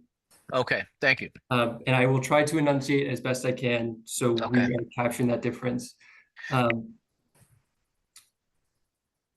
Jody, Ms. Wilkins, who applied for the 2024 tobacco retailer permit? Which entity? Oh, sure, I'm sorry. Sona and Singh Enterprises, Inc. Thank you, Ms. Wilkins. Next, I'm going to move to City Exhibit B. These are state documents. Ms. Wilkins, could you identify what this document essentially is? It is the state of Pennsylvania's registry for businesses. And you, in the course of your investigation, did you run a search with the terms Sona and Singh through this corporation search? Yes. And when you ran that search, did the results shown on this page show up as two distinct entities? Yes. So what did you learn from this search? That there were the two different names, and they were, the businesses were started in two different dates. Could you identify for the board, when was Enterprises initially filed? Enterprises was filed back, oh, thank you. I appreciate that. That was on 1/11/20. And Enterprises was started on 3/31/21. Let's correct the record. I believe that's 1/11/20. Oh, 2010. I'm sorry. 2010. Yeah, my vision. I apologize. No problem. Thank you, Ms. Wilkins, and thank you for that, Chairman Whitson. I'm going to move to the next document, Ms. Wilkins, and I will zoom in a second. Generally, what is this document? That's the online portal for this PA Department of Revenue to look at licenses for tobacco licenses. And so what is the state's tobacco product tax license? That's the license that the business needs to sell cigarettes and other tobacco products from the PA Department of Revenue for the city, for the state of Pennsylvania. Under state law, do you know who's required to hold this type of license? Anyone in the state that wants to sell any tobacco or e-cigarette products. So if it's a sole owner, then the owner will hold it, or if there's an entity, then an entity will hold it. Excuse me, I'm sorry, this is the court reporter. I'm having some difficulty understanding. Could you please speak a little slower and more clearly? Thank you. Ms. Wilkins, is this search publicly available? Yes, Did you search these records prior, during the course of your investigation and prior to your denial of Sona and Singh Enterprises tobacco permit renewal? yes. When you searched these records at that time, what entities, when you searched Sona and Singh, what entities showed up in this search?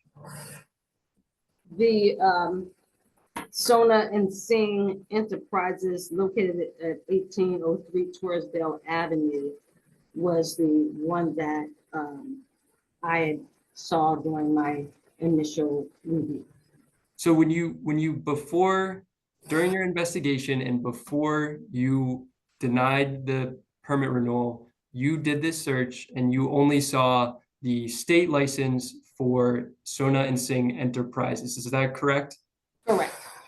And so this is a more recent search, and this shows both Sona and Singh Enterprises, and it shows Sona and Singh Enterprises, correct?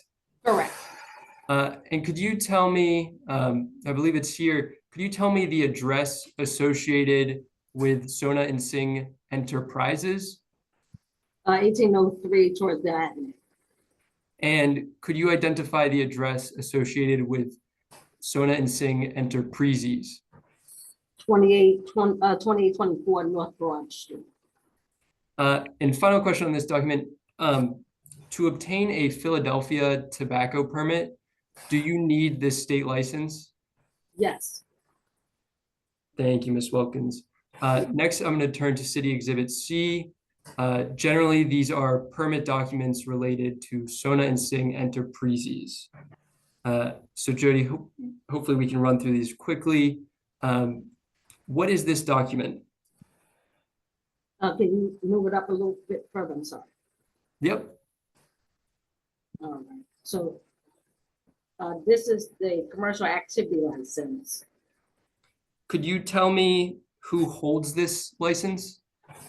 Sona and Singh Enterprises, Inc. And when was this issued? 4/23/2021.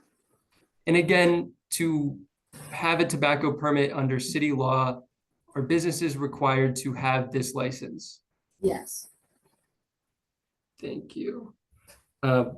Did this document and the additional permits I'm about to show you, did those come up in the course of your investigation into Sona and Singh Enterprises 2024 tobacco permit renewal? Yes.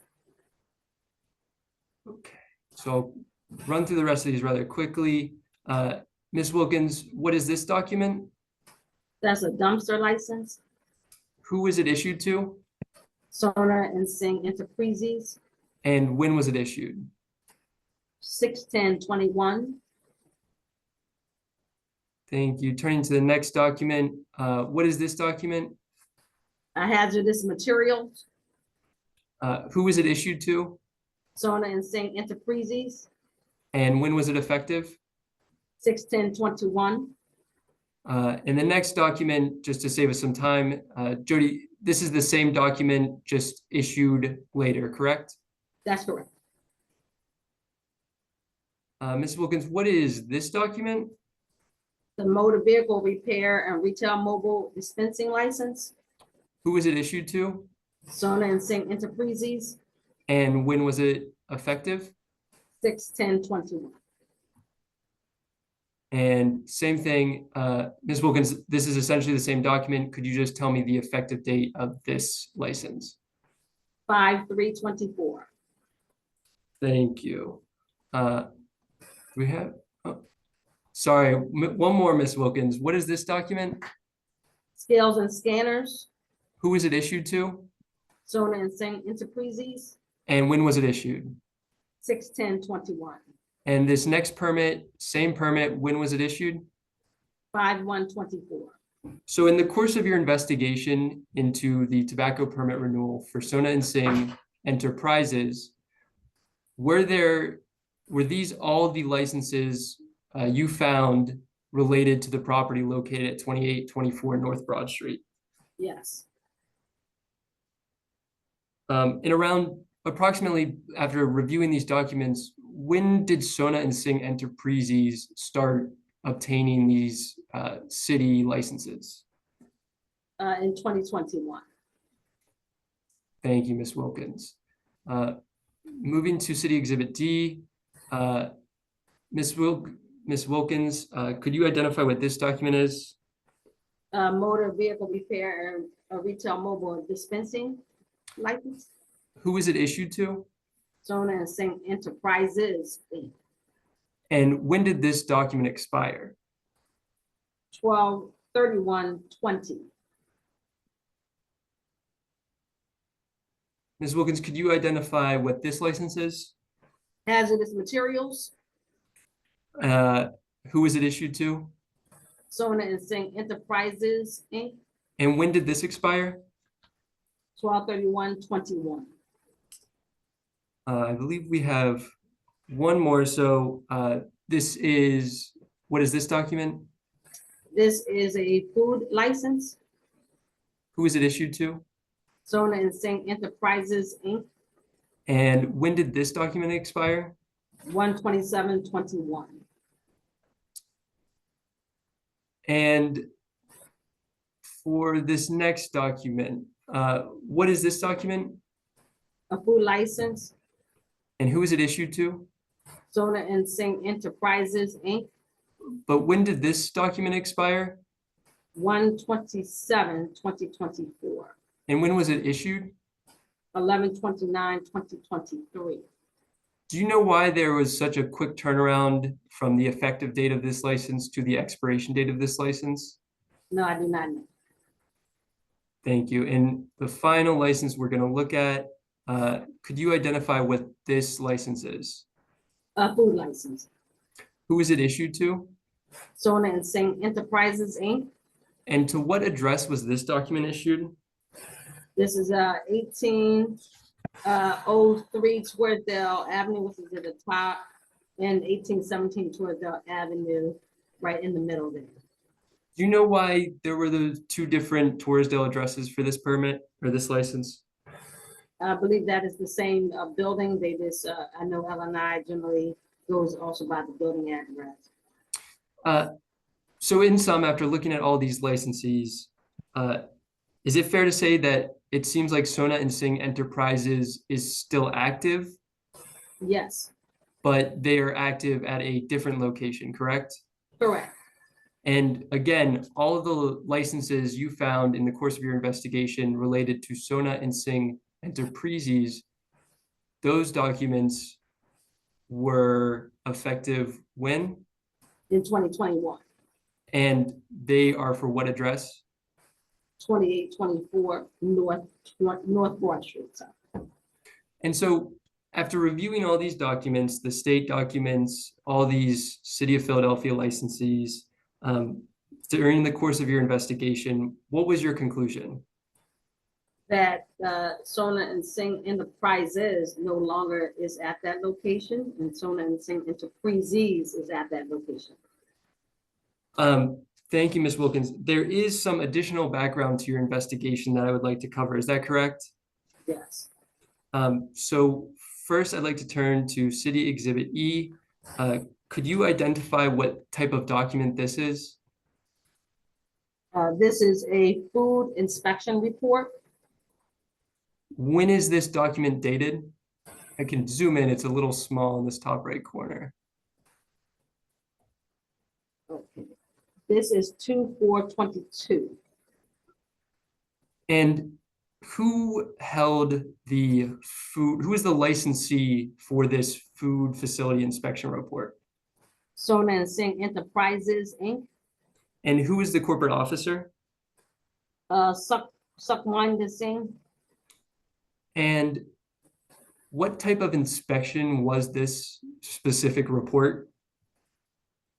This was an inspection for food operations. And what did this inspection find? That at the time of that, on that date, the inspector was at that facility and found it out of business. Thank you. And so this isn't a report that Excuse me, I'm so very sorry. Found it out of what? Out of business? Thank you. Yes. Is that noted on the inspection report, Mr. President? Yeah, I can ask Jody. Jody, what's the listed inspection type for this facility report? It says out of business. And what does that mean? That there was no operations found. The inspector did not find any operations at that location on that date at that time. And actually, one last question on this document. What was the food facility listed on this report? It says Conoco Gas Station. Thank you. And this isn't a report, right? You do tobacco permitting. So this isn't the type of report that you typically would just check out of the blue, correct? Correct. So why did you pull and find this report? I pull it because in the part of course of our review for the tobacco retailer permit applications, we are now looking at the food operations as well, since I'm a part of the health department, and a part of the health department is food operations. So that a part of the course of my review, I do pull these records. And I'd like to ask, did you ever have a phone call with the corporate officer listed here, Sukhwinder Singh? Yes. Do you know approximately when he first contacted you about this business? December the 14th of 2022. And what did you and Mr. Singh discuss? We discussed the fact that he was no longer at that business. The lease was up, and that he wanted to let me know that the business is no longer operating and he was not there. So after that discussion with Mr. Singh, did you do anything with Sona and Singh Enterprises tobacco permits? Yeah, that time I went on and made a note in our file to close. The current permit of that year was 2022. And then did you receive an application for the 2023 tobacco permit? Yes. Approximately how long after your conversation with Mr. Singh? About a couple of weeks later. And when you received that application for the Mr. Chairman, I'd object to the discussions about the discussions with a person that's not here to testify. It's hearsay, it's out of court statements. Okay, that well, she's offering for the truth of some matter that this company okay, is let's out do of this. business. If I may, Just Chairman a minute. Woodson? Wait. There's a objection on the record. I just want to make a general statement. Mr. McElhenney, as you do know, we're a bit more flexible in terms of hearsay than in criminal civil matters in court. So we will give some flexibility to that. But Mr. Isaac, we need to hone in on specifics, proof of evidence in this, offer proof that gets us somewhere with reliability. Understood, Chairman Woodson. This is just as providing background as to why Ms. Wilkins closed the 2022 permit, and will you be offering the closing? Is there a closing document or something that will be offered? I believe in terms of the phone call with Mr. Singh. Yes, that says that this account is closed or that is no longer the permit is canceled. Anything like that? Not necessarily, no. Okay, so given that, I'd ask you to move on. Understood. So, Ms. Wilkins, did you do anything once you received the 2023 tobacco permit renewal? I went on and closed that application since I knew the business was not operating. Understood. And so when was the next time this property came to your attention? In March of 2023. And why did this property come to your attention? Because there was a violation of tobacco sales to someone under 21. And that was odd because you were under the impression that the business was closed, correct? Correct. And so what did you do with those tickets? Once I received it from the inspector who went there to issue the ticket, I put it on a side on my desk.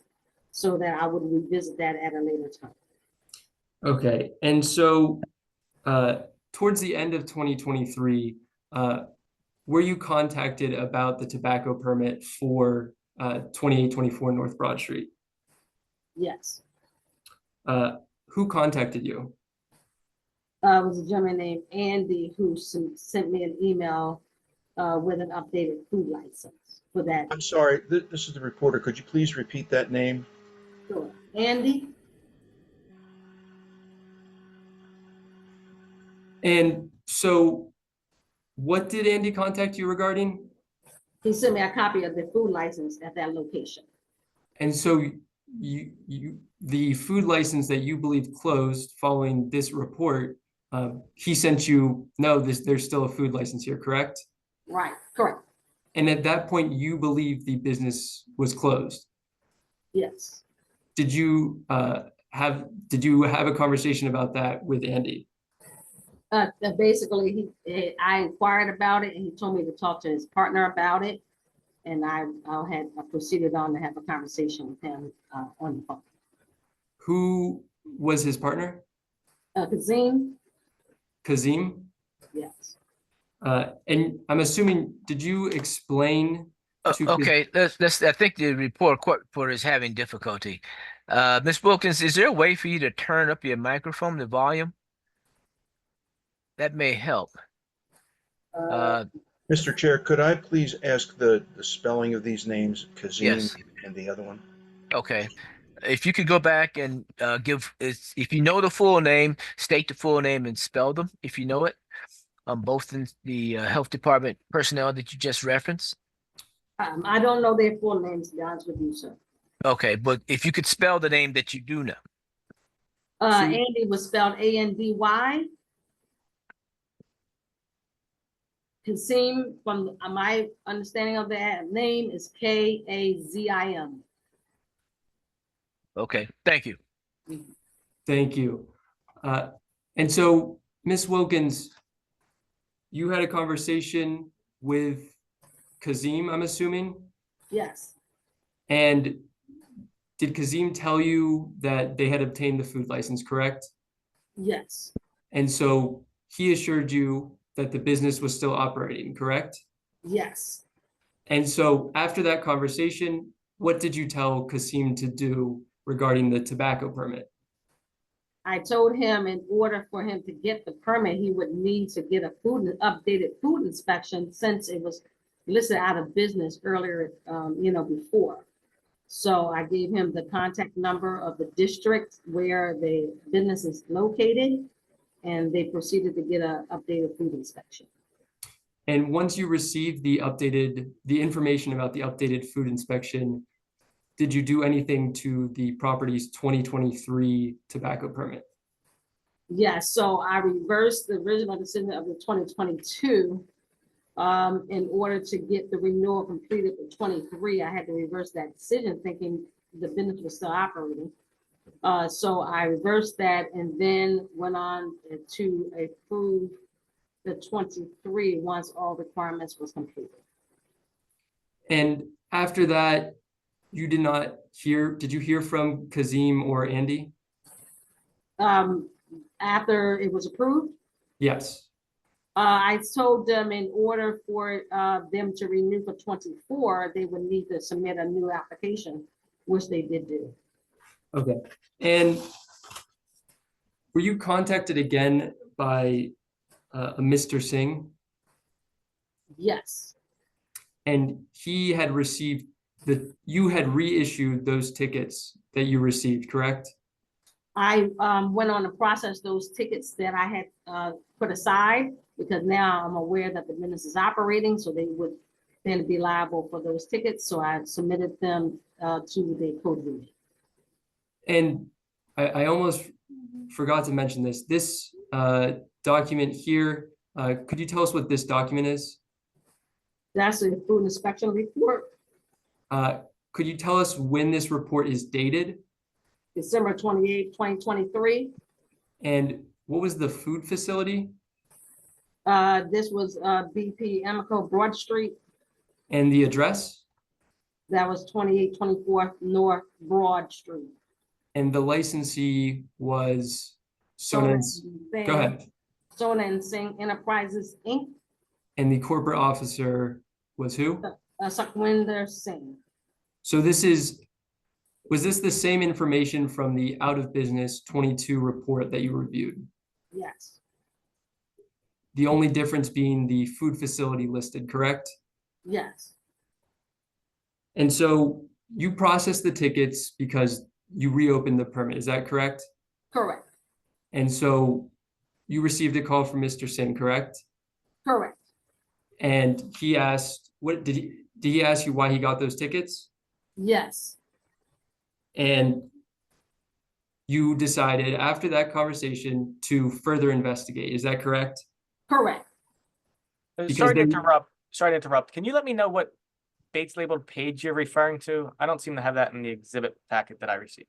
This was taken from the exhibits you sent, Mike. Okay. I'll Yeah. look at- And so after that conversation with Mr. Singh, you basically launched your investigation into the 2024 tobacco permit renewal for Sona and Singh Enterprises, correct? Correct. Which we already covered all the documents, everything earlier that you had identified. There's one more document, I believe. So could you tell us what this document is? This is a food inspection report, When is it dated? 7/9/2024. Who is the entity identified by this report, the licensee? Sona and Singh Enterprises, Inc., And what address are they located at? 2824 North Broad Street. And who is the corporate officer? Shamik, Kuzmai. And this inspection took place after your denial letter, is that correct? Correct. Thank you, Ms. Wilkins. The city rests and offers Ms. Wilkins for cross, reserving her if any rebuttal testimony is warranted. And I would also like to reserve brief time for a very brief conclusion. Okay, Mr. McElhenney, any cross? And before I do I do have a couple questions, but just for the city lawyer, was that page from 2023, that report inserted into the exhibit packet that you circulated? Yeah, no. Or the page numbering might be different on my Bates labeled set? Yes, it would be different on yours. Once I received yours, I found the same inspection report and put it in. Just don't want to confuse the record. Okay, let's do it. I'll share my screen and refer to them in similar fashion. Mr. Chair, may I ask a question? Yes. Which address are we using? Are we using the? I think we're using both. That's part of, 1817? I think there are two addresses as part of the city's argument, the North Broad Street and Torresdale. I think the city's argument is that they're two different businesses.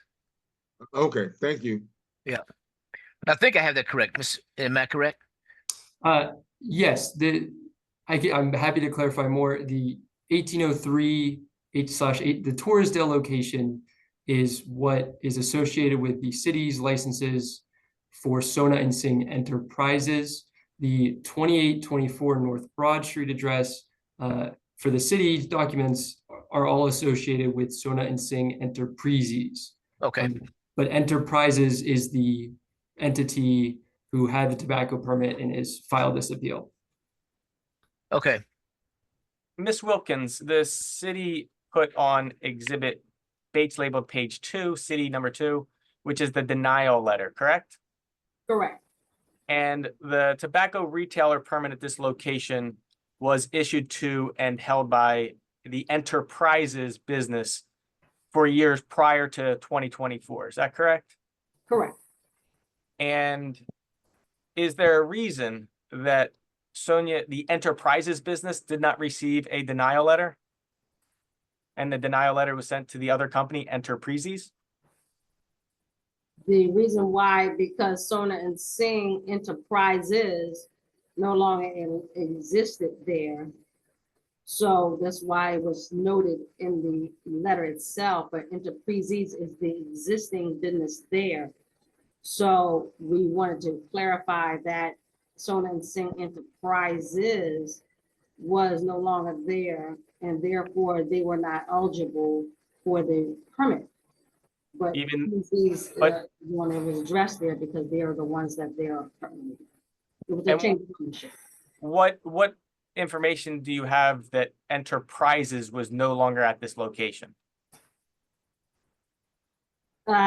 From the owner, Mr. Singh, who called me to state that they was no longer there, and the tickets that were issued was not under his correct name. The entity was not there.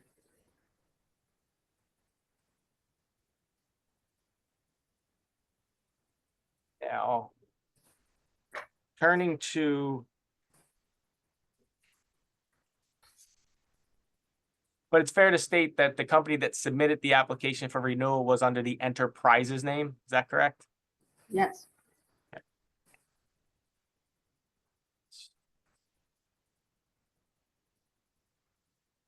The city put on as Exhibit C for the city's records, the Department of State search for the two entities, Enterprises and Enterprises, correct?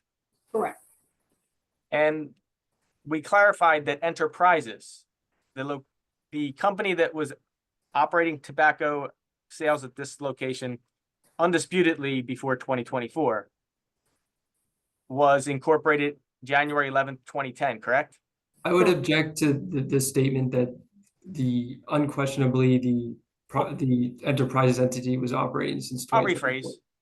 Thanks, Okay. Mike. Prior to the renewal being submitted in the 2 or 3 years prior, Enterprises was the tobacco retailer at this location before the city alleges in 22 that it went out of business. Is that fair? Yes. And Sonia and Singh, the Enterprises business is registered with the Department of State in 2010, correct? Correct. And that business is registered at the address of 180307 Tarsdale Avenue. Isn't that correct? Correct. So isn't it fair to say that the Enterprises business did not just change and go to the Tarsdale Avenue location? They have that location, the business has a permit, they are currently the owners of that permit at that location as well. They used to have both businesses. And you're allowed to have 2 tobacco retailer permits at 2 different locations in the city, correct? Oh, yeah, correct.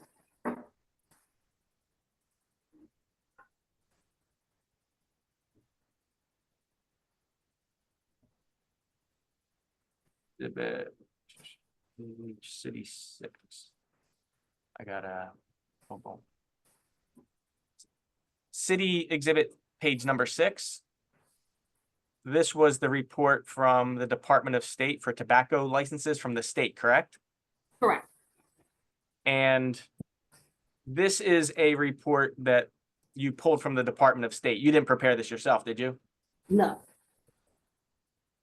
And is it fair to say that a business can apply for this license just by paying the licensing fee? I don't know the total process of the state, but they can apply for it. And then if they're eligible, they can pay for it.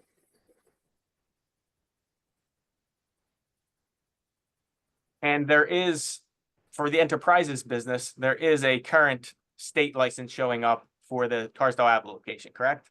Correct. Because they run a permanent location there and have for years prior. Yes. And do you know whether this report is fully encompassing of all licenses the state has issued for tobacco?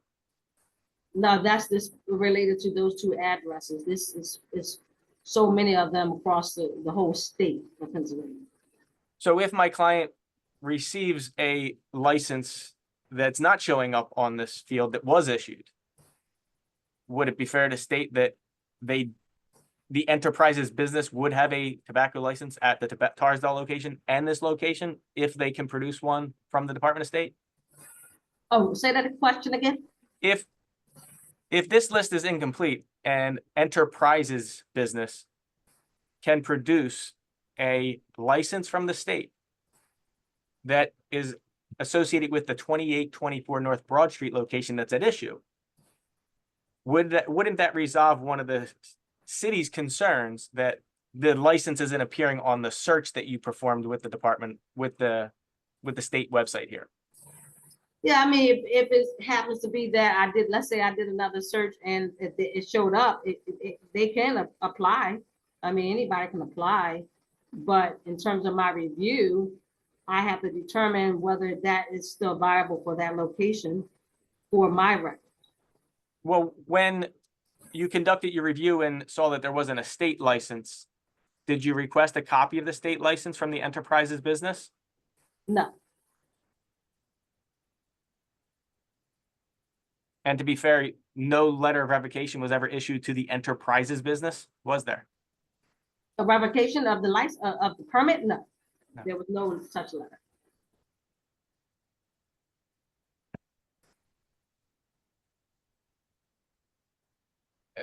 Exhibit C of the city's packet, page 8. You testified that this is a commercial activity license that's affiliated with the Enterprises business, correct? Correct.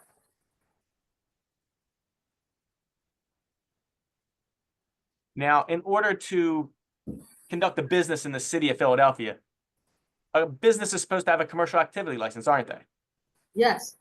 And that would allow you to sell items in the city, right? Say that question again? You could sell items in the city, retail items. Yeah, yes. Could you sell fuel? You can operate anything with the business. Okay. So having that commercial activity license for the Enterprises business doesn't mean that they're selling the tobacco at this location, does it? No.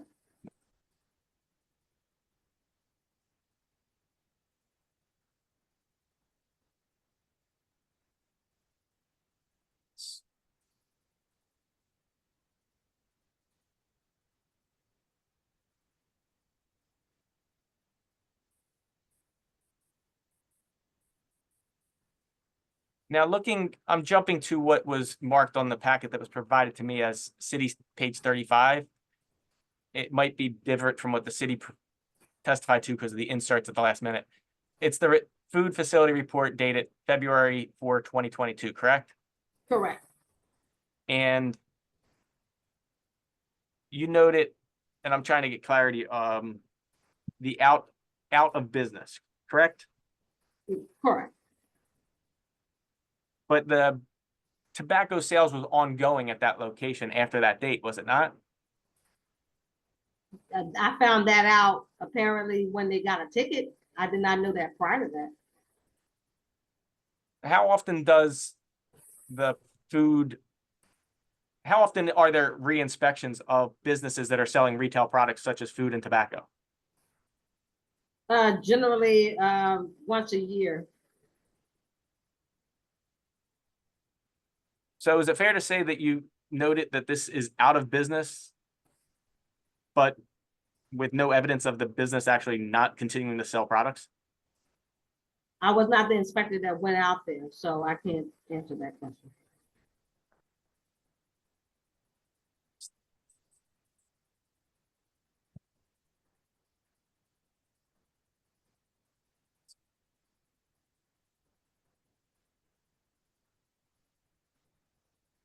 Now, the city went through, going back to City Exhibit D, page 24. You showed and testified to Enterprises motor vehicle repair license, correct? Yes. And it was expired? Yes. They don't need that license to sell tobacco at the property, correct? No. And part of your testimony was with the food establishment permit, and I'm going to jump to page 30 of that exhibit, city page 30. That's a food establishment license that expires January 27, 2024, correct? Correct. And that's a license that would have to be renewed by the city, by the owner, correct? Correct. Do you know if that was submitted for renewal? You mean the license was submitted for renewal? If Enterprises submitted to renew that permit? Apparently, it based on expiration data of 1/27/24. I don't know if they did it after that date. Yeah. So it could be that they do have currently a active food license at the location if it got renewed. Oh, if it was renewed at that point, oh yeah, during my review, it was not an active food license at that time. And your review was done back when you did the letter to revoke them? Yeah. Yeah.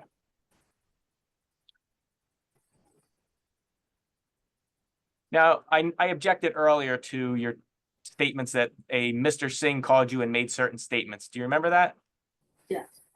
Did he submit any emails to the city with those statements? No. Any letters? No. Is there any written documentation that of the allegations that were made? Nothing written up. Nothing. No further questions, Mr. All right, thank you. Any additional witnesses? No, Chairman Woodson, if I could, and I know it's late, just very brief redirect with Ms. Wilkins. Okay. Ms. Wilkins, because this can be confusing, correct? The enterprise's name and the enterprises name. It's confusing, right? Yes. So based on our review of those permits, it appears that enterprises regarding the 2824 North Broad Street location, approximately when did they stop having permits or licenses for that location? You mean the general licenses, right? Not. Yes. Oh, it appears that occurred in 21. And when did Sona and Singh Enterprises start obtaining licenses for the 2824 North Broad Street address? In 21. And the out of business inspection report, do you remember the date that occurred? That was in February of 2022. So during your investigation, right, you were seeing these documents showing Sona and Singh Enterprises has basically ceased operations since 2021, 2022, correct? Correct.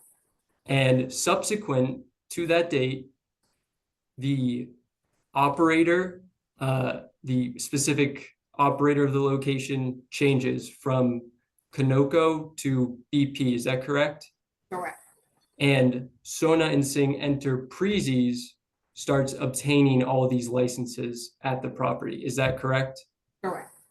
And so would you say it's fair that your opinion is that as of 2021, 2020, early 2022, the location was controlled and operated by Sona and Singh Enterprises? Correct. Thank you, that's all. Okay, any additional witnesses? No, Chairman Woodson. Okay, Mr. McElhenney? I will just call the corporate representative, Cosme. I don't know if he's been sworn in or yet not already. Yes, he was sworn in earlier. Okay. I'm gonna. Mr. McElhenney? Yes. Given the complexity in these similar names, if your witness could change the label on his screen, so in fact his name is noted. Cosme, can you update your name and just at least put the first name or your full name if it fits, which it should. Yeah, no problem. Excellent. Now, members of the board, if I may just call my witness Cosme for simplicity. Okay, how are you spelling that? Kazmi. Okay. All righty. Now, Cosme, are you the corporate representative for the Enterprises company? We lose him? I'm here. Oh, there you are. Are you the corporate representative here to testify on behalf of the Enterprises company? I am.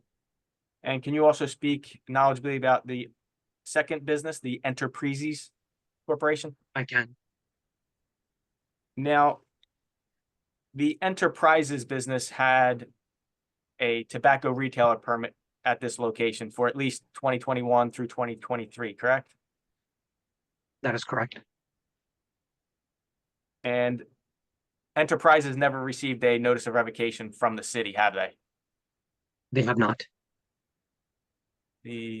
And to go through the exhibits, this is what we call appellant one. It's the same city level is this the denial letter that was issued to the Enterprises business? That is correct. And is the basis of the revocation, is it fair to say it states that the previous permit holder, the Enterprises, is no longer the owner and operator of BP Amico Broad Street at this location? That is correct. What is the relevance, or what does the BP Amico Broad Street mean in terms of the corporate naming at the location? It has no relevance. BP Amico Broad Street is just the trade name or the DBA name, as the department refers to. But the permit holder, Sona and Singh Enterprises Inc., is the entity and the permit holder on record. The BP Amico Broad Street is just a DBA or a trade name, but has no relevance to the permit holder. So if it says BP or Conoco, it doesn't change the corporate ownership? It does not. It's similar to, if you're a Rita's Water Ice or you change to Philadelphia Water, I mean, or any name outside the premises, the entity or the corporate or the corporation who is the license holder is Sona and Singh Enterprises Inc. So the corporation is registered under Sona and Singh Enterprises Inc. The BP Amico Broad Street is just for what the city uses as a trade name or reference name, but BP Amico Broad Street is not part of the corporation that's registered with the Department of State or the Revenue Department. Now, are there two corporate businesses operating at this location on North Broad Street? Yes, Michael. There are two businesses, Sona and Singh Enterprises, which operates the convenience store and has operated the convenience store. When I say the convenience store, I mean the store that's selling the tobacco and the candy and chips and whatever convenience store items there are. So Sona and Singh Enterprises location has been operating there and currently operates there as a convenience store. The Sona and Singh Enterprises corporation is the one that operates the fuel. So this, just for your reference, and some of the board members, who are not familiar with the location, the lot and block encompasses a gas station and a convenience store. The convenience store is operated and owned by Sona and Singh Enterprises, and the gas station is operated by the Enterprises Corporation. So they're two distinct businesses who sell two distinct items. They just happen to be on the same lot and block, but they're two different businesses. They always have been two different businesses for years and years. And they continue to be two different businesses. You just happen to be on the same lot and block. And so if there's two businesses operating there, how are sales completed? Are there separate transactions, separate, I should say, cashiers? No, Michael. So it's the same cashier who handles both operations, but they have different bank accounts, different EINs, different licenses for each operations, which is very customary. I would say 90% of the gas stations operate in the similar manner. So it's not something that I'm doing, which is something that we created. Gas station, convenience store are usually operated separately, even though they're on the same lot and block. They help each other, and they provide customers to one another. But 90% of the gas stations, I would say, operate with two different owners or two different entities. The store is always operated by one entity, and the fuel is operated by the other. Show of proof for the statistic about gas stations being operated distinctly from convenience stores. Is there anything that's available, Mr. McElhenney? Well, my client's testifying as to his experience as that's how gas station. This is not an uncommon scenario. I don't have anything other than my client's testimony. Okay, well let's do this then. The objection is sustained, so I'd like the client to just stick to what he does. Sure, I've been involved with over 50 gas stations. So what I'm asking your attorney to direct you to do is to testify as to how you operate, rather than the wider objection that was lodged. Cosme, how many gas station operations have you worked for or been involved with in the past, say, 10 years? Over 50. And how many of the ones that you have been a participant in had a dual ownership structure? 40 to 45. I don't know the exact Objection, number off show the top of my head. approved. That's his personal experience. Overruled. Look, no. Objection overruled. Let's proceed. Let's move Okay, we're on. gonna move on. Now, upon receipt of this letter to Enterprises at the Broad Street location, is it fair to say that Enterprises did file an appeal, even though they did not get a copy of this from the city? Yes, Michael. So we, upon receiving of a denial letter for Enterprises was kind of shocking. So we went ahead and filed an appeal to appropriate board on behalf of Enterprises, even though Enterprises never got a revocation or a denial. And is that appeal form at Appellant Exhibit 2? That is correct. And as part of the reasons for the appeal, what was the reason for filing the appeal to challenge the revocation? It was quite simple. We filed for a renewal like we have every single year for the past, God knows, dozen years, however long this law has been applicable. So we did the same exact process every single year. We were shocked to see that there was a denial from the health department. They didn't really give us any option or didn't really ask us anything prior to denying. So we reached out to the health department to find out what was going on. Quite frankly, you're supposed to apply in October and November of 2023 for your 2024 license. So it's shocking that we get a denial letter like in 8 or 9 months after we applied. So for 8, 9 months, we're completely silent. We didn't hear from the city at all. And the next thing we know, we get a denial letter. So it's we called the city to find out what was going on. We spoke to the city, and then after that we filed the appeal. And you did submit a timely renewal application, correct, for 2023? Absolutely. I'm gonna put on the screen Appellant Exhibit 3. And can you describe, would you recognize that? I do. That is the form that the city mandates you fill out for your renewal, customarily to what we do with every single location. So these are actually, what you're showing to me is the screenshot that I took when filling out the application. We've had multiple issues with the city over the years. So I've always made it a habit to have proof of my filing for renewal in the event that the city says they never got one, which they have done before and we won multiple times. So we always take in a screenshot just to prove that I actually did find timely file for renewal. And what is the name of the company for the renewal? It's the same company that's always been operating there, and it's the same company that operates the convenience store, which is Sona and Singh Enterprises Inc. And what was the doing business as name? EPAMCO Broad Street. Now, you previously testified that Enterprises had a tobacco license in 2021, correct? The permit? Yes. I misphrased it. A tobacco retailer permit. Yes. Appellant Exhibit 4 I've just put on the screen. What is that document? The renewal that we received on behalf of the city, allowing us to sell tobacco at 2824 North Broad Street as the retailer Sona and Singh Enterprises Inc. For the year 2021. And you have one for year 2022 as well? That is correct, Michael. I'm gonna put on the screen Appellant Exhibit 5. What's that document?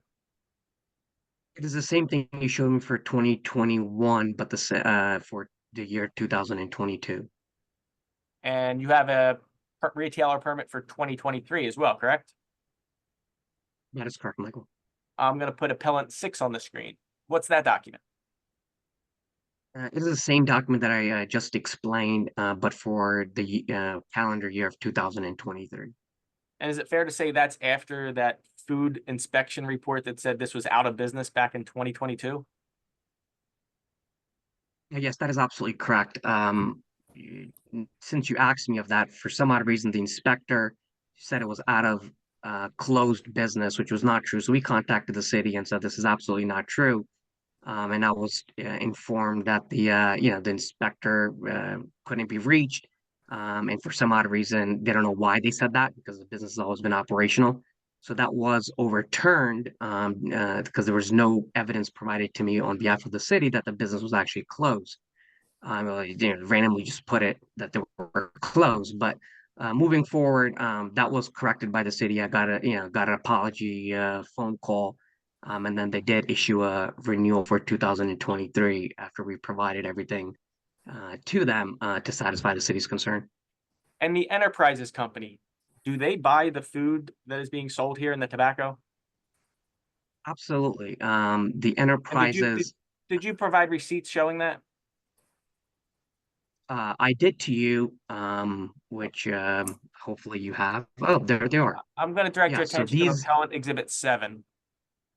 Did you recognize it? I do. What is it? These are invoices from our distributors who are authorized to sell us various tobacco and non-tobacco products for the convenience store. And if I can direct you to the top of that invoice, which lists who the product is being sold to. And what's the name of that company? This Sona and Singh Enterprises Inc.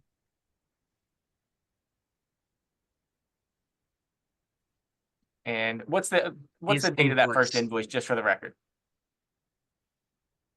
If you can go up, please, a little bit. 6/15/2023. And I'm not familiar with the types of products. Can you just generally describe what type of products are listed here? The first dozen Mr. items- McElhaney, we can see that, yes. Fair enough. Now, They're tobacco products. let me get out. And just for is it fair to say that Enterprises is the company buying and paying for these supplies? Yes, correct. The invoices list the customer name, which is Sona and Singh Enterprises Inc. So this is the entity which is buying and the merchandise, which it later is reselling to its customers at the 2824 North Broad Street location. And moving on, the city showed food safety reports, and we have them as Exhibit 8 for it. I'll just to speed up.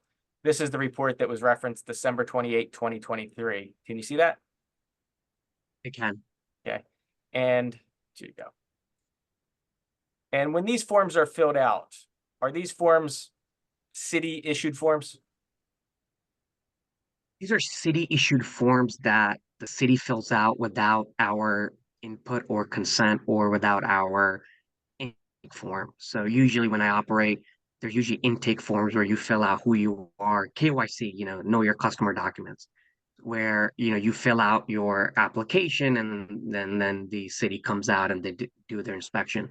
This particular report that you're referencing to, the facility name, the address, corporate officer, licensee is not something I provided to them, and it's not something we provide. So when they come out for an inspection, they don't give us a form to fill out who we are, and then they use that information to fill out a food facility inspection report. They just come in here, they have their own information, they fill it out, they do their inspection, and they leave.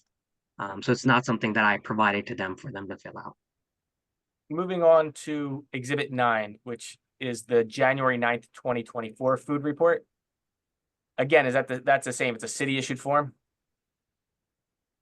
City issued form, and none of the information on here is something that I provided to them.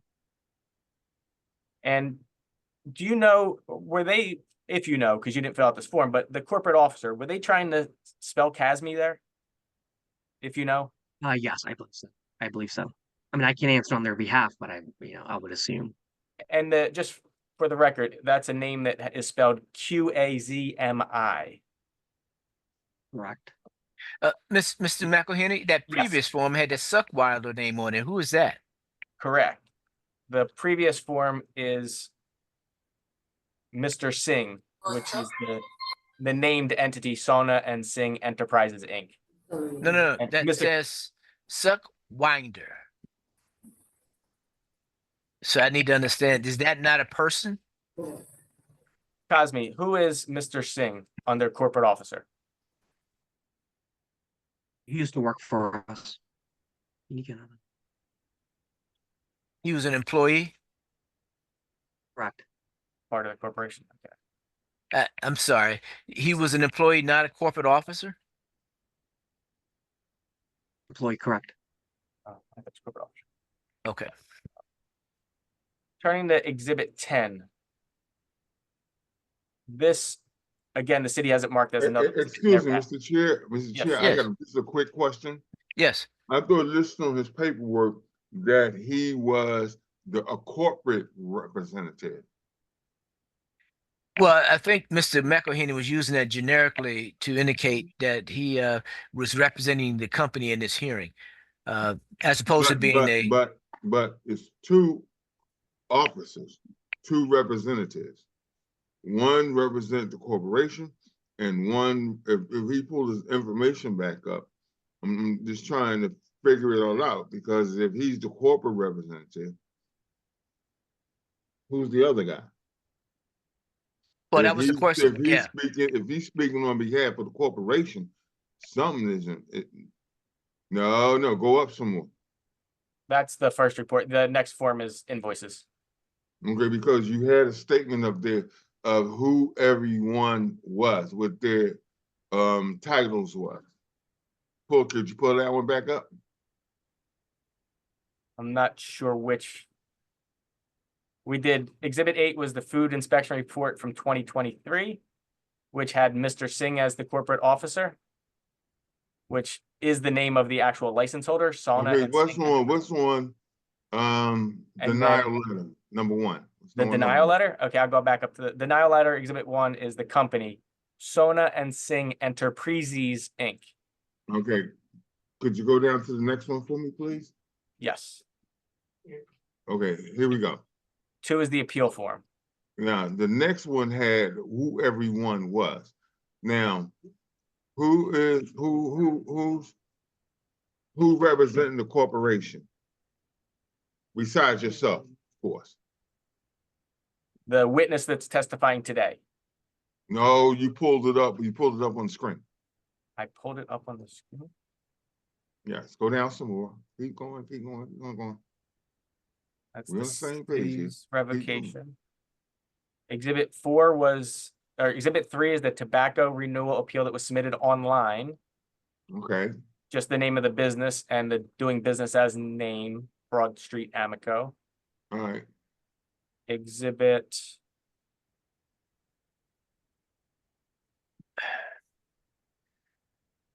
Okay, I guess the issue is in terms of the documents that have been provided, the individuals who are named in the corporate documents, are there others other than Sonia and Singh? Are there other individuals? Is Cosme? Is there someone else or other list of individuals who are part of the corporation? That's a question for Cosme. It's a corporation, so it's the employees and I was just trying to help Yeah. Mr. Washington tease out the information that he was. I don't. Okay. 'cause I don't have the answer. Mr. Chair. Yes, I sir. asked that question because what I don't remember, was it Sonia Singh? Sona Singh. S-O-N-A. No. When he pulled up the paperwork, they had another name listed down. And I was just trying to figure out who that was.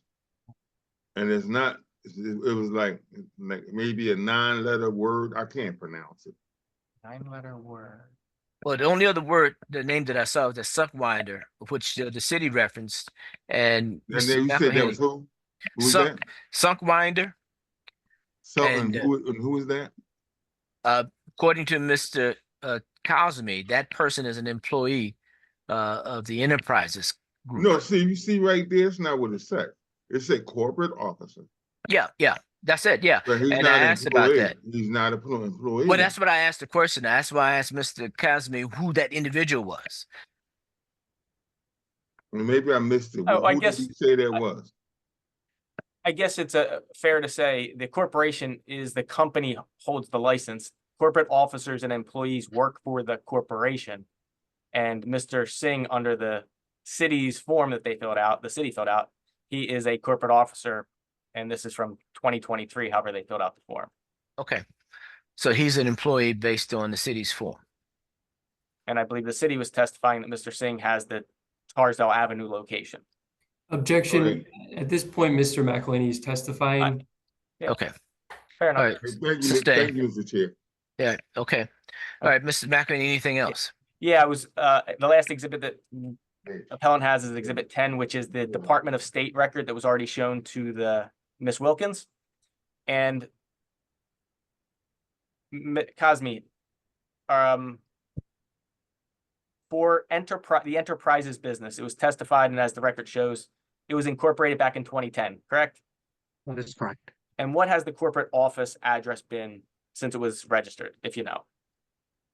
1803-07 Torresdale Avenue, Philadelphia, PA. That has been the address for the entity since its inception in 2010. And when did Mr. Washington, we're getting some background. So, Mr. Washington, we need I'm trying to cut it off. Yeah. Give me a second. Mr. Wage, there you go. Thank you. And the Enterprises business, when did that come into existence? Came into existence sometimes in 2021, and it operated the fuel portion of the property since 2021, but doesn't mean Sona and Singh Enterprises stopped doing business in 2021 at this location. Sona and Singh Enterprises just operated the fuel since 2021 at the 2824 North Broad Street location. Going back to this location and how the businesses are operated together, how do you divide the sales, or how is the accounting handled if it's all done at one register at one location? So the cash register tape, the register that you use when someone comes in and you pay a $20 bill, at the end of the night, it generates a end of day sales report. On that report, it breaks it down for every sale that was done and how much of a sale was for the convenience store and how much sale was for the gas station. So it'll break it down and say you did $10,000 today. 4,000 of it was for convenience store, 6,000 of it was for the gas station. So that report would break down each individual transaction, plus it'll break down the total volume for that particular day, particular week, and particular month, depending on what report you run. So this way, we know how much transactions were conducted for the convenience store under Sona and Singh Enterprises, and how much fuel transactions were conducted under Sona and Singh Enterprises. And is there a business reason for having two separate companies between fuel and tobacco? It's multiple reasons. One is risk diversion. You don't want to have everything under one umbrella. You always told, you don't want to have all your eggs in one basket. Similarly, you don't want to do the same thing for business. So there's tax benefits, there are risk aversion, liability benefits, hence why you don't put all your eggs in one basket. So there's different entities which operate different businesses, and for liability purposes and licensing purposes, there's always benefits as well. And previously, I'm showing City's Exhibit C, the state tobacco license report that was shown prior. Are you familiar with that report? I haven't, it's not the report that I usually visit, but it seems pretty familiar, correct? And Enterprises has a state license for tobacco, correct? That is correct. And is there a reason that they would have a state license for tobacco? Yeah, so when you apply online on the state's website, it's just a checklist of whatever licenses you want to apply for, and you just keep clicking, or you can select all, anything that's available for that particular entity.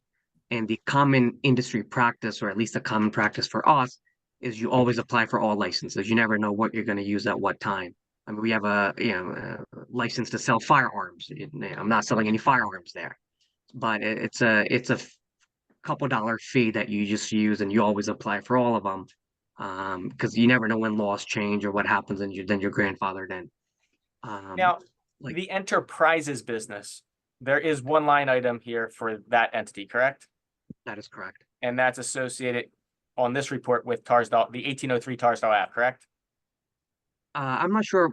I don't think this is a complete report, because Sona Singh also has Sona Singh Enterprises, along with Sona Singh Enterprises, have a lot more licenses that this particular report shows. Objection, show of proof and relevance.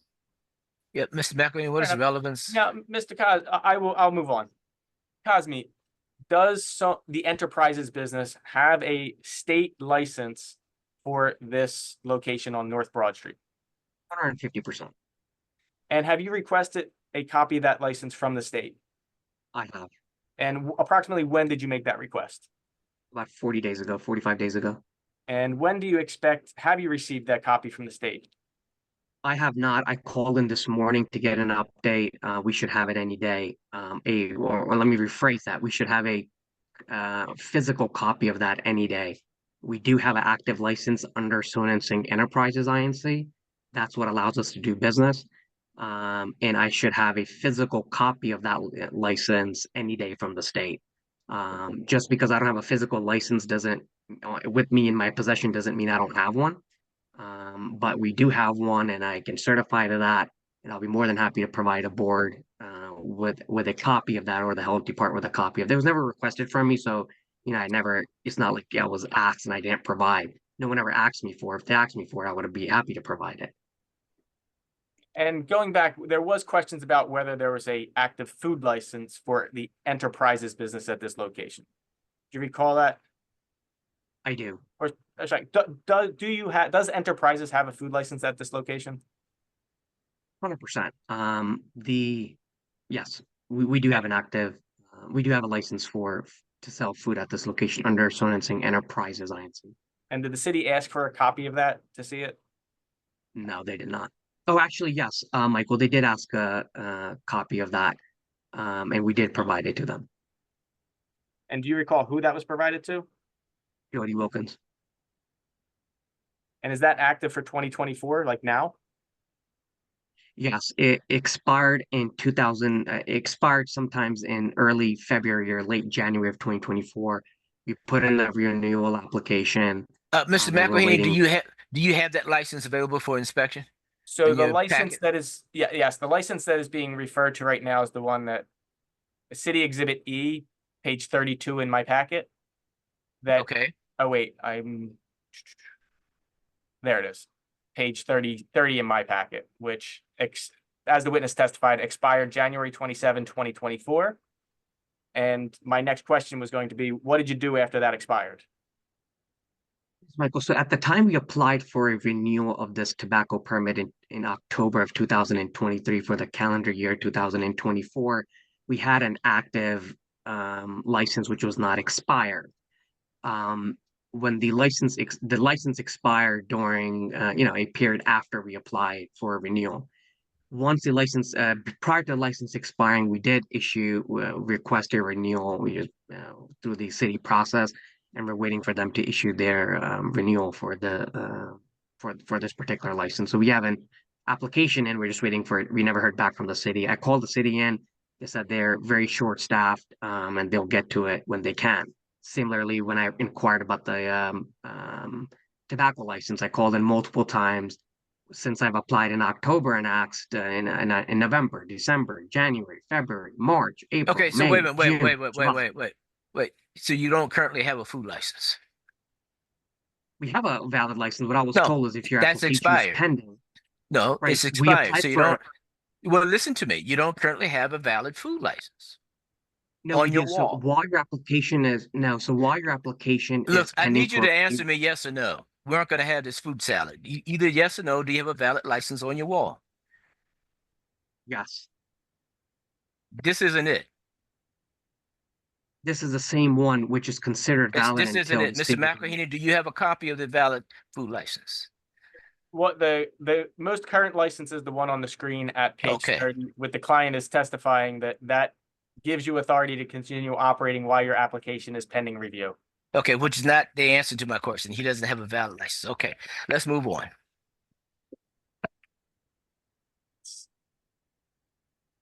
Like, if I just may add to No, that. no. You respond to your lawyer's question. We don't do free flow discussion. Mr. McElhenney?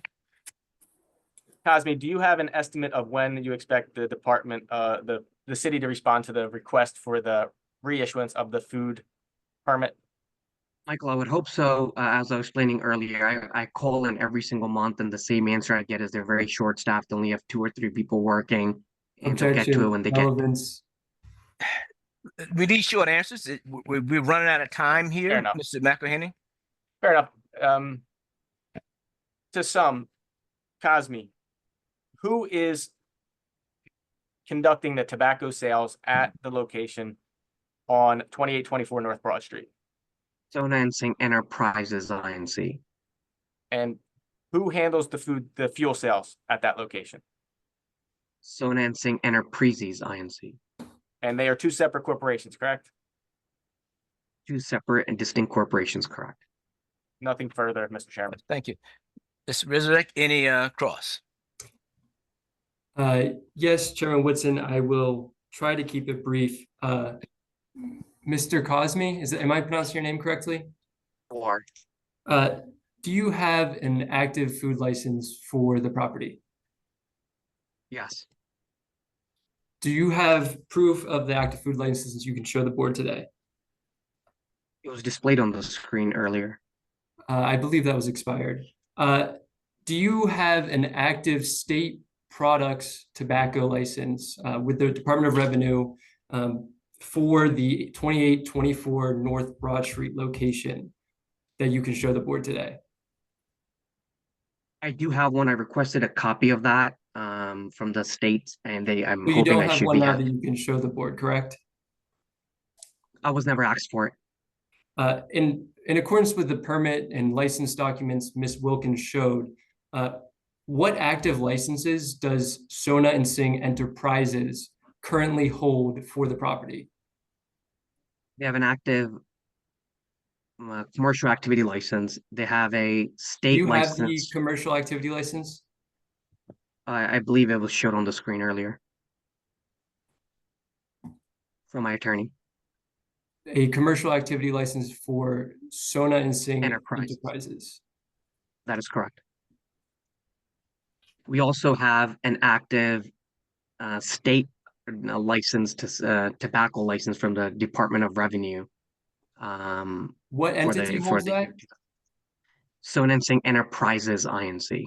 And that address related to that state tobacco license is for the Torresdale location, correct? At least according to the search performed. I can't answer on behalf of the search, but I have one for 2824 North Broad Street. Can you produce that right now? I was never asked to bring that today. I can certainly provide that. Okay, Mr. Cosme, I guess what I'm asking, what is your relationship to Sona and Singh Enterprises? I'm a corporate representative of the entity. And what is your relationship to Sona and Singh Enterprises? Corporate representative. So for both of these entities, you are a corporate representative. That is correct. And why are the names so similar? I'm not sure what that question is. Withdrawn. I guess you were a corporate officer for these entities, but Mr. Sukhwinder Singh is not a corporate officer for Sona and Singh Enterprises. He's just a manager. Is that what you testified to, correct? I'm a corporate representative. I'm not the CEO for both entities, so I can't answer which other corporate representatives are there. I don't have knowledge of You that. did testify Mr. Singh is just a manager at the location, correct? I say he's an employee of the entity. I didn't say Okay. the word manager. I believe you did. So at this point, I'm just going to, that's all the questions I have, Chairman Woodson. Anyone else have any questions? I do. Mr. Cosme, do you have any ownership of either enterprises or enterprises? Sorry, can you repeat that question? Do you have an ownership stake in either enterprise? No. So you are an employee as well? I'm a corporate representative. That's my designation with the entity. That means you are an employee, correct? I guess, yes. I mean, I think all There's no corporate- guessing. Either you are an employee, you receive a paycheck, or you aren't. Are you an Correct, a employee? corporate representative. So my Mr. designation was McElhinney, your client is not responsive. Please answer the question directly. Yes. Okay, thank you. Okay, now in these instances, who was the owner of the real estate at North Broad Street?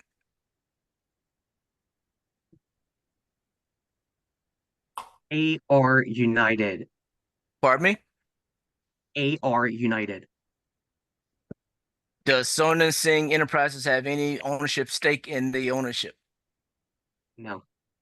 Is there a separate lease for Enterprises and Enterprises with the owner of the property? Yes. Okay. Anyone else have anything? Mr. Chair, I just want to be clear. Yeah. The folks who Sona and Singh Enterprises, I just want to be clear. You really don't have any ownership in it? They don't own the real estate. They have a lease, according to Mr. Cosme's testimony just now. They have a lease with the owner of the property, of the real estate. So who will be responsible for all of the, since we sending it on to them and they're just renters? Basically, They own the they're business. just renters. They own the business, so that would be the issue. Let's do this. So let me ask this one question before we go. Yes. Can he represent any information concerning the board? That I don't. I think Mr. McElhinney, as the attorney, has the authority to represent the interests of the company in the hearings. I would think. Whether Mr. Casme has been given any authority, I don't know. That has not come up yet. What I'd like to do is to ask if there are any additional questions. I'll ask both Mr. McElhinney to provide a closing argument, Mr. Resurrect do the same thing, and we need 2 minutes to in our executive session so we can come to a decision in this matter. Mr. McElhinney? Yes, I'll be brief. I thank everybody for their time. It's late. It was testified today and explained, I think, clearly by the witness. There are 2 separate corporations at this company that run 2 separate businesses selling 2 separate things. If the issue is that the state permit for the tobacco isn't showing up on that report that was generated online, my client will gladly present that when it comes in the mail next week or in the next 10 days. The food license that's in pending being reissued will be issued unless it's being held by the city for some unknown reason. But in terms of who's operating this business, who's paying for the tobacco, it is the Enterprises business that has had the tobacco retailer permit for years. And we showed the permits from 21, 22, and 23. Even after the city said, or they thought it was closed, the business, they reissued that tobacco permit license because it wasn't closed. I would submit that there's not sufficient evidence to take away a property right in this permit to run this business by the corporation that actually owns it and runs it, which is the Enterprises business. And I said, thank the board for their time. And I guess I would, just for clarity, move the records that we did go through and submit prior into the evidence. Okay, And thank no you, sir. objection to the city's records either. Okay, so submitted. Ms. Resurrect, any closing argument? Yes, thank you, Chairman Woodson, and thank you, board members, for your time today. I'm going to try to keep it brief. In 2016, the Department of Health promulgated these standards regarding tobacco sales that was intentionally created to limit the tobacco sales in the city of Philadelphia. They were trying to tighten these standards for tobacco retail permits in the name of public safety, essentially. What we have here is an appellant trying to skirt these regulations, an appellant that for a few years successfully skirted these regulations and would have continued to skirt these regulations, but for Ms. Wilkins' diligent investigation. The appellants have failed to produce a single document that links Sona and Singh Enterprises to the property located at 2824 North Broad Street. This entity cannot be allowed, and by this entity, I mean Sona and Singh Enterprises. They cannot be allowed to continue profiting off what I believe to be a deception. The board, I would ask to think about why these entities are named so similarly. Why Mr. Cosme could not produce any licenses, any permits. Apparently, this business is now operating without a food license. So why are these names so close? Personally, I believe that these names are close because these regulations set a cap on tobacco retailers. Sona and Singh Enterprises was exiting the business at this location, and an opportunistic other entity formed this Sona and Singh Enterprises. They applied for all the licenses they needed, but they couldn't get the tobacco permit because the standards for a new permit being issued are higher than the renewal of a former permit. So they created this name that is substantially similar, that it has been confusing all of us for the past hour, and have continued to profit off this deception. So at this point, I would move my exhibits into evidence and graciously request that this appeal be marked city affirm. So moved. We're going to take a short executive session and come back and vote. Thank you. Appreciate Thank your patience.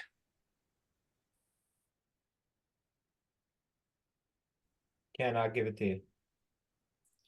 Or Steve, I mean.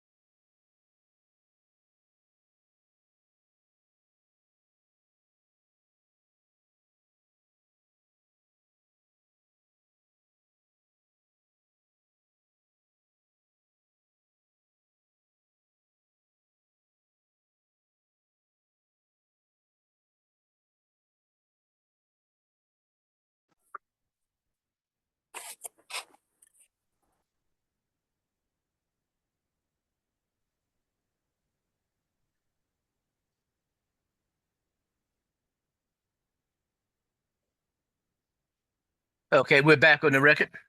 Thank you very much, everyone, for your patience and your cooperation. We will call the vote on HA-2024-002930 2824 North Broad Street, Sona and Singh Enterprises, City Affirm. City affirmed. City affirm. City affirm. Okay, it's a unanimous vote, City Affirm. Mr. McElhenney, as always, you have the right, of course, to appeal this decision. Thank you very much for your participation and your cooperation. All the witnesses are excused. Thank you. Thank you. Okay, Mr. Wade, do we have anything else? Set to recall the water department matter 37. 37? I believe it's going to be continued. Okay, all right. All right, who's, let's recall it. Case 37, hearing appeal ending 1051 4272 Viola Street, Helen, Houston, doing business as Luvania, Houston. Name to the record, please. Melanie Nezich for the City of Philadelphia, Chairman. I was able to speak to the petitioner in a breakout room, and we have agreed on a continuance. 60 days seems fair if the board is amenable to that. Okay, we And- will continue this for 60 days at the minimum. Thank you very much. I should ask though, is Miss Helen Houston still with us? She logged off, but she agreed with me to stay on and read it into the record as it's getting a little late. Okay, all right, thank you very much. All right, Mr. Wade, anything else? That's all. Okay, thank you everyone for your participation, your patience, and your willingness to sit through it all. Okay, have a good night. Have a good night, everyone. Good night. Good night, Anybody everyone. hear from Ralph? Good night. He said he had an emergency. Yeah, I think we'll need to call him. I think it's his sister-in-law, I think, Oh, okay. because she was really ill. Yeah. Yeah. Okay, Right. good night, everyone. Good night. Good night.